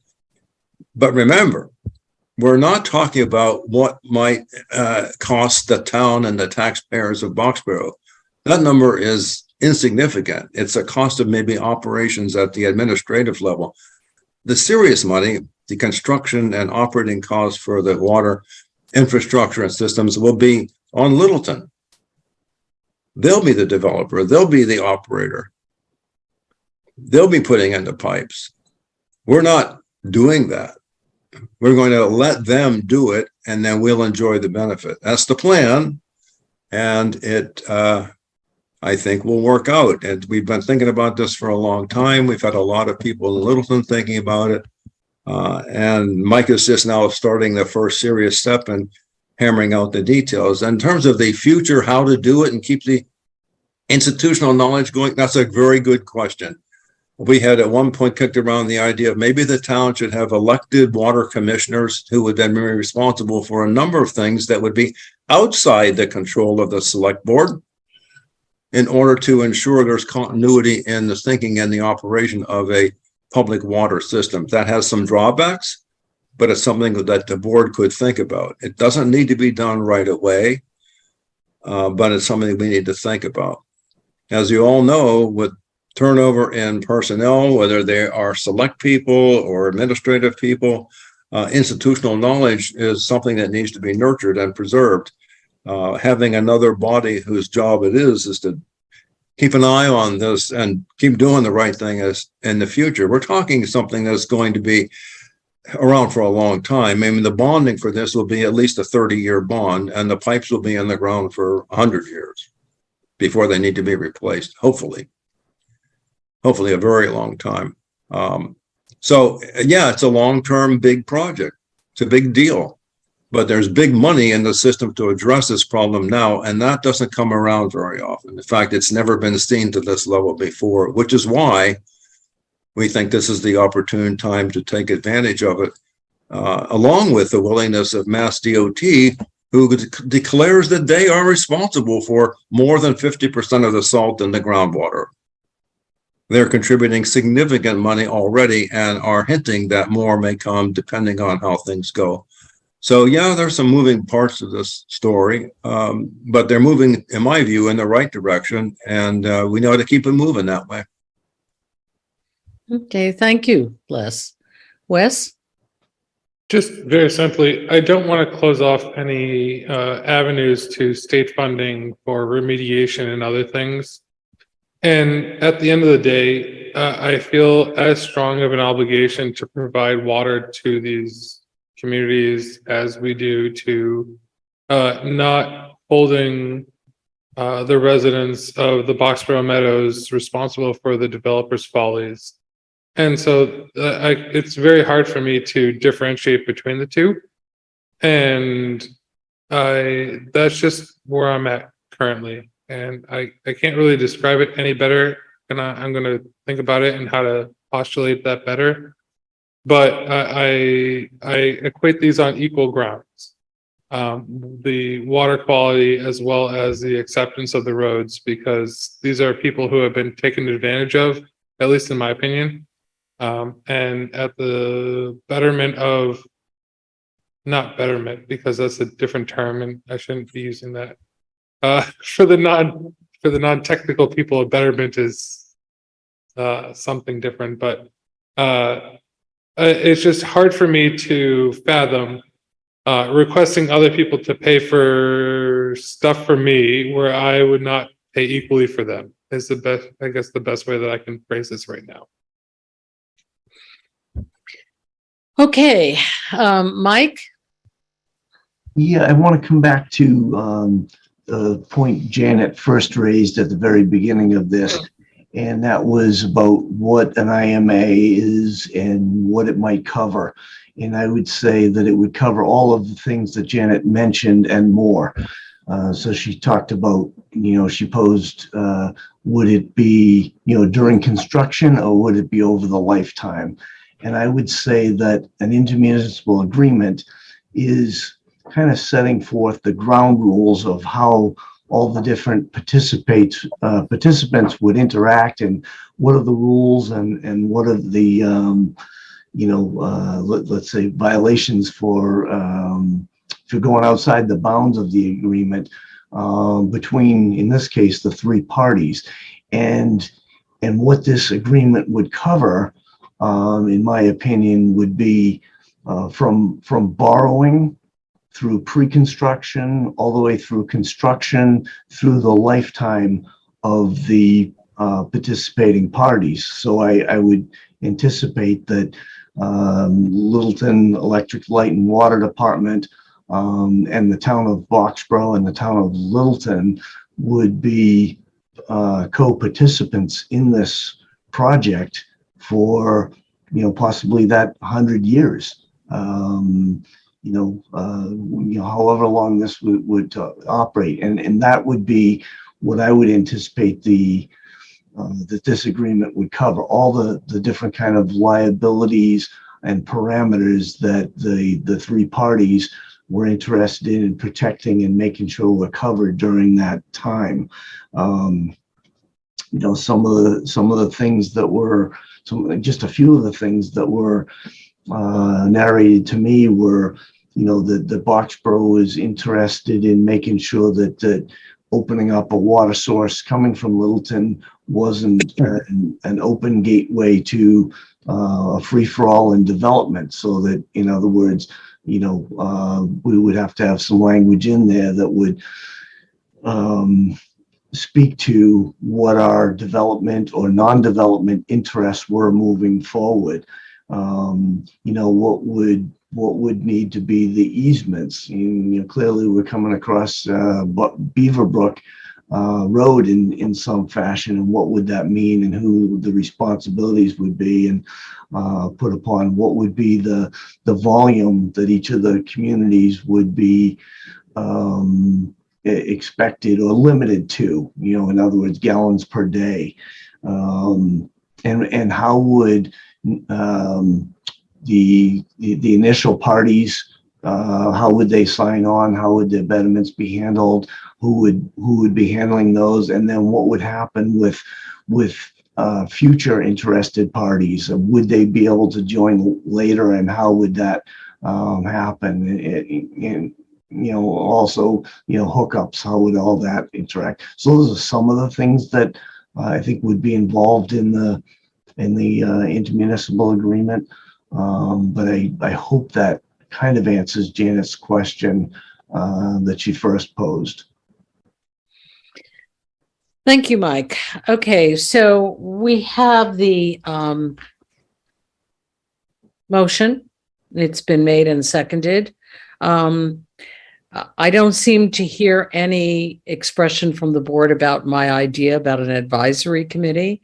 I am concerned that we're not perhaps giving the public enough input into this. But perhaps we can add that at another time, unless another board member wants to support that.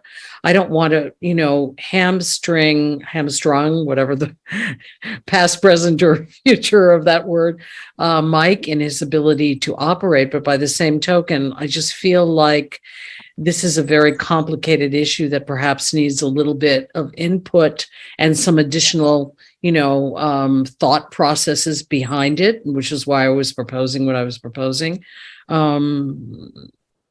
Okay, Les, I see your hand up and John's hand up. Well, Diana, we have been trying to communicate about this. We had a presentation with myself and members from DEP and Mass DOT and Littleton Water at our select board meeting on January 9th.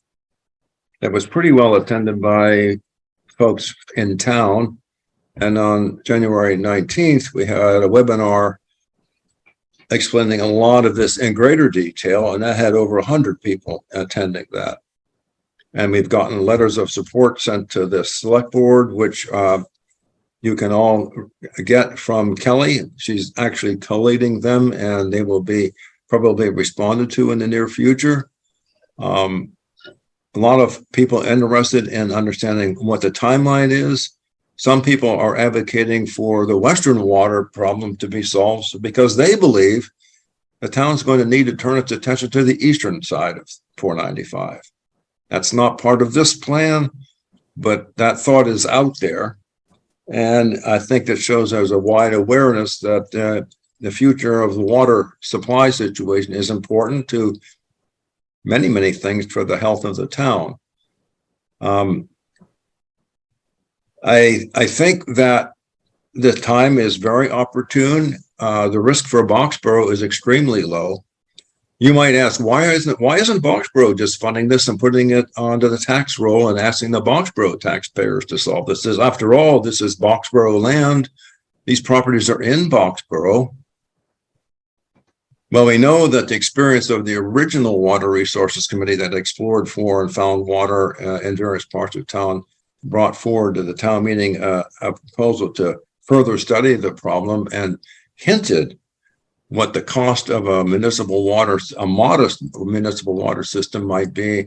And town meeting basically threw up its hands and said the number is way too big. We don't want to think about it anymore. Which is why really the strategy now is to not have the town absorb the financial risk, but to take advantage of the funding opportunities that are available now through the infrastructure spending from the feds, from Mass DOT's willingness, and from Littleton Water Department's willingness to actually operate a water system and extend it into Boxborough for mutual benefit, and put the cost of the debt service retirement onto the ratepayers who will enjoy the clean water that will be delivered to them. So in a sense, it's much like what they already do for electric light service to the town. Littleton Electric Light and Water provides electric service to everybody in town, practically, one or two exceptions. Nobody's worried about that. It works. And in fact, we have one of the best rates in the state for it. So you don't have to own the utility to get a great benefit from the benefit it provides. And I see that being a very good model for how this is going to evolve. Okay. We want to do it on our own. We have a whole area of knowledge we'd have to understand, risks to take, people to train. Forget it. It isn't going to cut it. The smart thing to do here is to leverage the resources that are available to us and our neighbors and who are willing to help and have the capability to do it. That's my view. Okay. Thank you, Les. John? Yeah, I think what we have here is we have a short time window, as we all know. So I think we should let Mike go forward. I think what we should require as a board is regular updates from Mike, and also getting a clear understanding, maybe from Jim, with the commitments of what he's seeing from the different condo associations and the other people on that side of town that need to commit to joining in and bringing issues to us as soon as possible. So I think regular updates required by this board of Mike. I think when the time comes, when we have more answers, more information with regards to what the municipal agreement may be looking like, that may be sometime in April, and maybe we start planning now for letting people know that a certain date in April, we're going to have a public meeting devoted specifically to this and address their concerns. So we still have time to address them and be aware of them. But I don't think delaying Mike in any way is going to help us at all. This is a very unique opportunity in terms of the funding available, the water available, the energy of people in town to want to get this done. I think we need to move forward. Thanks. Thanks, John. Wes? So I agree with both Les and John. I also just want to make a certain point where I will say that I believe that Mike Johns has done a phenomenal job of keeping us up to date along the way. And I don't want to say, and I don't think this is John's intention of saying like he's not keeping us up to date. No, not at but all.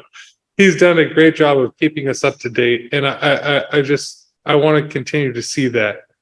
And that's just an expectation that I would expect for myself and or future board members and or board committee members.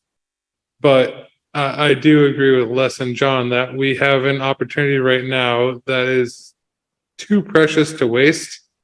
And I cannot in good conscience take from other people and not give back to them.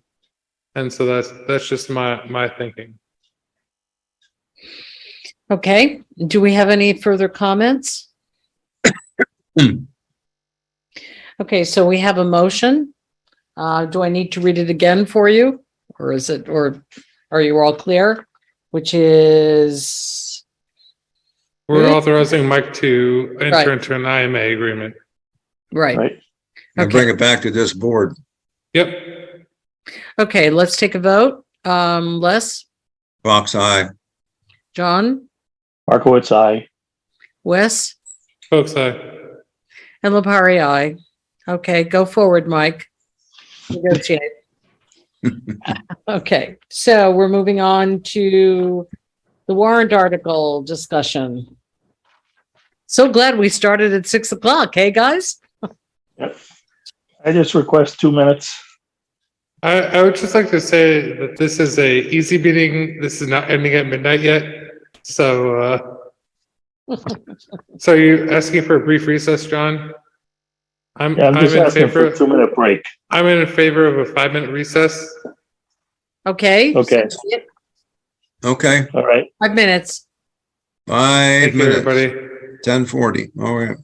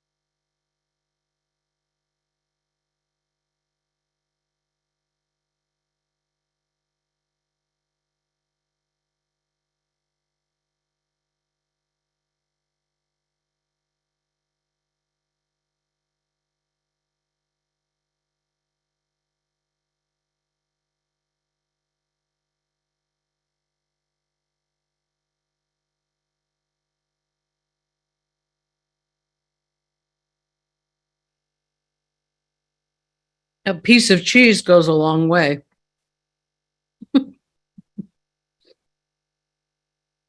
Yeah, I had some Haribo that was sent to me from our pairs from Austria. There you go.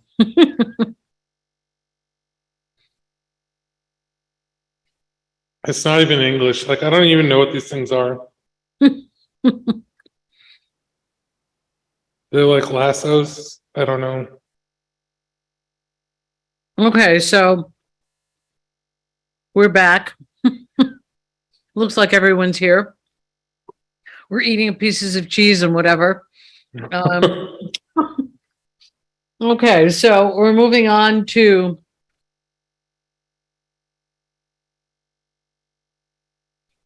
the discussion about additional warrant articles. Mike. Yes. So I can list for you what the additional ones are, because that's probably what we need to focus on, especially for tonight. So do you want to open the Oh, yes, warrant? you're right. Okay. So I move to add the additional warrant articles to the 2023 annual town meeting warrant as proposed herein. Do I have a second? Just a qualification, point of order. Yes. I believe we have to motion to reopen the warrant, and then we can motion to add articles to the warrant. Right. Okay. So you're right. It's not on my little cheat sheet here. So That's fine. So I'll make the motion. I will motion to reopen the annual town meeting warrant for May of 2023. Annual town meeting warrant. I'll second that. okay. So Les. Oh, he's not there. Well, Wes. Folks, aye. John. Markowitz, aye. Les. Fox eye. And Lepari, aye. Okay, now I move to add the additional warrants. Do I have a second to that? Okay, let's go for discussion. Mike? Okay, so I've got 6 items here listed, and I'll just run right down them quick. And then I think you want to get to probably discussion on the road acceptance, what you want to do with that.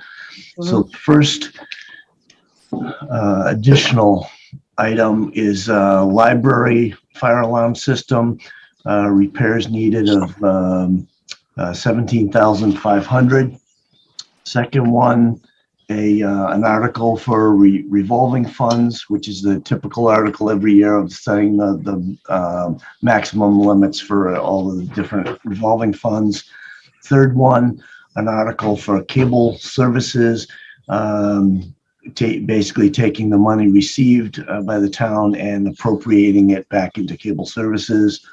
The fourth article, a citizen petition for $20,000 for looking at the cost of investigations. Number 5, the Sergeant Road ban, paying that off with $225,000 in free cash. And then number 6, looking into Steel Farm, turning that into a museum, and putting $10,000 in free cash towards that. And then the last thing would be a discussion, not a new item, but a discussion on whether you want to add in the road acceptance, either for this annual town meeting, as Alec had proposed earlier, instead of a citizen petition, but actually putting on as a regular warrant item. So those are the 6 plus the road acceptance. Okay, great. Thank you. Wes? So I actually have 1, maybe 2 items that are new, that are not necessarily part of the current warrant, but maybe added in as well, or placeholders.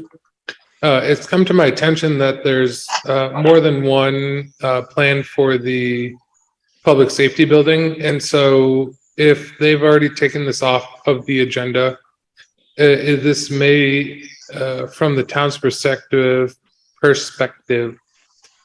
be a place to educate the public on the competing ideas and or different ideas for a public safety building, and getting a general sense of the meeting for which one the public would most support, even if they're at a high level or back of the envelope.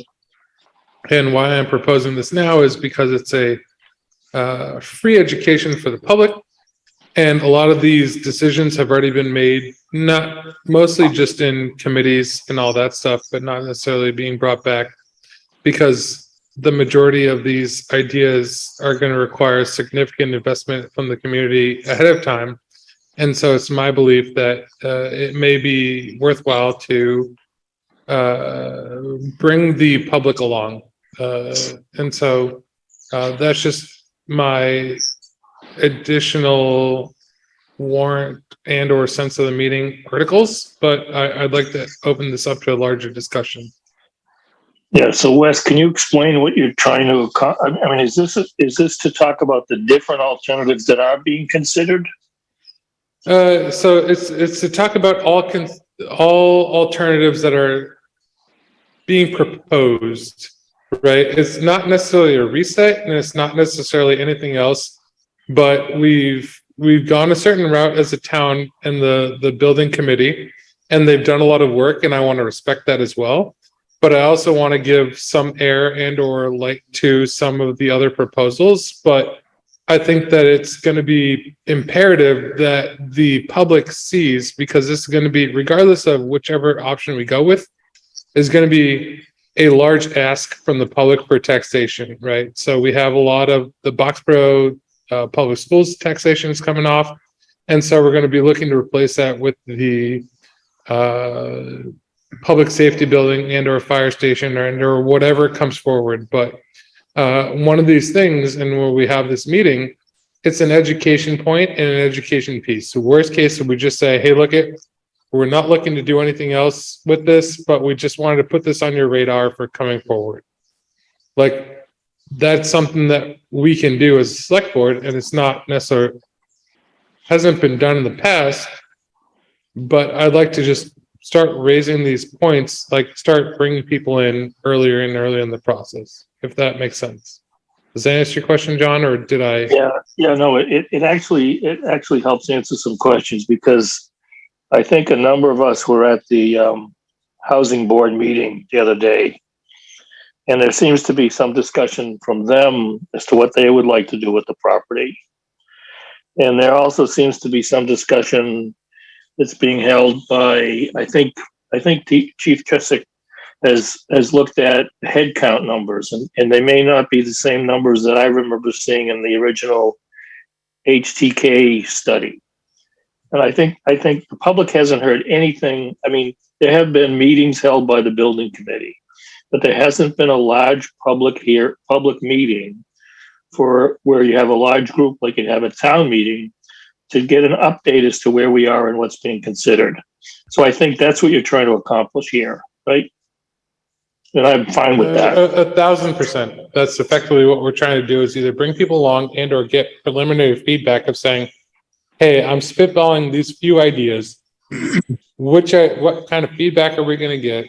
Which direction should we preliminarily go, or which direction should we spend more money investing in? And then how do we go from there? Because that's my hypothesis. I think we need to help people move in a direction, okay? And, Les has done a fantastic job with the building committee. This has been something he's been working on for years.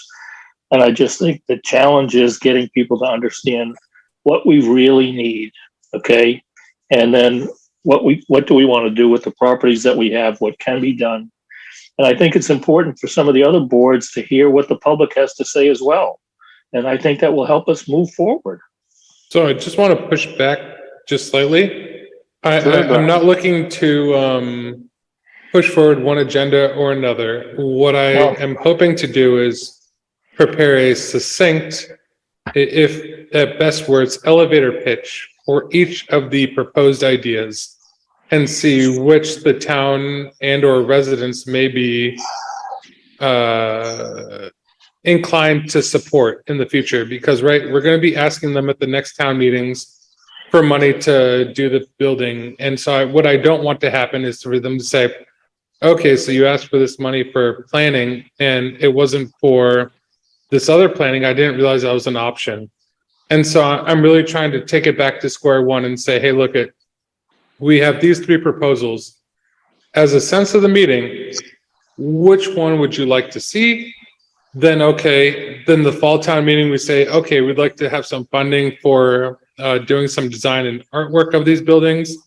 And then moving that forward, saying like, how do we do this? And so what I really just want to make sure is this is part education, part deadline, saying, can we create these scenarios and or elevator pitches to say, hey, here's my idea, or here's an idea that's been worked on for quite some time. And here's an idea that's been worked on, or here's an idea. What do the voters want? Because these are the people that are showing up to town meeting, and being quite frank, the people that stick around for the sense of the meeting articles are the ones who are likely to vote in one way or the other, because we always have them at the end of the town meeting. And so that's where my thinking is coming from. But I love being proved wrong, because that just means I have something to learn. So that's where I come from. Before I call on you, Les, I think that's really a great idea and I support that. But just so you know, this is about adding additional warrant articles to what we've already agreed to. And there is a placeholder already for Boxborough Building Committee warrant article. So that can be converted to what you're talking about. So I just want to make it clear that we already have something in there in the warrant. I get that, but this would be one or more sense of the meeting articles. So what I am proposing is 1 to N proposals for the public safety building, meaning 1 to the number of different proposals of sense of the meeting articles of would you support that? Okay. Les. Let me try to give what I think is going on or may be going on. One thing is that the last time I saw a list of potential warrant articles, and I actually asked Mike about this, the list did not, this is for the May town meeting. That list did not include anything for the public safety. And I asked him about that. And I'm told that by agreement with the finance committee and Mike and maybe Diana, you might have been in that meeting, that they decided that would be at a later town meeting, potentially a fall town meeting. So that's what I know about a public safety building article coming forward from the building committee for a future town meeting. Wouldn't be this May, as I understand, would be later.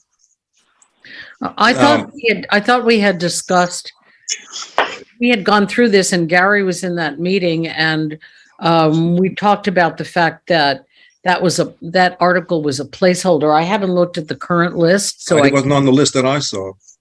I thought at that meeting, we talked about moving that to fall. So that's, unless I misunderstood, that's where I moved it, was to the, I put it down the bottom of the list that we took to. Yeah, because I sent Mike a note. I said, Mike, I don't see an article for the public safety building. He said, yes. I thought that and that was a miscommunication because Gary and I went back and forth about, this would be a presentation possibly in the annual town meeting, but we're not sure we're ready to go for an article. And then that was just a discussion. So that's why I said what I said, that I thought there was a placeholder on there. So if there is not one, then we can certainly do what Wes has suggested. Well, I don't know whether there's a placeholder or not. My understanding, there is not. I think that probably there should be some kind of a report out from the building committee on where things stand from their perspective on the work that's been done to date. Whether that needs a placeholder article or whether it can be done under reports, we can figure that out later. So here's what I think has been going on and evolving. The building committee has been working a long time on trying to progress the idea of a public safety building on the Stowe Road site as we thought, the most economical way to solve the needs of the police and fire department and dispatch. Because the economics argued strongly for a single building rather than doing one and then the other because of the escalating cost of construction, eating up any savings you make by delay. So one of the forks in the road ahead is, what do we want to propose? A single public safety building, or maybe something else, maybe a fire station followed by a police station, or maybe take another look at whether it's possible, after all, to do something on the existing site with, say, the police station only. We don't know. The building committee has not discussed this. Right now, the building committee is digesting the first phase report from a new firm, Context Architecture, which was reviewing all the work done by HKT, which produced a notional building layout, if you will, for public safety that we wanted to take another look at. We wanted to have someone else with fresh eyes take a look at it. Now, all the time has gone by, and we had 2 new chiefs, so we took a look at that, and they have pretty much finished that work, and we're going to talk about that at our meeting on Wednesday. The upshot of that is that the staffing model that was finally arrived at by everybody seems to be very, very close to what we've been working with. And so I think we're going to say we know what that needs to be. And now we can go ahead and think about what buildings might be designed around that, 1 or more buildings. What the building committee has not done yet by vote is, well, what do we want to bring forward? Now, even with all the uncertainty, and by the way, so another thing has come onto the radar screen, which is the possibility of perhaps a site that could be used up on Mass Avenue. And contact has been made with the principals on that, and there have been some discussions with some members of the board. Whether or not that pans out or not, we don't know. But it's out there. It's on the radar screen. So there are lots of moving parts. As John said, the housing board is now having maybe second thoughts about whether they are willing to release the land on Stowe Road. We have a memorandum of understanding of how a fair price would be arrived at should that land not be used for affordable housing, which was the intended purpose for which it was purchased. We have a memorandum of understanding saying that the select board, the affordable housing trustees, and the housing board will agree on what the fair compensation is. They did not set a formula. They did not put a number. That do the right thing. Now that's an evolving story, but at the time this current building committee was stood up, the verbal understanding was that the housing board was not going to be pursuing the use of Stowe Road in the near future, and therefore was happy to have the town make other good use of that land, which is what the building committee has been using as its working assumption. So that's out there now as another factor to think about. Despite all this confusion and uncertainty and multiple angles going on here, what the building committee agreed to do in our last meeting is get a short article together for the March edition of the Bee. Let folks know what's going on and what they can expect to hear over the near term. And delegate it to myself and Bill Latant and Hugh Fortmiller to cobble together a short article. We showed a draft of it, and we've actually finished that, and it's been shipped off to the team. It's very general, and it could take multiple shapes by the time it actually hits the press. But it's setting up an expectation that the building committee and or maybe this board will be communicating plans going forward for what to expect around public safety facilities. Now, possibly in more than one possible location. So that is pretty much, as I understand, what the current state is. Things are somewhat in a state of flux. The building committee owes a decent report out of what's been done, what we've learned, and a recommendation on a path forward. There may be other opportunities and ways to skin this cat, but we at least need to do that. And that's what I think we're going to talk about on Wednesday, when we have our meeting. Hopefully that's helpful. I don't know. Yep. You, Les. So Wes, given that, and I didn't realize there was no placeholder on there. So you're proposing adding an article to the warrant to discuss. I'm proposing adding 1 to N, meaning N as the number of possible solutions, Right. leaving it up to the number of people. And I know that we can't, but what I'm aware of is potentially up to 3 proposals. Concretely 2 proposals for the plan space. But also I want to bring people's awareness is that a lot of these parcels are still relevant to discussions that were earlier during the Boxborough Meadows discussion earlier today, where we had developers leaving their obligations to the town. Okay. So at this particular point, we're talking about the articles. I understand. Warrant article. Yeah. I don't want to get too deep into the merit of any of these warrant articles. The whole point about all of this is simply to add these articles to the warrant. We've opened the warrant. We have 6, I believe, warrant articles that Mike has enumerated. I'm proposing up to 3 more, like as a placeholder, a 3rd one, 2 concrete proposals that I've seen, and a possible 3rd sense of the meeting. And those would be 3 additional things in the warrant. I'm a little confused. So you're talking I about am too. Okay. So fine. I've heard 2 ideas that were presented to the building committee.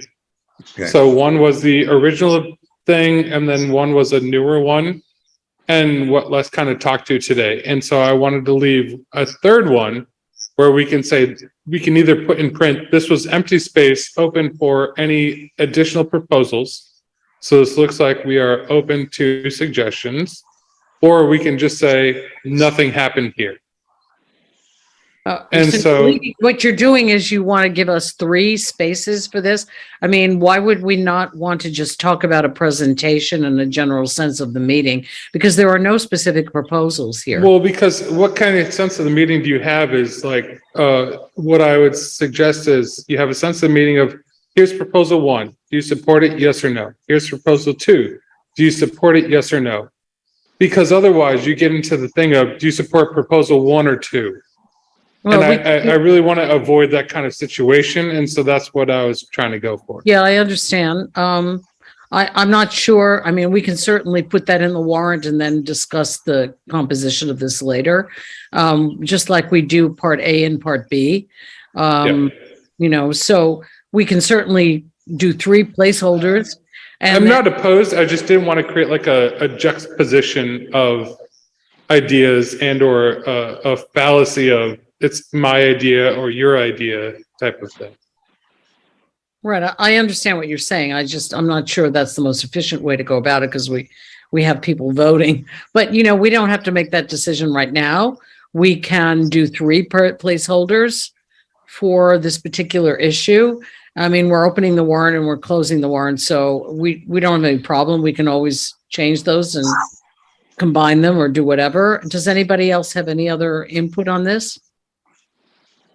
Oh, I don't know. I mean, I think what Wes is saying, you could somehow saying, are there going to be 3 sense of the meeting motions to explore the town's wishes on which direction and which of the 3 or 4, whatever directions to pursue on a public safety facilities, or 1 sense of the meeting motion from the building committee that might have several parts. I don't know.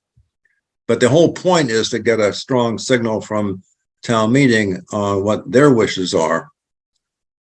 I think ultimately it's the direction that we're going. I mean, just serving on the building committee, I would say is it a combined public safety building? Is it a just a fire station? Is it a fire station and a separate, remodeling of the police station?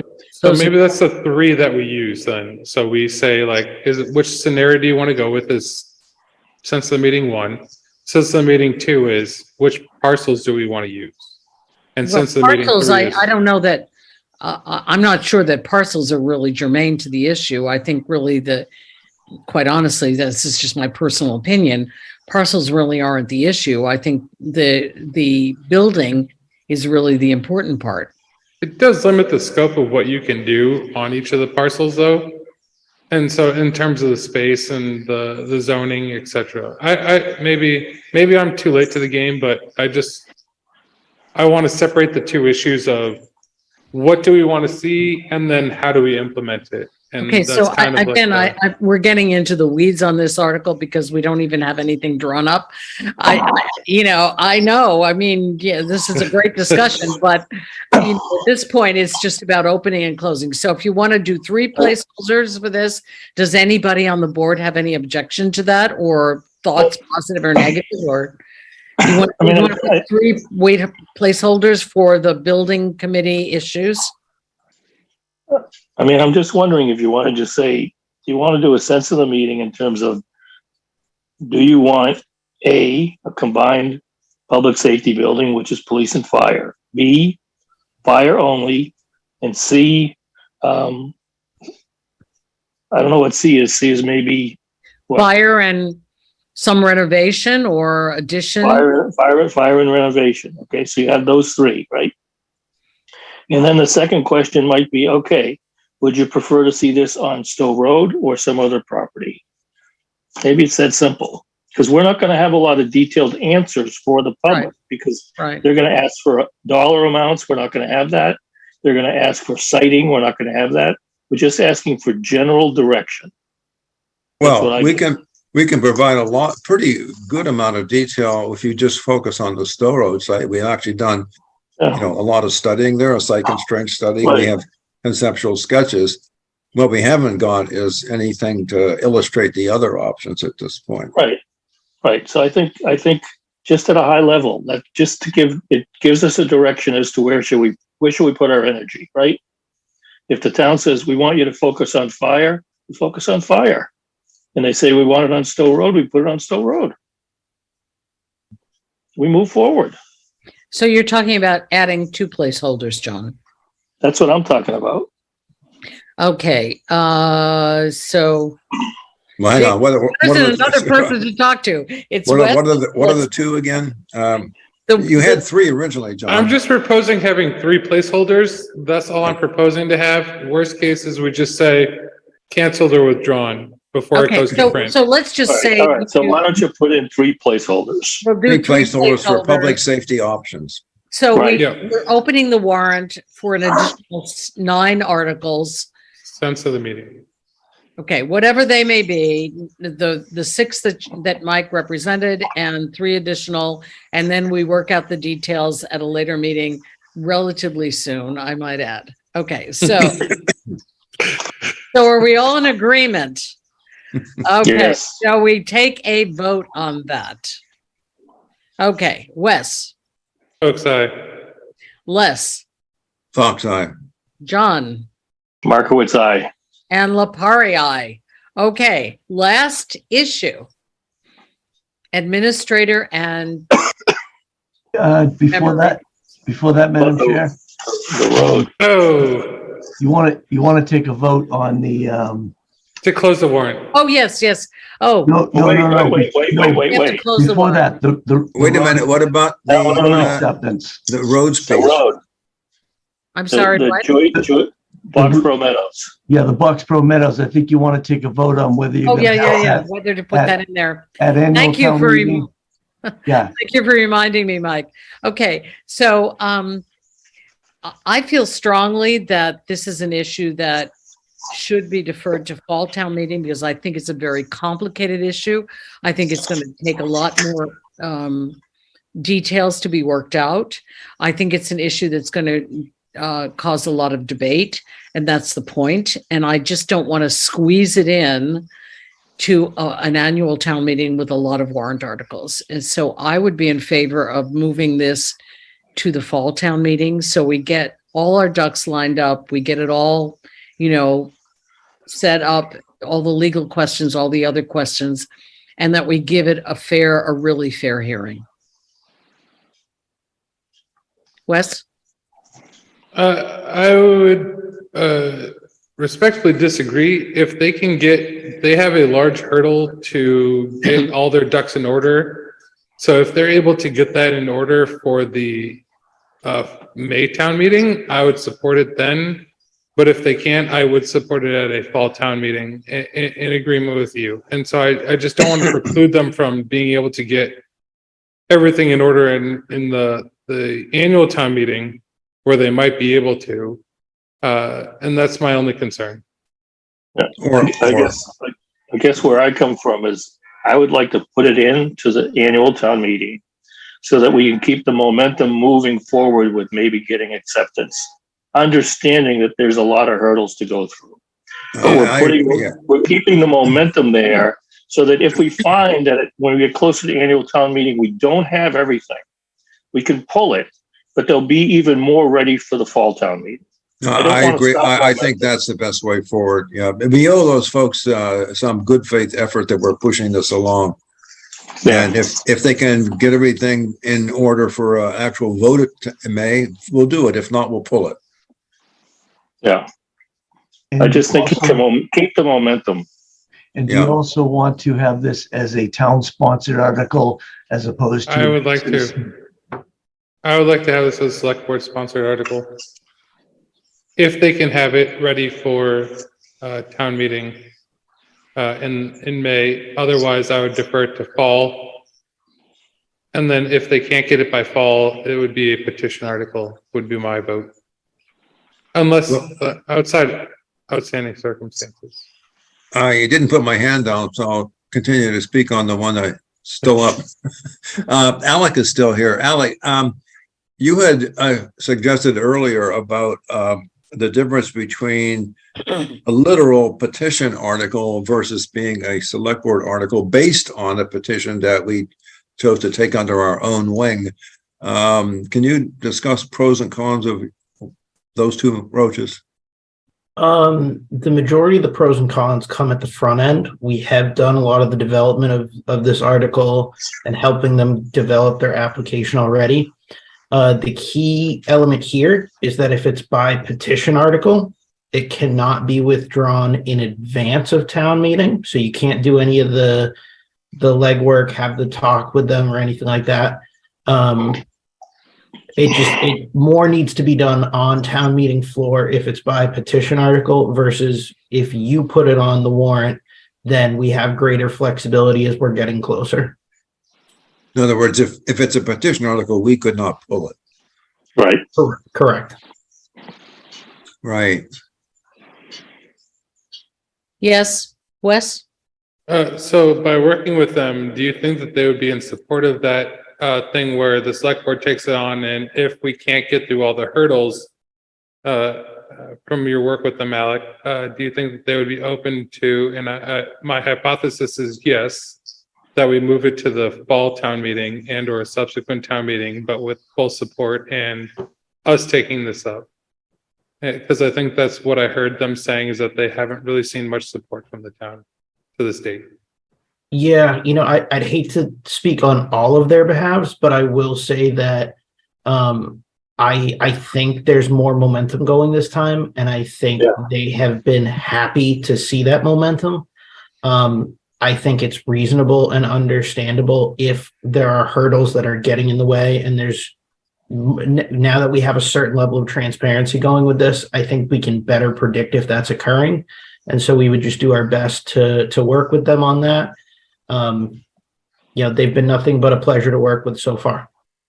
Thank you. So, Alec, how do you feel about the chances that we can get all the ducks in a row? I don't think it's that far off, quite frankly. myself, the fire department, and the town engineer and the DPW, we've already done a lot of legwork. We have a cost estimate that I believe you may or may not have already seen. And at this point, I'm vouching for that at about a 95% confidence rate.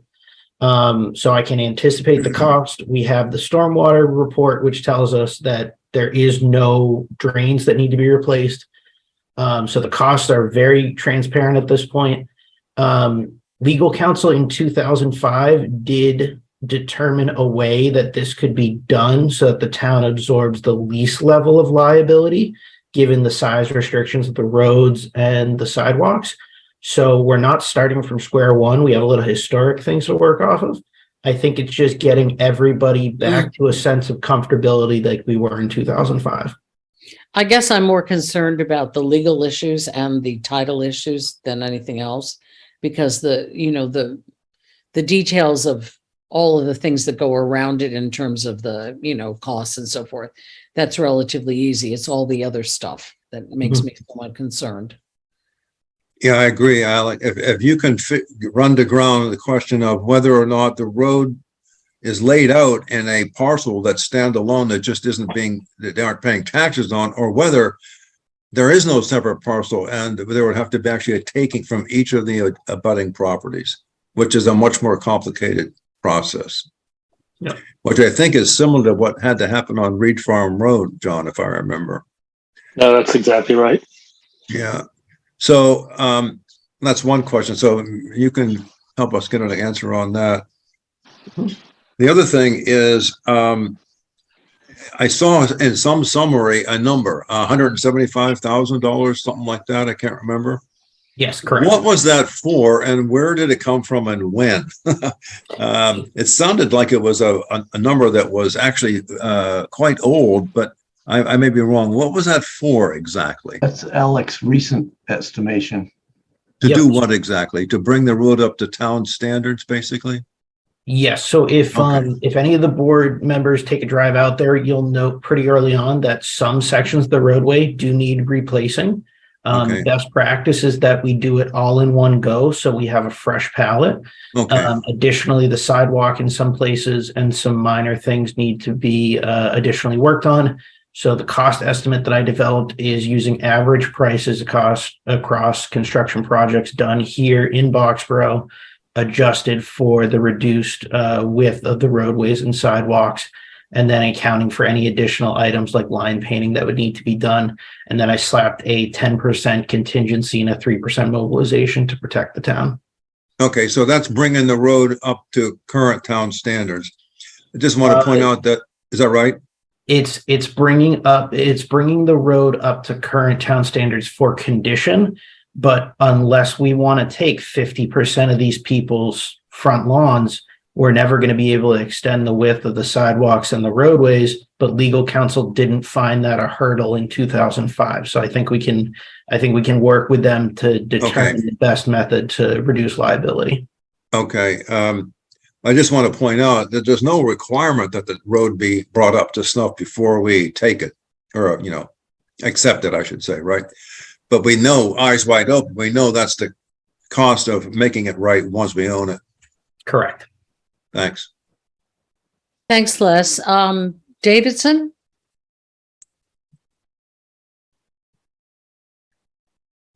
So, thank you, Madam Chair. There we go. Sorry about that. Yeah, thank you, Madam Chair, for this opportunity. So I just wanted to highlight one more thing. The attorney who helped create the draft warrant articles and transfer of these deeds and easements, he had actually reached out to the attorney on the developer side to get their consent that if the road gets accepted, they are willing to sign this road.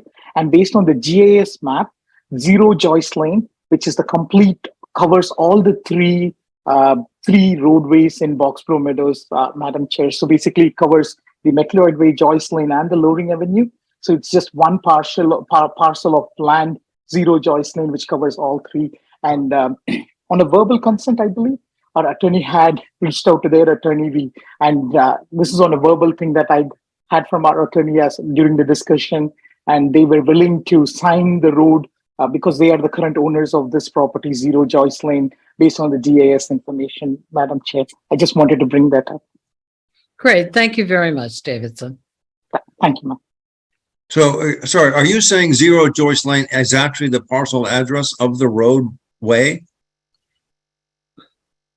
In other words, it is already a parcel. Is that right? Or did I misunderstand? Yes, I think that's what he's right. saying. 0 Yep. Joyce Lane is 0 Joyce Lane is the parcel of land for all the 3 roadways in Boxborough. Oh, well, that to me that sounds like good news. I don't know, Alec. What's your take?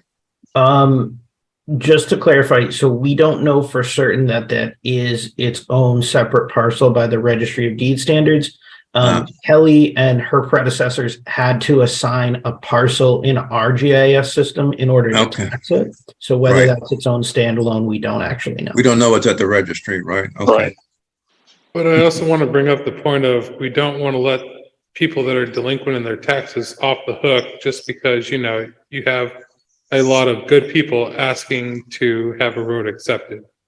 And so I want to not divorce the idea of accepting the road and helping residents who have been contributing to the town in general from developers who have been taking advantage of the town and neglecting their taxes and their obligations and developing new developments in town from that.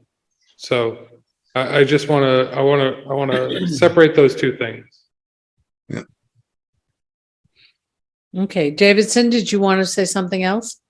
Well, I think I'm covered, Madam Chair. Okay. I'm sorry, I didn't lower my hand.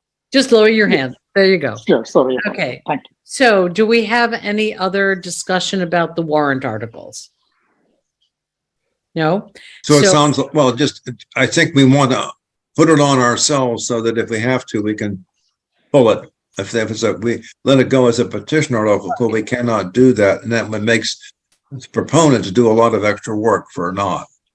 So what we're saying is add another article, and then I would be in favor of adding this article so long as they can get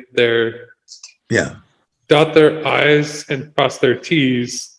In preparation for the town meeting and sponsor this rather than letting them being a petition article. Yeah, and this kind of circles back to something I think we talked about earlier, which is that could you bring an article back to another town meeting? You might not be able to if it's a petition article. You might have to wait a certain time. I'm not sure about that. Alec, maybe you have a comment. Oh, okay. So I think that we're actually talking about a warrant article by the select board. No, I'm just saying if they were to put it on, then it would fail. I think they have a waiting period, don't they, to bring it back, or maybe not? Because it's zoning. Nobody knows. I think yeah. So the question I have, Mike, do we have to specifically vote to put this on as a specific article by the select board as opposed to the warrant, as opposed to a petition? Or can we just add it in with the rest of the articles that we are agreeing to accept at this point for the May town meeting? I don't know, but to be safe, why don't we add it in? As a separate motion? Yes. Okay, so I'm off the cuff going to say I move to accept the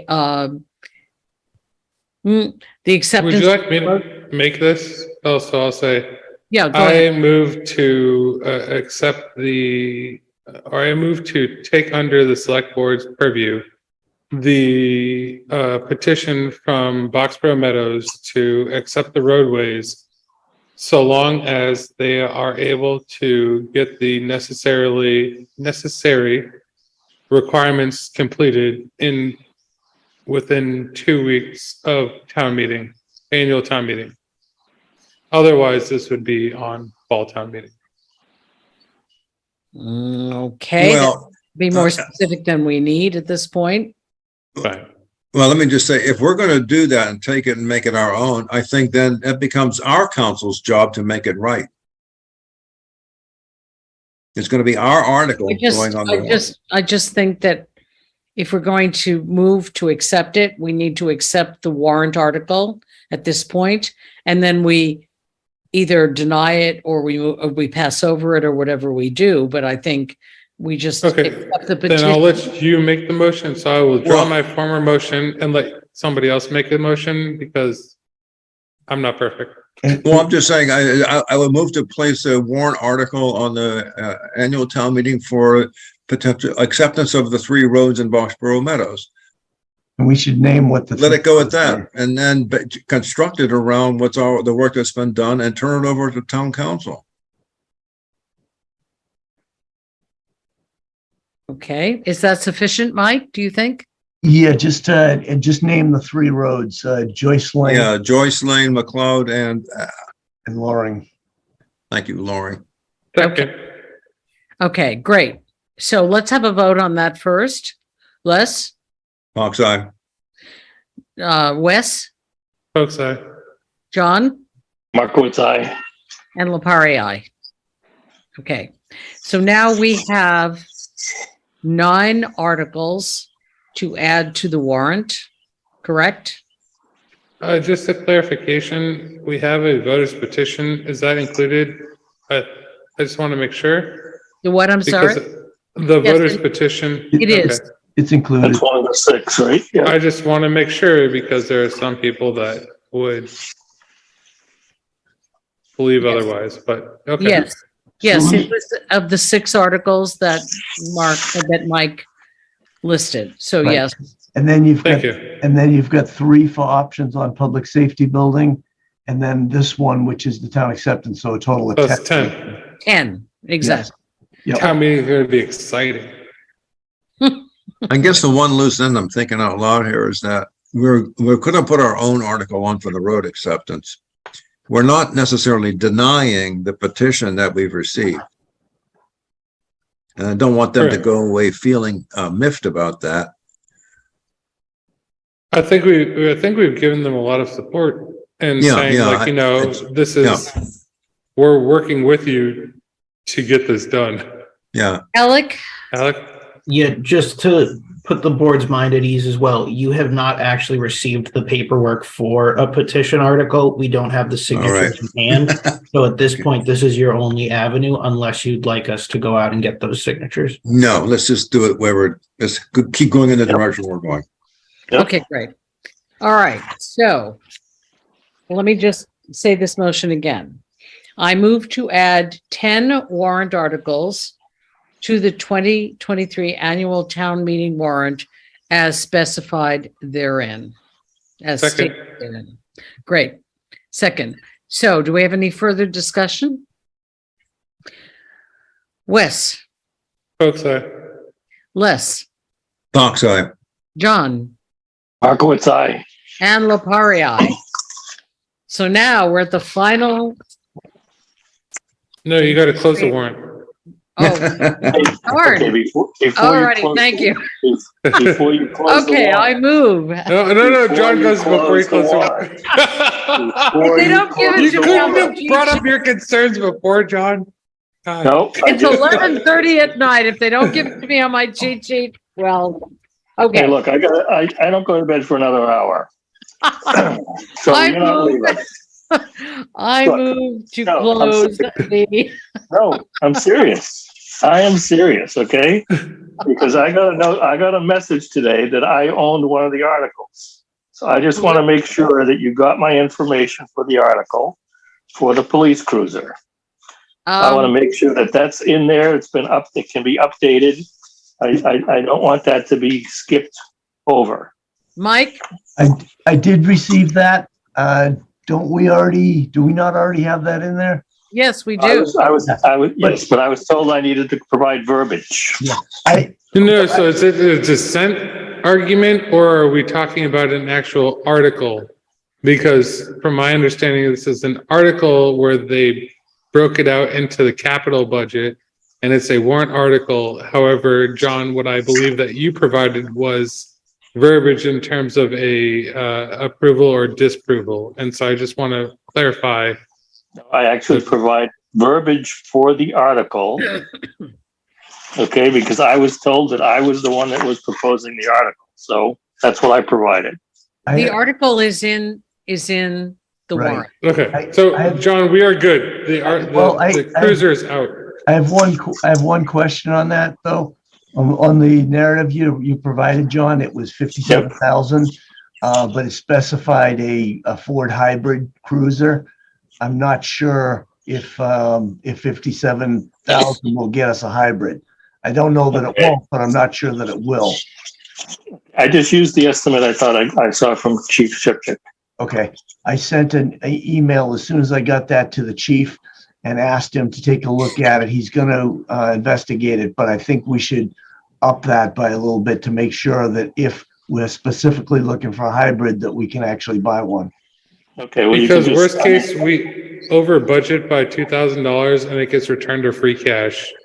Because the worst case would be we don't get the vehicle because we didn't appropriate enough money and we have to return it all to free cash. All right, I just used the only number that I'd seen before, that's all. No, that's fine. I just want to make sure that it's in there, that's all. It is. I don't From what I've believe seen. we're talking about specific language at this point. We're still Okay. talking about placeholders, so that, correct me if I'm wrong, Mike, but we're not voting on the actual verbiage of the warrant articles. Okay, that works for me. I just wanted to make sure we weren't locked into something that we couldn't buy. Okay, whatever he agrees to, I just wanted to make sure something, I was told I needed to have verbiage in before we close the warrant article. I did that, so and I see the chief is on right now. Yep, I think we're good. Okay, Okay, are we ready for the motion? I move to close the 2023 annual town meeting warrant. Is that all? second, Okay. Wes, Folks, I Les, Fox eye. John, Markowitz, aye. and Lepari, aye. Okay, By the way, is there a list of warrant article topics? Because I don't think I actually saw one. we John- talked about it at Capitol. Yeah, but I had to leave early and I didn't see anything. Oh, right, since. okay. So, If there's a list, just send it to me. I emailed it to the board on February 6th, and then in your packet is the whole list with the draft narratives. I didn't see that in there. All right, I'll look again. It's like the last 80 pages. Last 80 pages. True, it is the last 80. It is the last 80 pages. No, how could I miss that? All right. it's pretty extensive. Okay, so we're on to the final agenda item, which is town administrator and board and committee report or board reports. So do we have anything that we need to report on other than what we've reported on? My report is I'm done happy to be done for the evening. Okay, anybody else from any other board, any other committees, boards or whatever? No? I do have one. I am going to the school committee meeting on Thursday as I am the liaison. If other members, if there's a quorum, I think that we should post a quorum. Otherwise, that was my only concern. What committee was that, Wes? School committee. Oh, school committee. Okay. And so if people are going to the meeting directly, please let us know so we can post a quorum for that meeting. I would say the same thing about the building committee tomorrow, Okay. Wednesday. It's too late to post a quorum for tomorrow, but No, Wednesday. I'm hoping that more people will attend the building committee meetings, more members of the board, so that you're better informed about what we're talking about with the public safety building, especially since we're putting these placeholders on for town meeting. And certainly less perhaps you might update select board members for our future meetings, because I think it's important that the select board get more involved in this, in our discussions perhaps, or at least. Well, actually, we don't have a calendar, but I always copy Mike on the meeting agendas, but. it might be worth starting to expand that, just because this is a big issue for the town, and it would be good for the select board to be informed. And perhaps if members want to attend, we could post. So we're going to post a possible quorum for Wednesday and for Thursday. No, I was asking if people are going to the school committee. If they're not, I don't want to waste people's time because I don't want to have to keep minutes. Okay. So it's a relatively short meeting on Wednesday, but because we have to end by 6:45, I think, Les. Yeah. I'm saying that I just think it would be good if select board members would attend some of our meetings.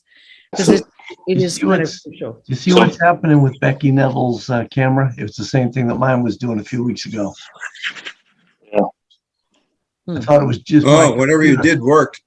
She's into the Spider-Verse. You gave it the evil eye, right? I thought it was my computer, but it's the Spider-Verse. Yeah.